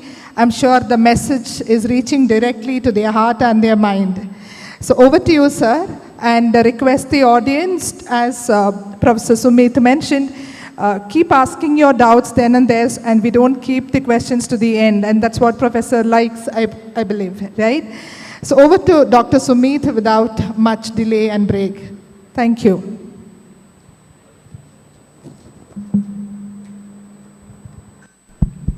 Yeah. Is it audible? Okay. So just continuing from where I stopped. So welcome back. Just tolerate me for half an hour more. After that, we'll have the valedictory, okay? And then you can go home. So what you said about the suicide, and that's a very experiential, and thank you for the feedback, because I'll tell you, I'll give you a picture, I share with you a picture of a person. Let me go down, I connect with my audience better. I just go down, okay? 350, please. 350. Yeah. You just let me know.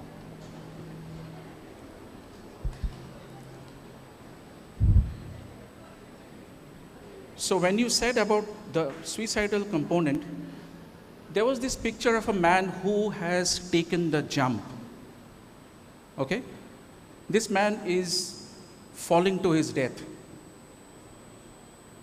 And he has covered his face. Because after taking the jump, now he has nothing more to do because he can't save himself. He's taken the jump from a 30-story building. He has covered his face because he's afraid. And there is a study which I recently got to know that out of, a lot of people who have failed suicide attempts, do you know? They have maybe improperly hanged themselves or shot themselves but didn't die. 85% of those people have reported that what was the last thought they had in their mind. That was the one question that was asked, and they said, I don't want to commit this. Okay? But by the time the act has been committed, okay? Because you reach a point where you feel that death is better than life. Yet we are living beings, we are driven by Eros, not Thanatos. Thanatos is taking over, okay? Oh, I again left my, excuse me, can you just give me the slide change? I forgot.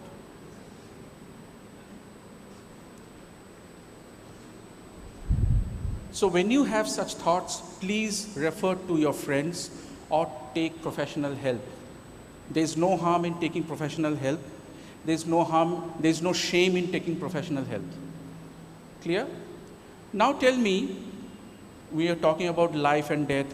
What are the things that I need? What do you need to live? What are the things you need to live? Anyone? Please handle the mic. What are the things you need to live? Yeah.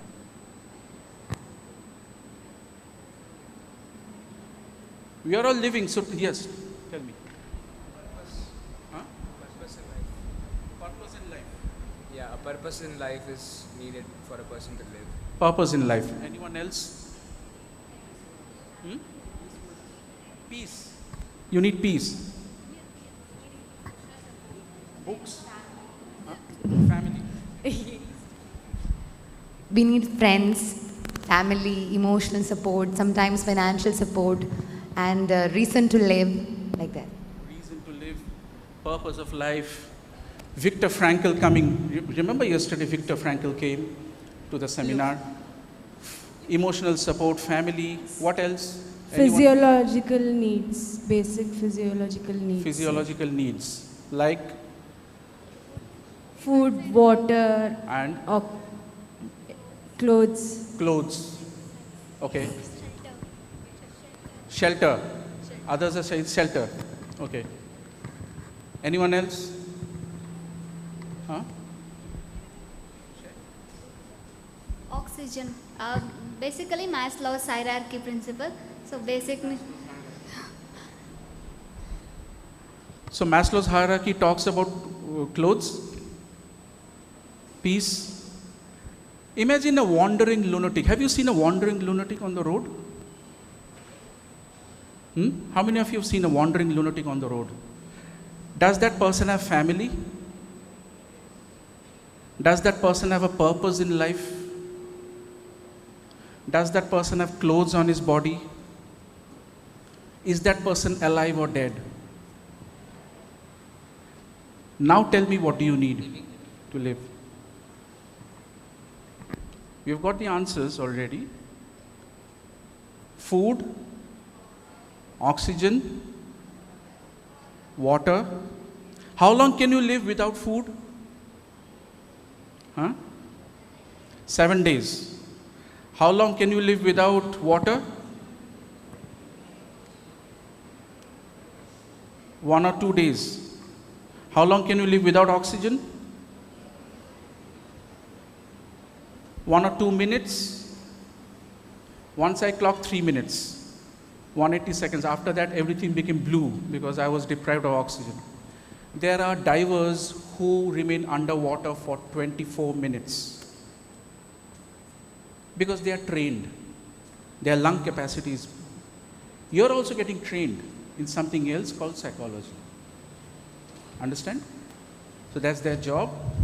So we can remain, we can stretch ourselves. Can we go beyond our comfort zones? Or is it given that life means clothes? Life means peace or purpose.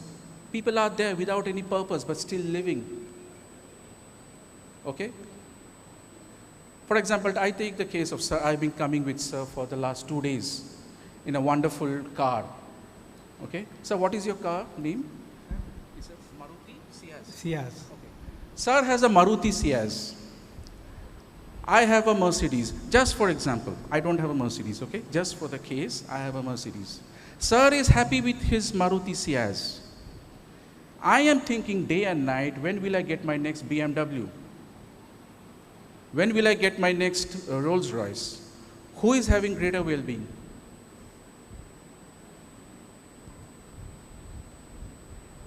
Sir.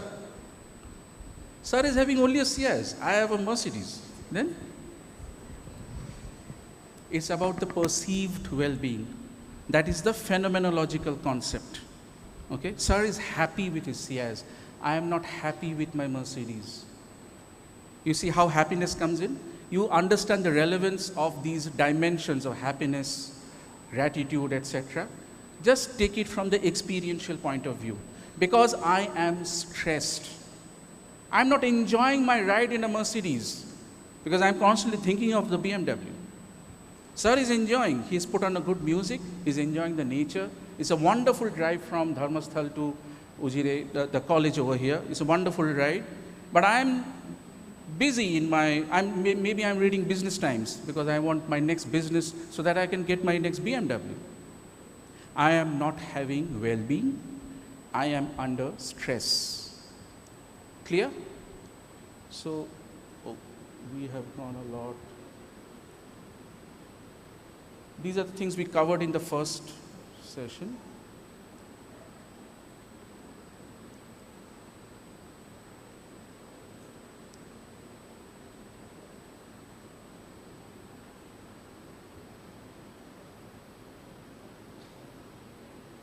So, where is this stress coming from? Okay, that is where the biopsychosocial model comes. That as times changed, biomedical model was unable to handle new health issues that arose due to the following factors. We discussed these. They could ensure the infectious diseases can be handled. So when the infectious diseases were handled, people had longer lives. And with the advent of the industrialization, we were inventing machines. You know, when the first cycle came, the black man was saying, the white man invented the cycle. That's why I wanted Carol to be here in the session. So the black man was saying, this white man wants to sit while he walks. Because in a cycle, you sit while you travel from point A to B. So the black man was walking, but this man was sitting. So our lifestyle started to become more sedentary. Earlier, I used to get up and go to the TV and change the channel. Now I have a remote. And now I have multiple remotes. Universal remote, one remote handling TV, AC, microwave, everything. So our lifestyles have become sedentary. With technology, with urbanization, mechanization, life became more goal-driven. I have to have the BMW. I have to have this. I have to be the #1 in my field. Goal-driven, materialistic, complex, and hence stressful. Life became more sedentary. Late adulthood extended, leading to non-infectious lifestyle disease. It's not that my age from 40 to 50 is increasing. When my life is increasing, it is increasing from 70 to 80, okay? Or 80 to 90. So that's why there is a saying that don't add years to life, rather add life to years. As long as you're alive, be lively, okay? Stress-borne diseases like cancer, diabetes, etc. increases, for which only biomedical model is inadequate.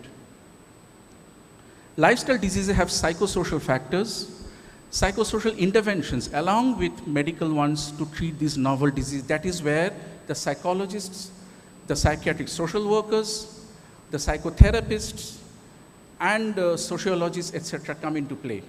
Health is no more the sole domain of doctors or medical professionals. Okay, we have a role to play. Nowadays, you must have heard of National Council for Allied Healthcare Professionals. Have you heard of this? It is slowly coming in. So we are now formulating councils, though I have serious objections to that for other reasons.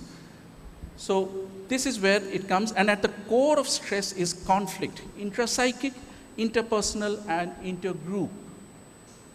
Okay? We had a 1-year course on conflict management in Jadavpur University.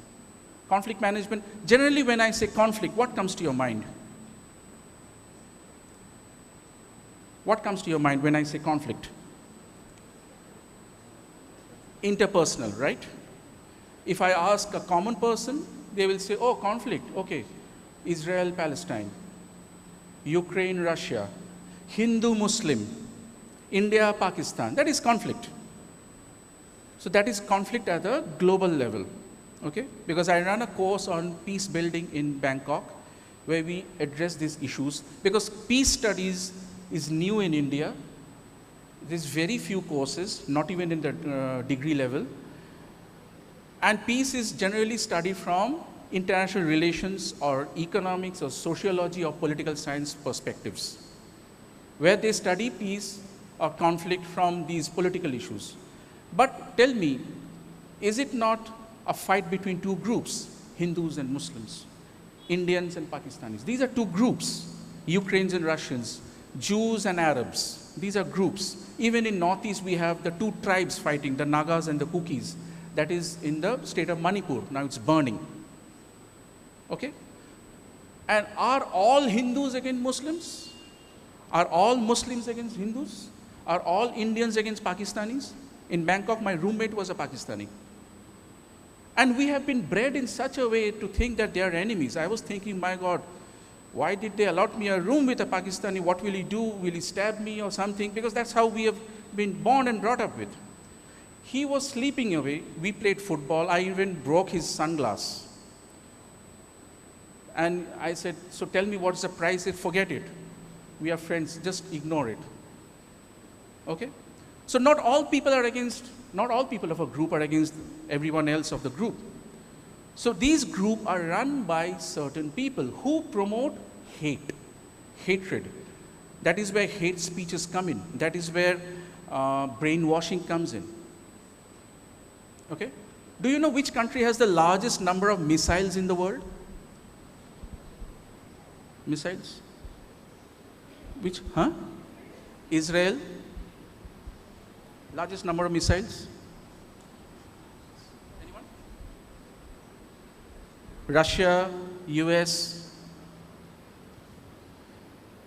China? What if I say, till a few years ago it was Afghanistan. They were picking people, brainwashing them, putting them on a plane and ramming that plane into buildings, World Trade Center. Imagine no financial investment. US, China, Russia are investing millions of dollars to make missiles, and here I am brainwashing some kids. Brainwashing happens in India also, let me tell you. Okay? When we have the Maoist insurgency, and I come from a state which has 3 international borders. West Bengal has 3 international borders, and 2 of them are pretty hostile. Okay? Bangladesh, which is now terribly disturbed, and also Nepal, we have some problems, and Bhutan also now joining in because they're trying to align with China. Okay? So there is a state of turmoil. So now what happens is, we can easily pick poor people, brainwash them, and turn them into absolute deadly missiles. Okay? That is where psychology comes in.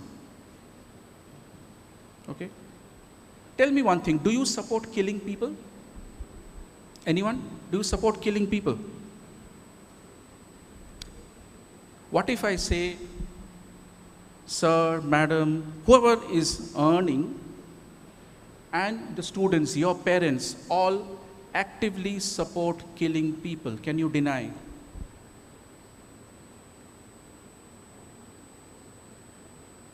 Because all the earning people pay taxes, right? You pay taxes. And your parents, the students, your parents pay taxes. And a part of that tax goes to maintain the military. What is the job of the military? Respect the borders. How? By killing whom? Killing the enemy. Who decides who is my enemy? For someone, Osama bin Laden was an enemy. For someone, he was a hero. Right? For us, the freedom fighters were heroes. For someone else, they were terrorists. Who decides that? You understand how psychology comes in. You understand where psychology needs to be addressed. Okay? We honor people who are trained to kill people. Do you know the Taj terror attack? I mean, you people were young. 2008, 26th of November. The group that entered the Taj, the NSG commandos, I won't of course give you the names. The leader of that group, I'm in touch as a client. He went in and do you know the name Unni Krishnan? He died. So this man said that I slipped on his brains. So Unni Krishnan made one wrong move. He went up a staircase. I mean, Taj has a staircase which goes to the first floor. And in a combat zone, staircases are deadly because you have nowhere to run. So he got caught there. He was shot. And generally people shoot in the head, because you can be covered with explosives on the body. So whenever in a combat, you always shoot at the head. So his brains came out, and this guy slipped on his brains. So he said that we are trained to pull the plug. So if he comes in this door, he won't look for switches to close the fans and lights. He'll just pull the plug. He's trained to snatch life. Okay. Have you seen the picture of Ajmal Kasab in Bombay station? VT is called, Chhatrapati Shivaji Terminus, Victoria Terminus. Kasa was handling the gun like this. He said that's a very wrong way. Because when we enter, the gun is pointed like this. Because by the time I take up the gun, aim at a person and shoot, no one is dancing a disco over there. They are running. So we are already aimed. We see a target and tuck, tuck, tuck. So for him, a human being is a target. And they are trained. 10 bullets on target in 3 seconds. That's the training. And the motto is one man, one bullet. It's not a Hindi movie you shoot and then the guy won't die until he finishes his dialogue. Okay, he has to say his dialogues, consume his glycerin quota from the eyes, the heroine comes and he dies. No, one man, one bullet. Because bullets are expensive. Okay, so he's not thinking that that other person over there is someone's father or a brother or a son or a lover or a husband. For him, it is a target. Because if he starts thinking, he'll be shot. That's why I say an army man receives a medal on his chest. It's either a badge or a bullet. So now you think, is your life stressful considering these things? What are we aiming for? Some marks? Did I get 80%? Oh, I didn't get 80%, my life is finished. Have you seen the series Kota Factory? Have you been to Kota, anyone? You know the coaching campuses don't have ceiling fans. They have wall fans. And even if they have ceiling fans, they are fixed with springs. So if you hang, it will come down. So even if you hang, it will come down. And I've been to a lot of colleges across India. They have turned into prisons. First of all, the roof is locked because people can jump. Or there are verandas with grills so that no one can jump. This is what we have come down to.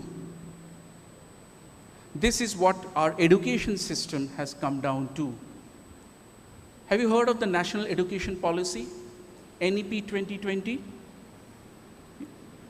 We have huge seminars because I go to NCERT platforms. That's an education. This is a psychology platform. Please remind me the time.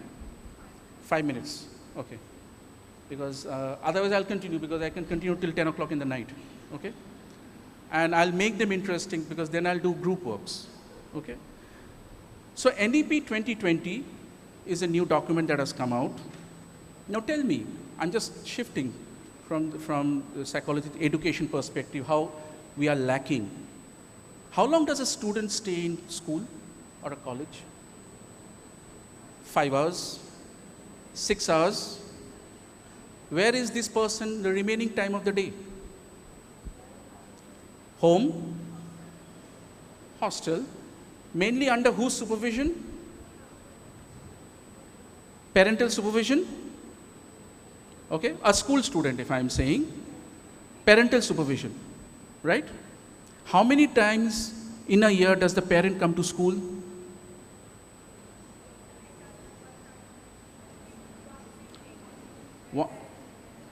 How many times is the parent required to come to school, not of interest? 3 times a year. In the school, 3 times a year. PTM, results and admission. That means the person who is the biggest stakeholder under whose supervision the student, the beneficiary, the benefactor of the education policy is not part of our education system. Because we have curriculum for teacher training, we have curriculum for psychologist training. Okay, if I may ask, ma'am, you are a parent? Okay, how many years have you studied for your master's and PhD? Altogether, probably 25 years. 25 years, very good. So 25 years you have studied for what? I think 10 years in school, then no, for what?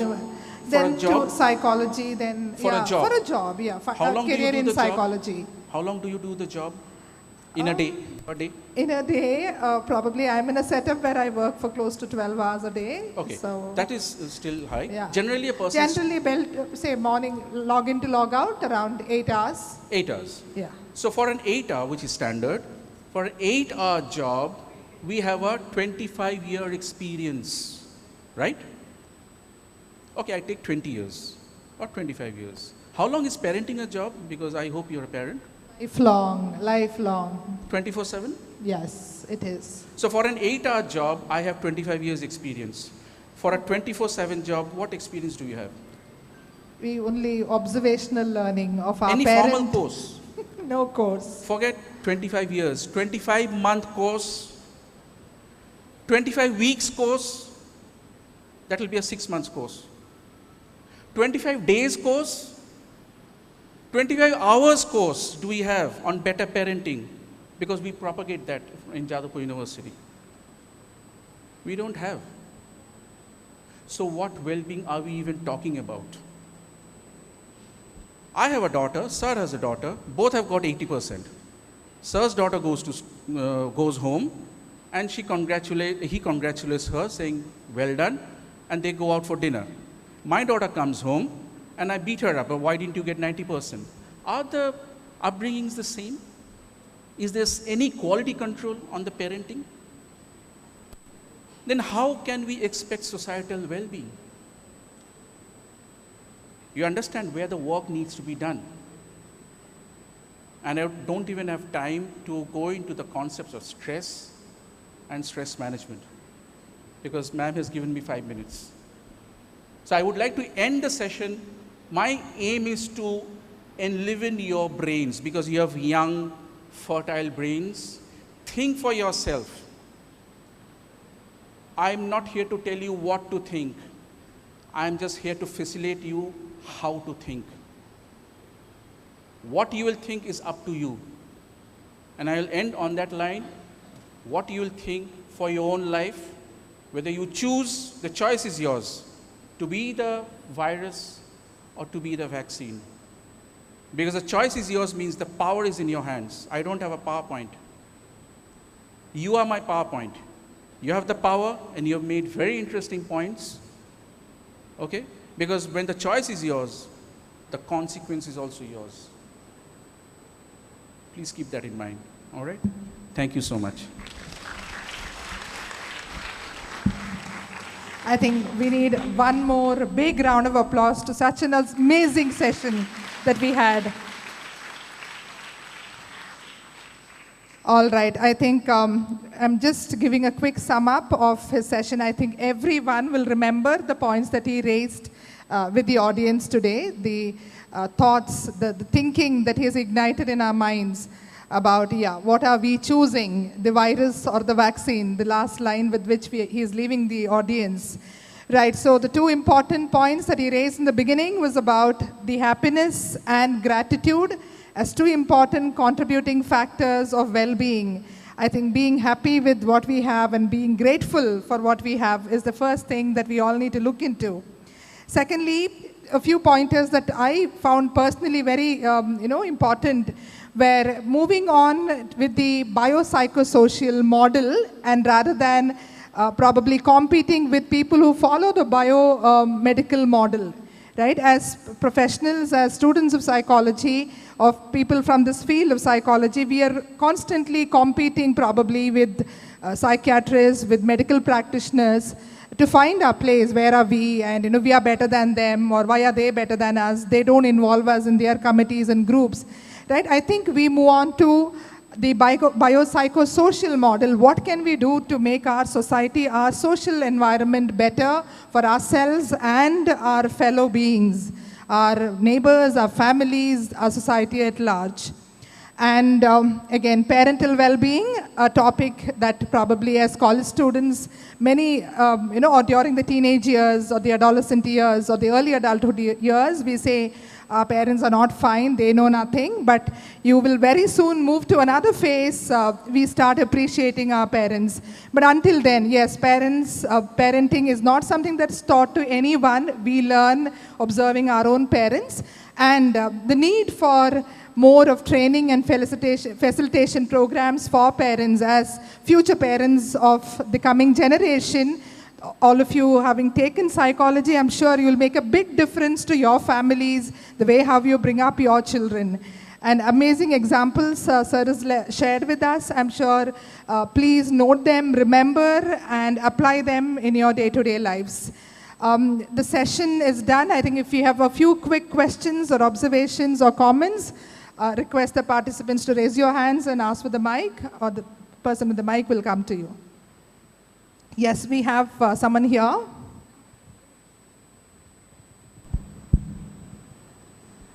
Sir, as psychologists, we have to look after our own well-being so that we can treat our clients. So as you said before, like there will be suicidal patients. So there will be times where they are dependable on us. So there will be times when they are calling us at different times and different clients will be there. So how do you separate your work life and personal life, and how do you have a balance so that it does not affect your well-being? Yeah.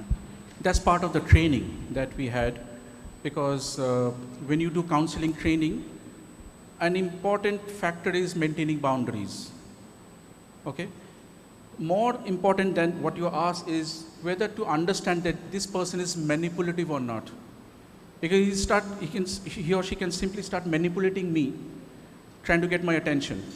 Maybe he's not, so you have to calibrate whether this person is actually serious or just manipulating, because maintaining boundaries becomes a very crucial issue. It's part of the training which we do. And also, experience helps, but there is something called we need to give importance to when a person is suicidal. As I said, there is an emergency rescue protocol. You immediately let the other, the immediate significant others know, maybe the parents or friends or whoever is in contact, to let them know to take care without divulging confidential information. Just to take care, not to allow the person behind closed doors for long, not to keep sharp objects nearby, or not to allow this person in open, places from which this person can jump. All these things come into play, okay? Because there are entire classes on ethical issues of maintaining confidentiality and neutrality. I hope you answered your question. Yes, sir, thank you. Yes, I think being available at the same time, maintaining the boundary is the key word in counseling. And I think one of the very important terms that's being very popular now is being a suicide gatekeeper.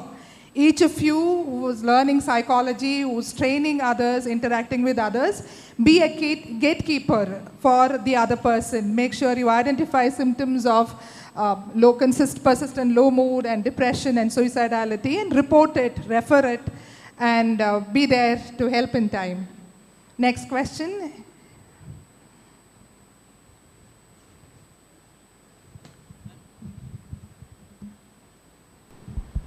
Hello, sir. So I have a doubt. Like, some people say they are stressed for every small reasons. Like, whether the reason is very small or big, they always say, no, I am stressed for every little factors. So some people come to us and say, yes, I am stressed because I have an assignment to submit tomorrow. Sometimes they're not actually in a stressful state, but they misinterpret that they are being stressed. So how can we identify, or how can we interpret a person whether they are actually stressed or not? Through that person's actions, as simple as that. I have clients who came, sir, I am depressed. Okay? So you see the expression, I am depressed. As if there's a fashion. So automatically you have, now again in counseling, I have to maintain non-judgmental attitude. So I have to, there's obvious disconnect between what the person is saying and what the person is doing. As psychologists, we have to analyze why this disconnect is happening. Because in a session, even if, when you say about non-judgmental attitude, you have to address even if a person is telling lies. Okay? Because To every other person, he's a liar. To me, he's a client, where his lies need to be addressed. Why is this person telling a lie? Okay? More important issues are if this person is silent. There are cases where this person came for 6 sessions and didn't speak a word. For 6 sessions, he came, sat for 45 minutes a session. The job of the counselor was to tell on the 40th minute that, excuse me, you have 5 more minutes. He would come, he would go, pay the money. So imagine this person is coming to an unknown person, paying the money, not speaking a word, coming and going. But he's coming back for the next session. That means he's getting something out of it. The silence is therapeutic. Because on the 7th session, he revealed that he comes from a family of hangmen. You know hangmen? Who hangs people. Professional hangmen. And obviously he's loaded with whatever, guilt, shame, fear, whatever. So those 6 sessions helped this person on the 7th session to open up. He needed those 6 sessions. So we have to analyze silence, we have to analyze lies. It's not an easy job. Okay? Thank you, sir. The organizers are prompting me to wind up the session. So the question on stress, my bit would be build your resilience. Build your protective cover around you so that you can take in stress and deal with it effectively. Right? Do we have time for one more question or do we close? Okay, we close the session here on behalf of this lovely audience. Heartfelt gratitude to Professor Sumit for this wonderful session, sir. Thank you. Thank you to the MCs for the warm words of welcome and introductions that you have given me. Thank you, everyone. I hand over the mic to the organizers.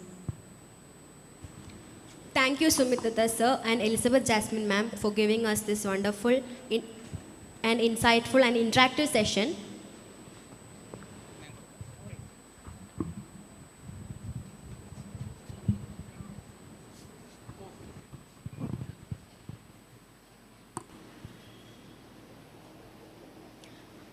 Now I request Dr. Sudhir KV to present our token of gratitude to Dr. Sumit Datta.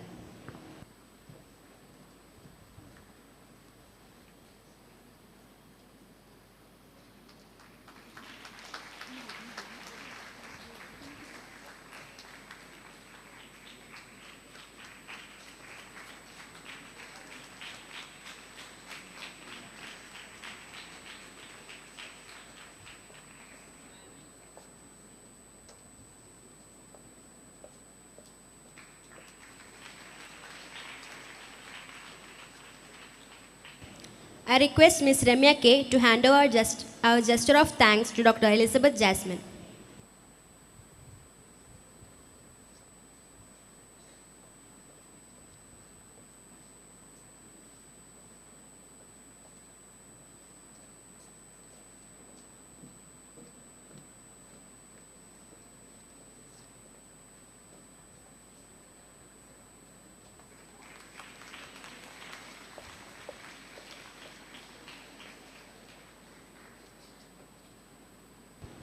As you are about to end this session, I request Ms. Chaitra S. to offer the vote of thanks. As we conclude the 5th technical session, it's my extreme pleasure to propose the vote of thanks. Firstly, I would like to thank Dr. Sumit Datta for giving us this enlightening session. Thank you, sir.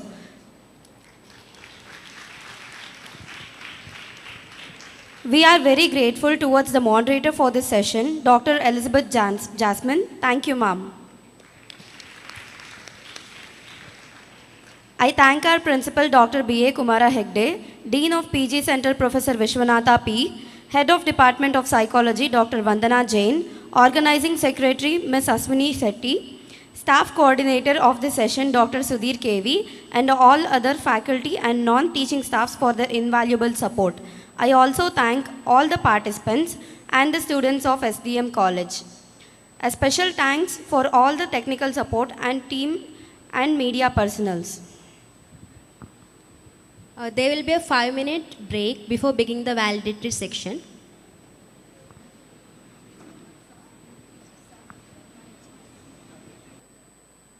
Thank you.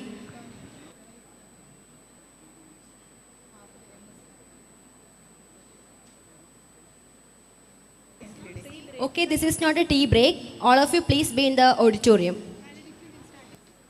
The valedictory session will be start in 5 minutes. Please be seated.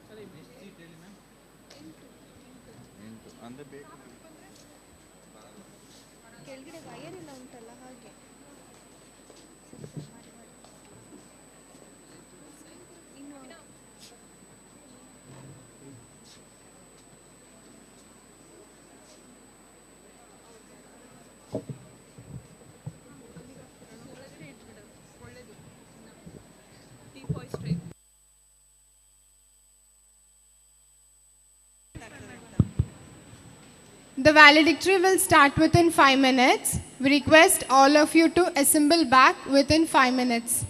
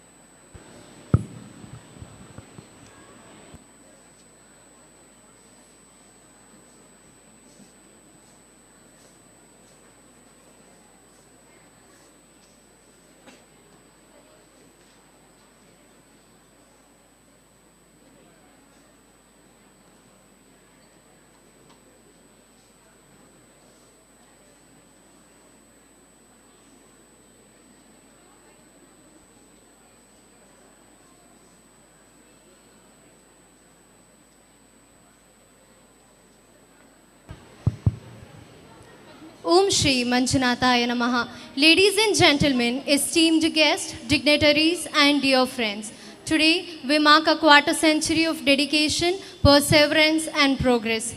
25 years of excellence, innovation and service have brought us to this milestone. As the curtains draw to a close on our Silver Jubilee celebrations, we take a moment to reflect on the incredible journey that has brought us to this milestone.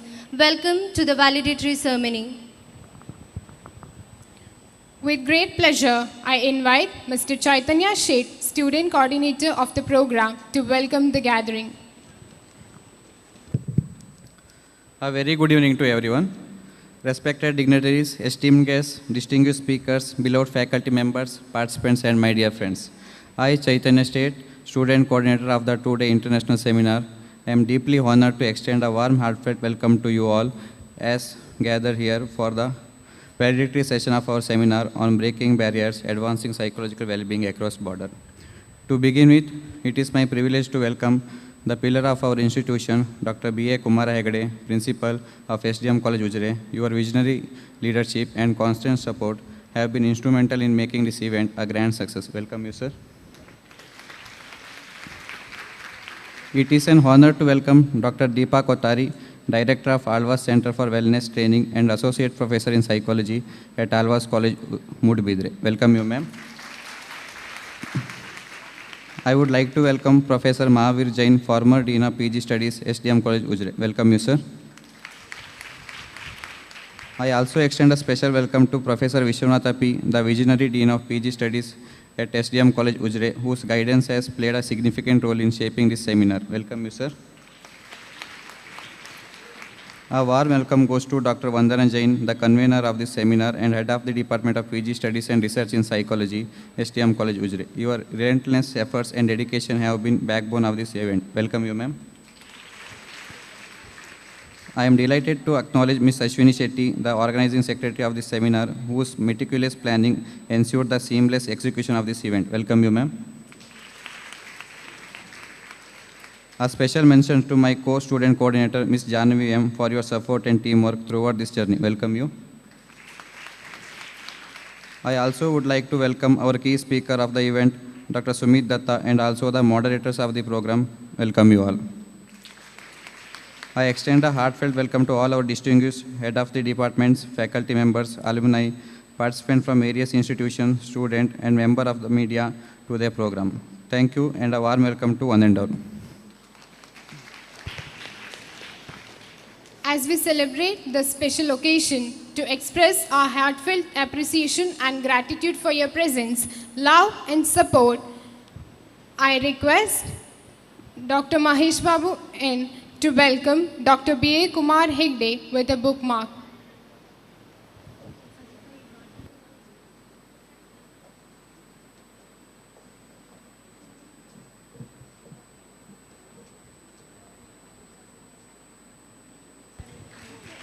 Next, I request Ms. Ashwini H. to present bookmark to Dr. Deepa Kotari.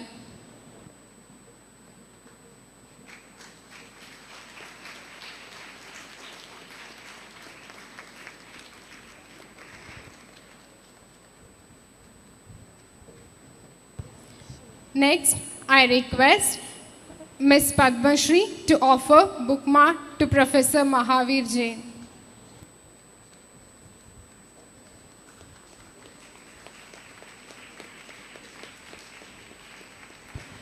I request Dr. Sudhir KV to welcome Professor Vishwanath P. with a bookmark.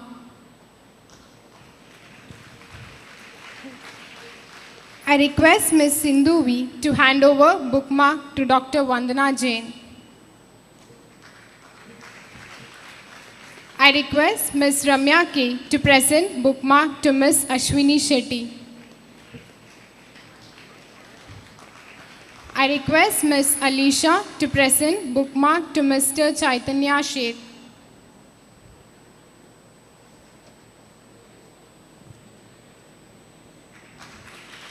I request Mr. Abhinav to hand over bookmark to Ms. Janvi.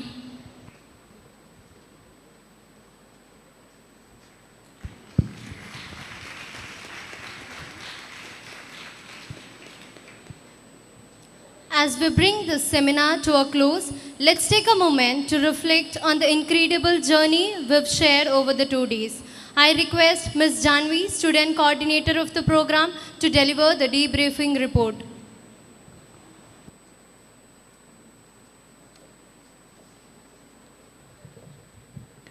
Om Shri Manjunathaya Namaha.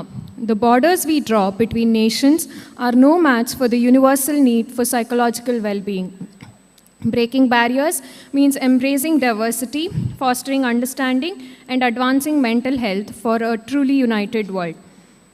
I, Janvi M., student coordinator of this event, taking this opportunity to debrief about the 2-day international seminar on breaking barriers, advancing psychological well-being across borders, organized by the Department of PG Studies and Research in Psychology, SDM PG Center, Ujire. The announcement of the celebrations of the Silver Jubilee was made on 6th December 2023. The inauguration of the Silver Jubilee logo took place during the Valedictory session on International Multidisciplinary Symposium held on 5th and 6th December 2023. On 13th December 2024, the inauguration program started at 10 a.m. and the MC of the inaugural program was carried out by Ms. Alisha P. Joy and Ms. Janvi M. 340 participants have registered from places like Bangalore, Mysore, Mangalore, and so on. The inauguration program started with a brief introduction about the establishment of the PG Center and the Department of PG Studies and Research in Psychology, followed by seeking divine blessings through a prayer song sung by the prayer team of first and second year MSc students. Dr. Vandana Jain, convener of the event, welcomed the gathering and bookmarks were given to the dignitaries as a token of warm welcome from the staff and the students of the Department of PG Studies and Research in Psychology, followed by the lighting of the lamp by the inaugurator, Ms. Shraddha Amit, Chief Executive Officer of SDM Kshemavana, Bengaluru, and our proud alumni. The departmental documentary was released by Ms. Shraddha Amit. The documentary, Silver Threads of Thought, celebrates 25 years of the PG Department of Psychology at SDM PG Center, tracing its academic and societal contributions. It recounts the 1999 inception, blending Indian philosophy with modern psychology, and highlights milestones like innovative workshops, impactful outreach programs, and pioneering research. The inaugural address was given by Ms. Shraddha Amit. Ma'am shined light on the inception of the department and the PG Center. The release of the faculty and alumni database was done by Dr. Satish Chandra S., Secretary, SDME Society, Ujire, followed by the Guru Vandana program, where the department honored the teachers who served in the department for the past 25 years. The guest of honor, Dr. M.Y. Manjula, former Dean of SDM PG Studies, retired professor, and former head of the Department of PG Studies and Research in Psychology, SDM College, Ujire, addressed the gathering about her journey in the department and the PG Center. Behind every successful event is a dedicated team of unsung heroes. The efforts of the non-teaching staff were recognized and honored by the dignitaries. The release of the departmental magazine called The Mindful Hustler, Mental Health in the Workplace, consisting of insightful articles, riddles, captivating photography, and inspiring poems, was done by Dr. M.Y. Manjula. The chief guest address was given by Professor Carol D. Riff, Director of the Institute on Aging and Hilldale Professor of Psychology at the University of Wisconsin-Madison, USA, where she enlightened us with her insights and inspired us with vast knowledge and experience. Dr. Satish Chandra S., Secretary, SDME Society, Ujire, honored and felicitated Professor Carol D. Riff, followed by the chief guest address by Dr. Satish Chandra S. The release of the seminar book named Breaking Barriers, Advancing the Psychological Well-Being Across Borders, accompanied by ISBN, consisting of empirical papers on the critical subject of well-being, offering valuable insights and research that will contribute to the field for years to come, was done by Professor Carol D. Riff, followed by the release of the department souvenir named The Proceedings, Book of Abstracts, consisting of more than 60 abstracts. The release of the book titled Artificial Intelligence in Human Behavior, consisting of insightful papers on AI's influence, advantages, and disadvantages across various fields, was done by Dr. Vishwanatha P. The presidential address was given by the president of the program, Dr. B.A. Kumara Hegde, principal of SDM College, Ujire. The end of the inauguration ceremony was marked by the vote of thanks presented by Ms. Ashwini Shetty, organizing secretary of the program. The keynote address was given by Professor Carol D. Riff on the topic From Burnout to Balance, Cultivating Psychological Well-Being at Work, followed by the interactive session between the keynote speaker and the participants. The MC of the session was Ms. Gautami and Ms. Gayatri. Psychovision started at 2:15 p.m. There were 3 programs which took place simultaneously, namely quiz, paper presentation, and mega alumni meet. The quiz competition was held at Seminar Hall 1 in PG Center in 3 rounds with 18 pairs of participants in the first round and 4 pairs of participants in the final round, with the quiz master being Mr. Harshit Shetty. The paper presentation took place in various venues on UG and PG campus, and the details are as follows. There were 53 offline presentations and 34 online presentations. Slot 1 of offline presentation took place in Seminar Hall 1 of the UG campus, with the chairperson being Ms. Kavyashri KB and the co-chairperson being Ms. Priya Kumari, with the theme, The Impact of Culture on Mental Health Practices and Experiences. The MC of this session were Ms. Navya Lakshmi and Ms. Chinnas. Slot 2 was held at the Language Lab of the UG campus, with the chairperson being Ms. Reshma NS and the co-chairperson being Ms. Geeta AJ, with the theme Barriers to Mental Health Access in Rural, Low-Income or Marginalized Populations. The MC of this session were Ms. Shri Purna and Ms. Kirtana. Slot 3 was held in AV Room 1 on the UG campus, with the chairperson being Ms. Deepa R and the co-chairperson being Ms. Akshata K, with the theme Mental Health Education in Schools, Universities and Workplace. The MC of this session were Ms. Shivani and Ms. Azrina. Slot 4 was held at Seminar Hall 2 of the UG campus, with the chairperson being Dr. Shifali and the co-chairperson being Mr. Padmanabha NK, with the theme Mental Health Challenges in the Context of Globalization and Transnationalism. The MC of this session were Ms. Supriya and Ms. Nitya. Slot 5 was held at the psychology class of the UG campus, with the chairperson being Mr. Sumit Datta and the co-chairperson being Mr. Ravi Shankar KR, with the theme Miscellaneous. The MC of the session were Ms. Krishna and Ms. Shravya. The slot 1 of the online session took place in the webinar hall of UG campus, with the chairperson being Mr. Suresh Babu KN and the co-chairperson being Ms. Swati. The MC of this session were Ms. Anupama and Ms. Amrita. Slot 2 was held at CR11 on the PG campus, with the chairperson being Ms. Amani K and the co-chairperson being Ms. Madhushri S. The MC of the session were Ms. Sannidhi and Ms. Vijay Lakshmi. Slot 3 was held at CR12 in the PG campus, with the chairperson being Mr. Premanand V and co-chairperson being Mr. Ganaraj K. The MC of the session were Ms. Tejaswini and Ms. Riddhi. The mega alumni meet started with a welcome dance by the students of 1st and 2nd MSc Psychology. The MC was Mr. Manjunath, who engaged the alumni in an interactive session. The spectacular cultural evening commenced with the arrival of dignitaries at 6:45 p.m. The event featured a variety of performances like Kathak, Bharatnatyam, Flamingo, Garba, Dandiya, and Teyam by the Cultural Center students of SDM. This marked the end of day 1 of the international seminar. The day 2 of the international seminar began with the first technical session of Professor Riff on the topic Psychological Well-Being, a Global Perspective. The moderator of this session was Dr. M.Y. Manjula, with the MC being Ms. Tinsi and Ms. Chinnis. The second session was continued by Professor Riff on the topic Self-Compassion, a Pathway to Inner Strength and Well-Being. The moderator of this session was Dr. M.Y. Manjula, with the MC being Ms. Sindhu and Ms. Deeksha. The speaker for the third session was Dr. Ramesh Salian on the topic Well-Being of the Nation, Special Reference to Mental Health. The moderator of this session was Dr. Balakrishna Acharya, with the MC being Ms. Harsha and Ms. Zai.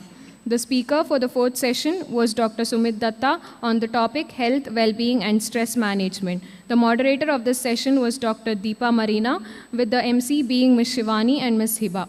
The speaker for the fifth session was Dr. Sumit Datta on the topic of life skills and counseling, global perspectives, Indian knowledge system in global context. The moderator of this session was Dr. Elizabeth Jasmine, with the MC being Ms. Gayatri and Ms. Chaitra.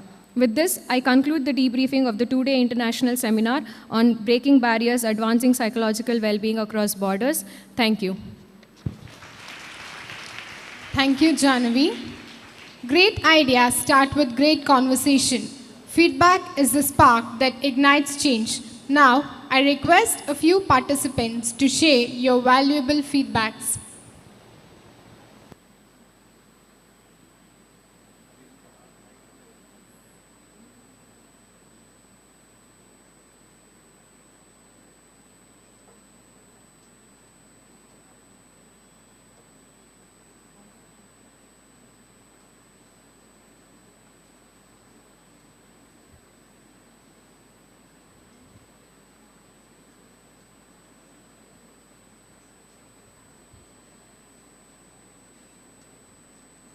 Namaste to one and all. Dignitaries on the dais. I am being a homeopath and I studied psychology out of interest. Psychology is my one of the favorite subjects. And when I heard there is an international conference, I was much more interested that do in SDM. And this is the institute who is a guru for many of us, other institutes. And they held that position today. You are the guru for the other institutes. And how to run the institutes and how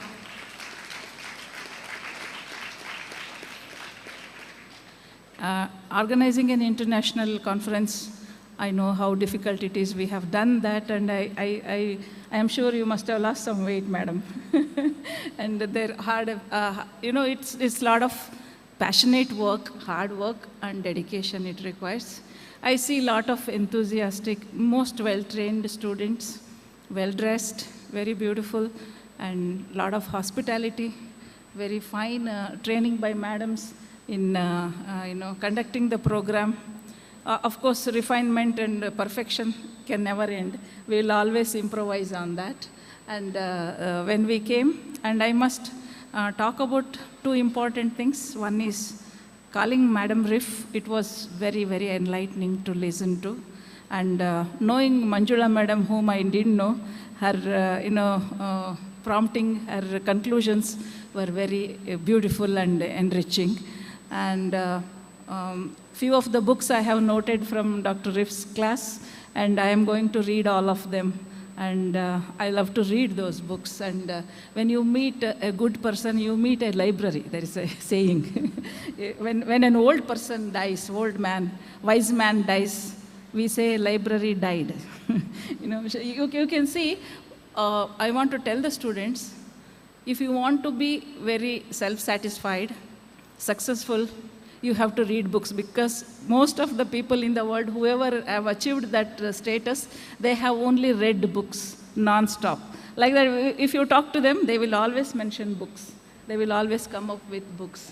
And when she said, I introspect about my work, having achieved so much of fame and reached that level of world recognition, she is so humble to tell that I still wonder what more can be done. There is a need for refining. There is a need for introspection. That down-to-earth quality comes those who have really reached that pinnacle in their life. And students, and one more thing I wanted to talk about, all the sessions were good, and Dr. Sumit's sessions, all the students were clapping so heavily, and they love to have more from such sessions. And it is known in psychology that is more close to the way we are being taught in the psychology sessions. And thank you, sir, for that session. And thank you to SDM for giving us such a inspiring experience. And students, you are wonderful. And about food, I must say, there was nothing narcissistic about it for being international. It was so healthy. I think your neighbor has a lot of influence on you, naturopathy, and that's very good, change. As I say, you are the guru. We should follow this menu wherever. It is very healthy and not so, difficult to digest, and it becomes only for eating people come. That should be removed, from this. The food was good. This venue is excellent for the, international, and you students, you are very blessed to be in such an institute. And thank you so much for all the experience. Thank you very much.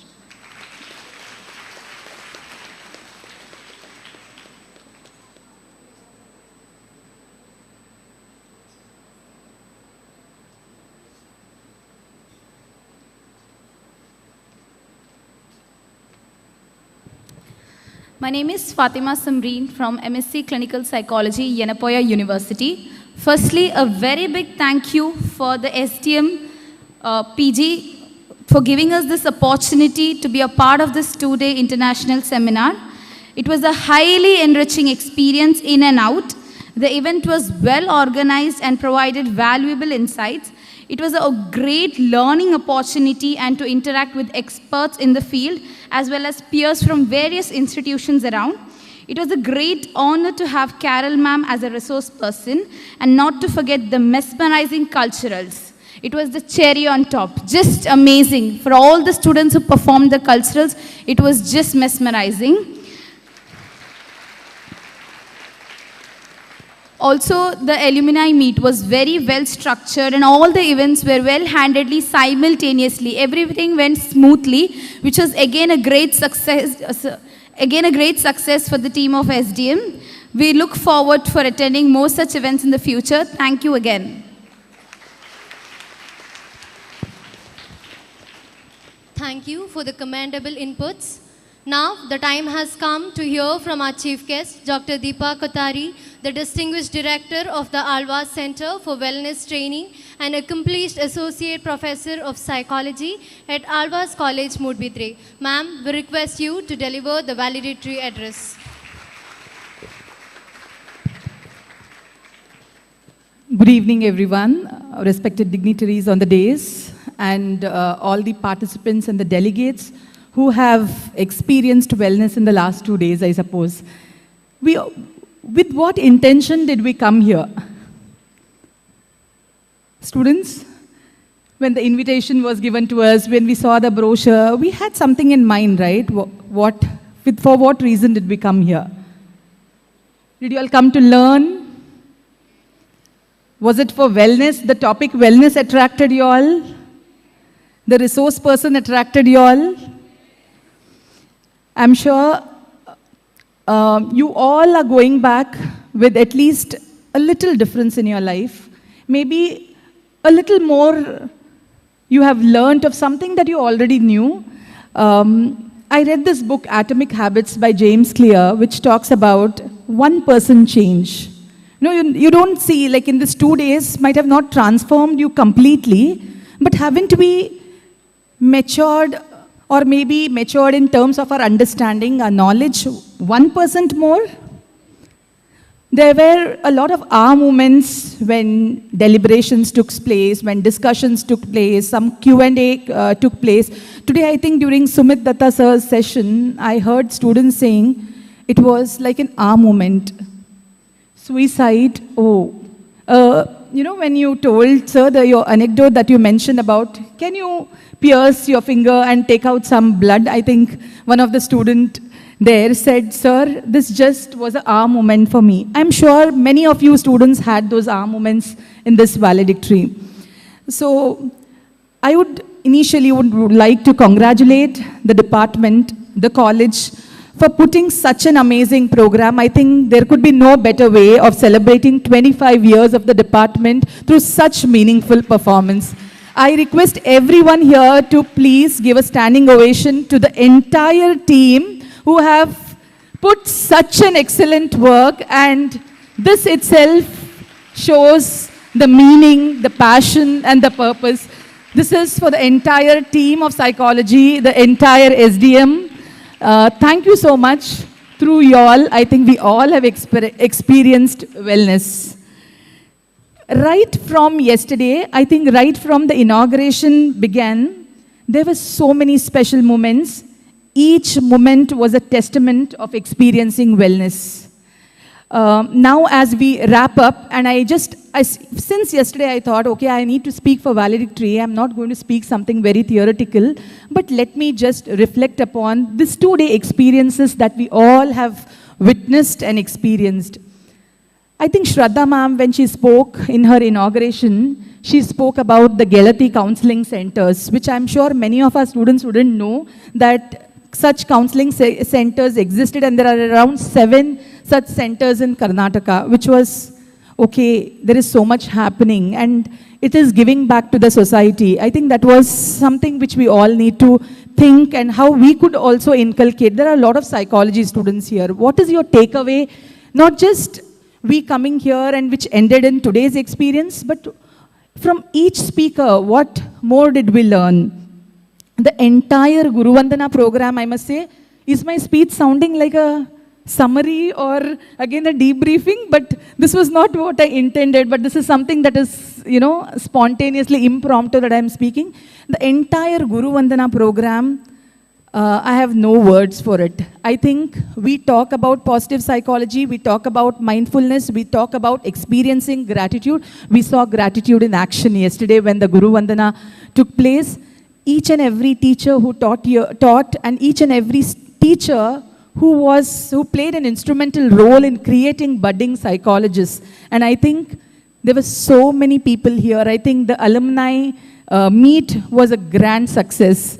I think batch 1 were raving about themselves, saying we were the maximum students who reached, to show that 25 years of, the department has completed. So we are the representations because we were the first batch. I think people coming here is a testament of gratitude. What more do we need? The whole 2 days was, I can say, wellness in action, gratitude in action. If I need to speak about each and every person who spoke, I think even as a teacher, maybe a person who is propagating wellness at my level, my center is just in an infantile stage, trying to bring in the concept of wellness, introducing the concept of wellness in the workplaces. I had so many things to take up.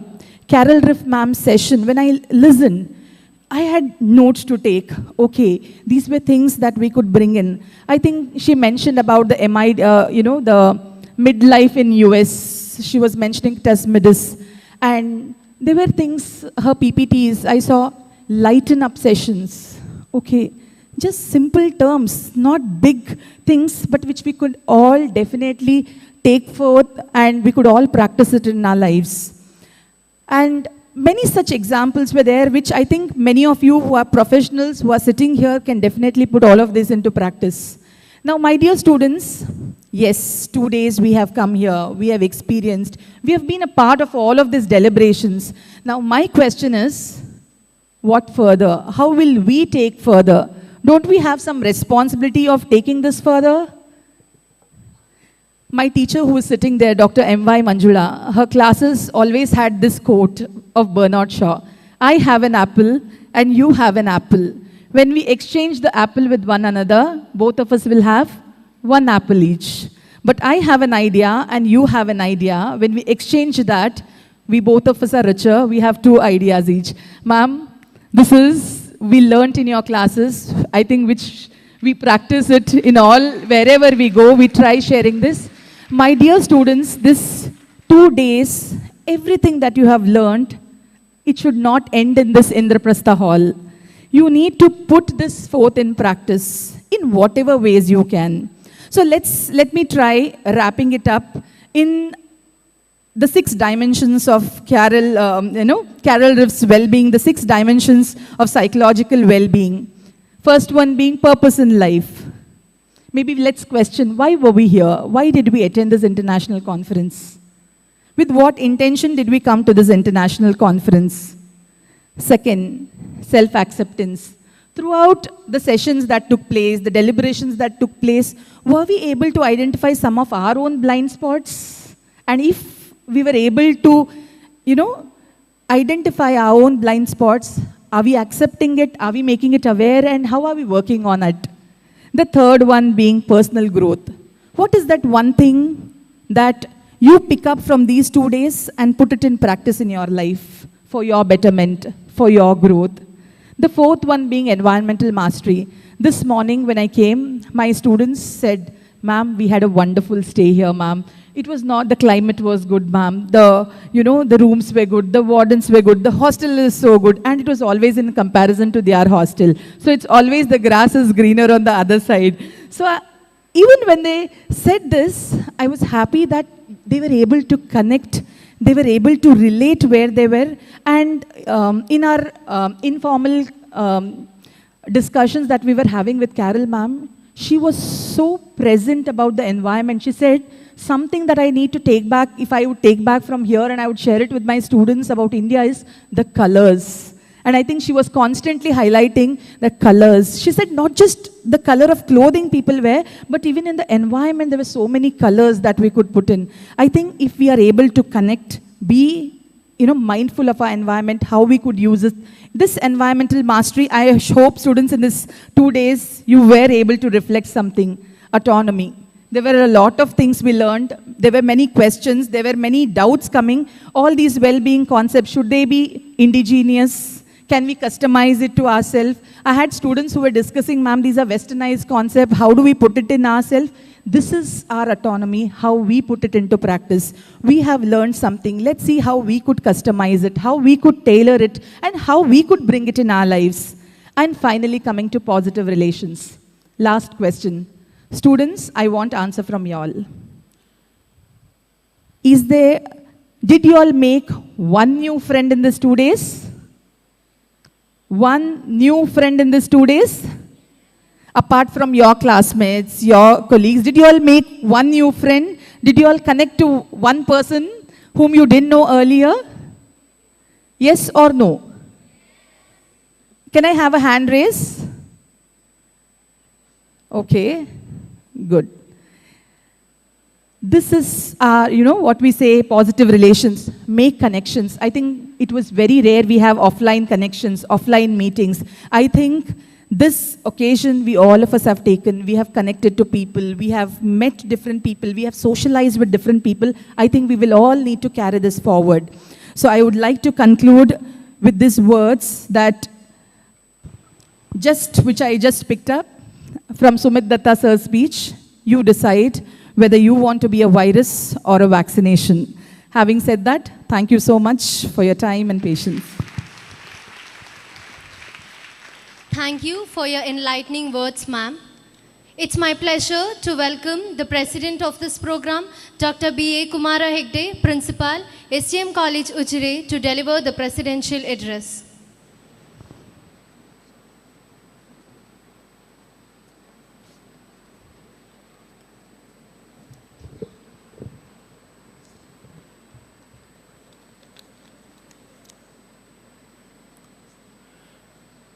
Om Shri Manjunathaya Namaha. With us we are having Professor J. Mahavira, the former Dean of Post-Graduation Center of our institution,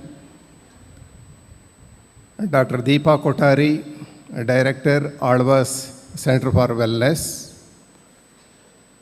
Dr. Vandana Jain, Professor Vishwanatha P. In fact, Dr. Ashwini. Then the student representative, Mr. Chaitanya Sheth, and Janavi M. on the dais, and also the dignitaries and the stalwarts of the psychology field. There is a famous saying that all the good things should reach an end. Likewise, the 2 days international seminar on breaking barriers, advancing psychological well-being across borders is coming to an end. And we are happy that renowned psychologists from different parts of the globe, Dr. Carol D. Riff, Dr. M.I. Manjula, Professor Balakrishna Acharya, Dr. Ramesh Salian, then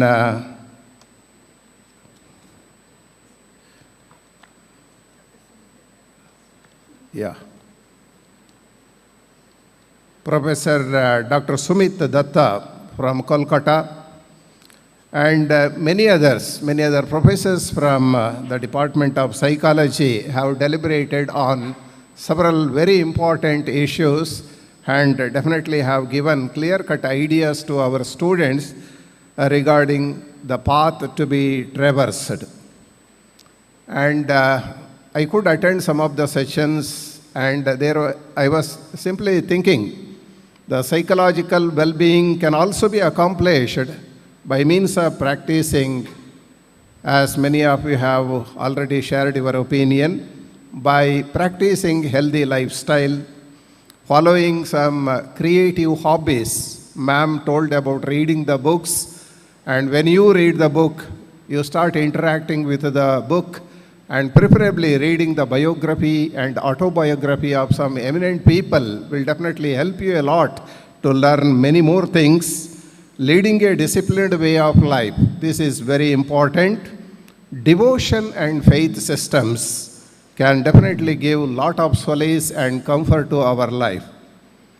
And there is a famous saying which goes like that: faith in God gives meaning and purpose to human life.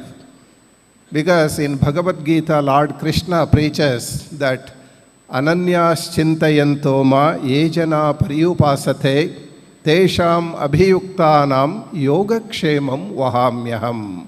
You don't worry, yogakshema will be taken care of by me. And Krishna also says that karmanyevadikaraste ma phaleshu kadachana ma karma phalahetustva sangostva karmani. That means do your karma, that means do your duty and do it sincerely and don't expect any rewards. The rest I will take care of. Say this type of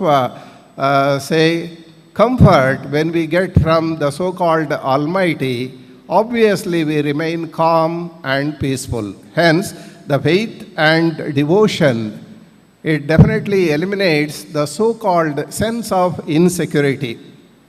In the modern day, because of this mechanization and the fast way of life, we are into the so-called stress and tension, and the only method to get rid of all these things is to have some faith, an ardent faith, and some very good belief system, and definitely that will help us. And we feel that somebody is protecting us, somebody is taking care of us, and that will definitely help us. Sri Ravi Shankar Guruji, who preaches Sudarshana Kriya, he always says that it is always better to live in the presence. Past is past. That cannot be reverted. Future, of course, we don't know. The next moment, what is going to happen, we don't know. Understand? Hence, there is no point in simply, forecasting or thinking too much about the future. Of course, the experience of the past is required, and we have to plan for the future. We have to plan it in a positive way. These things are required, but too much of worrying about the past as well as the future is not practical. There is another famous saying in Sanskrit, Chitascha chintascha bindumatra visheshitam. Chita dahati nirjeevam, chinta dahati sajeevam. It is the worry that burns you alive. From that point of view, it is always to remain away from the so-called worries. And as psychologists and the students of psychology, all of you know how to keep yourself away from the so-called worries. And finally, to be happy or unhappy. To be happy or unhappy, choice is yours, because you are the maker of your destiny. You are the architect of your destiny. If you decide, if you determine that I want to be happy, nobody can disturb you and nobody can make unhappy. So, make some determination. As Dr. Deepa Kotari ma'am told, you have to take some valuable messages, the outcomes of this particular, seminar program, and it is all about breaking barriers. We have to come out of our ego barriers, and that when we come out of our ego barriers, the transaction becomes very easy, life becomes very simple. Of course, that is the ultimate motto of organizing this 2 days international seminar. I take this privilege once again to thank Dr. Vandana Madam and the band of the faculty members, Dr. Ashwini Shetty, Ashwini, Sindhu, and Mahesh Babu, Dr. Sudhir, and all other faculty members who joined hand in making this 2 days seminar a big success.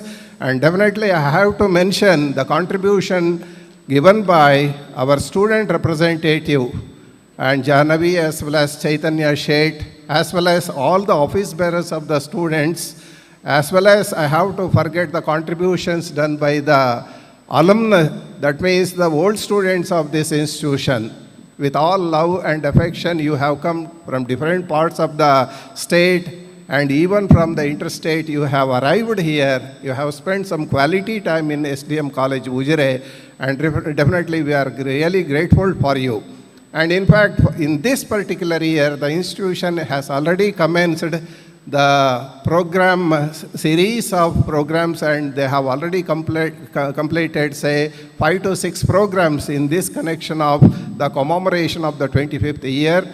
And I definitely take this privilege to wish every success for the completion of the 25 programs in this particular year.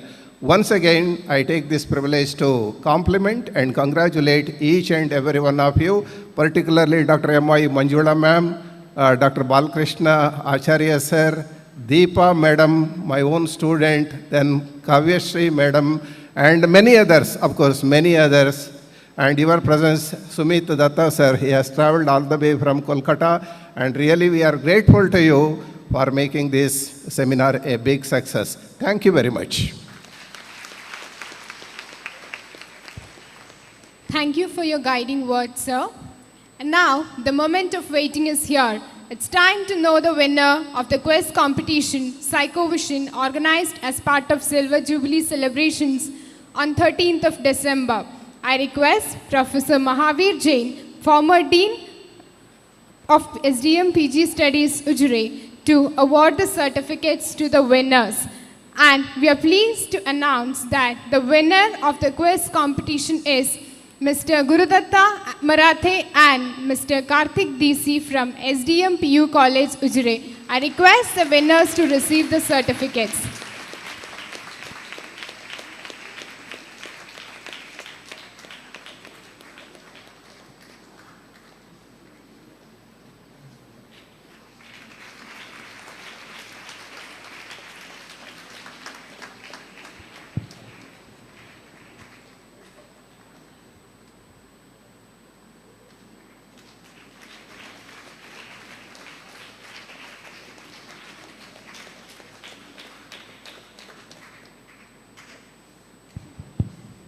Congrats to the winners. Thank you, sir.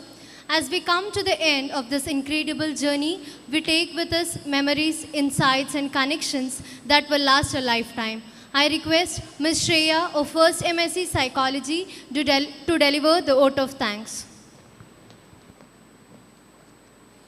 Respected dignitaries on and off the dais, esteemed guests, and my dear friends, a warm good morning to all of you.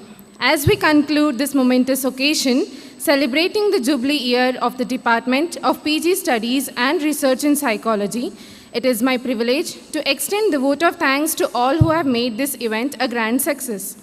First and foremost, I extend a heartfelt thanks to Dr. D. Virendra Hegde, President of SDME Society, whose visionary guidance continues to inspire us all. We thank you, sir. I wish to acknowledge the efforts of Dr. B.A. Kumara Hegde, Principal SDM College, Ujire, and the entire organizing committee for their exceptional planning and execution of this event. Thank you, sir.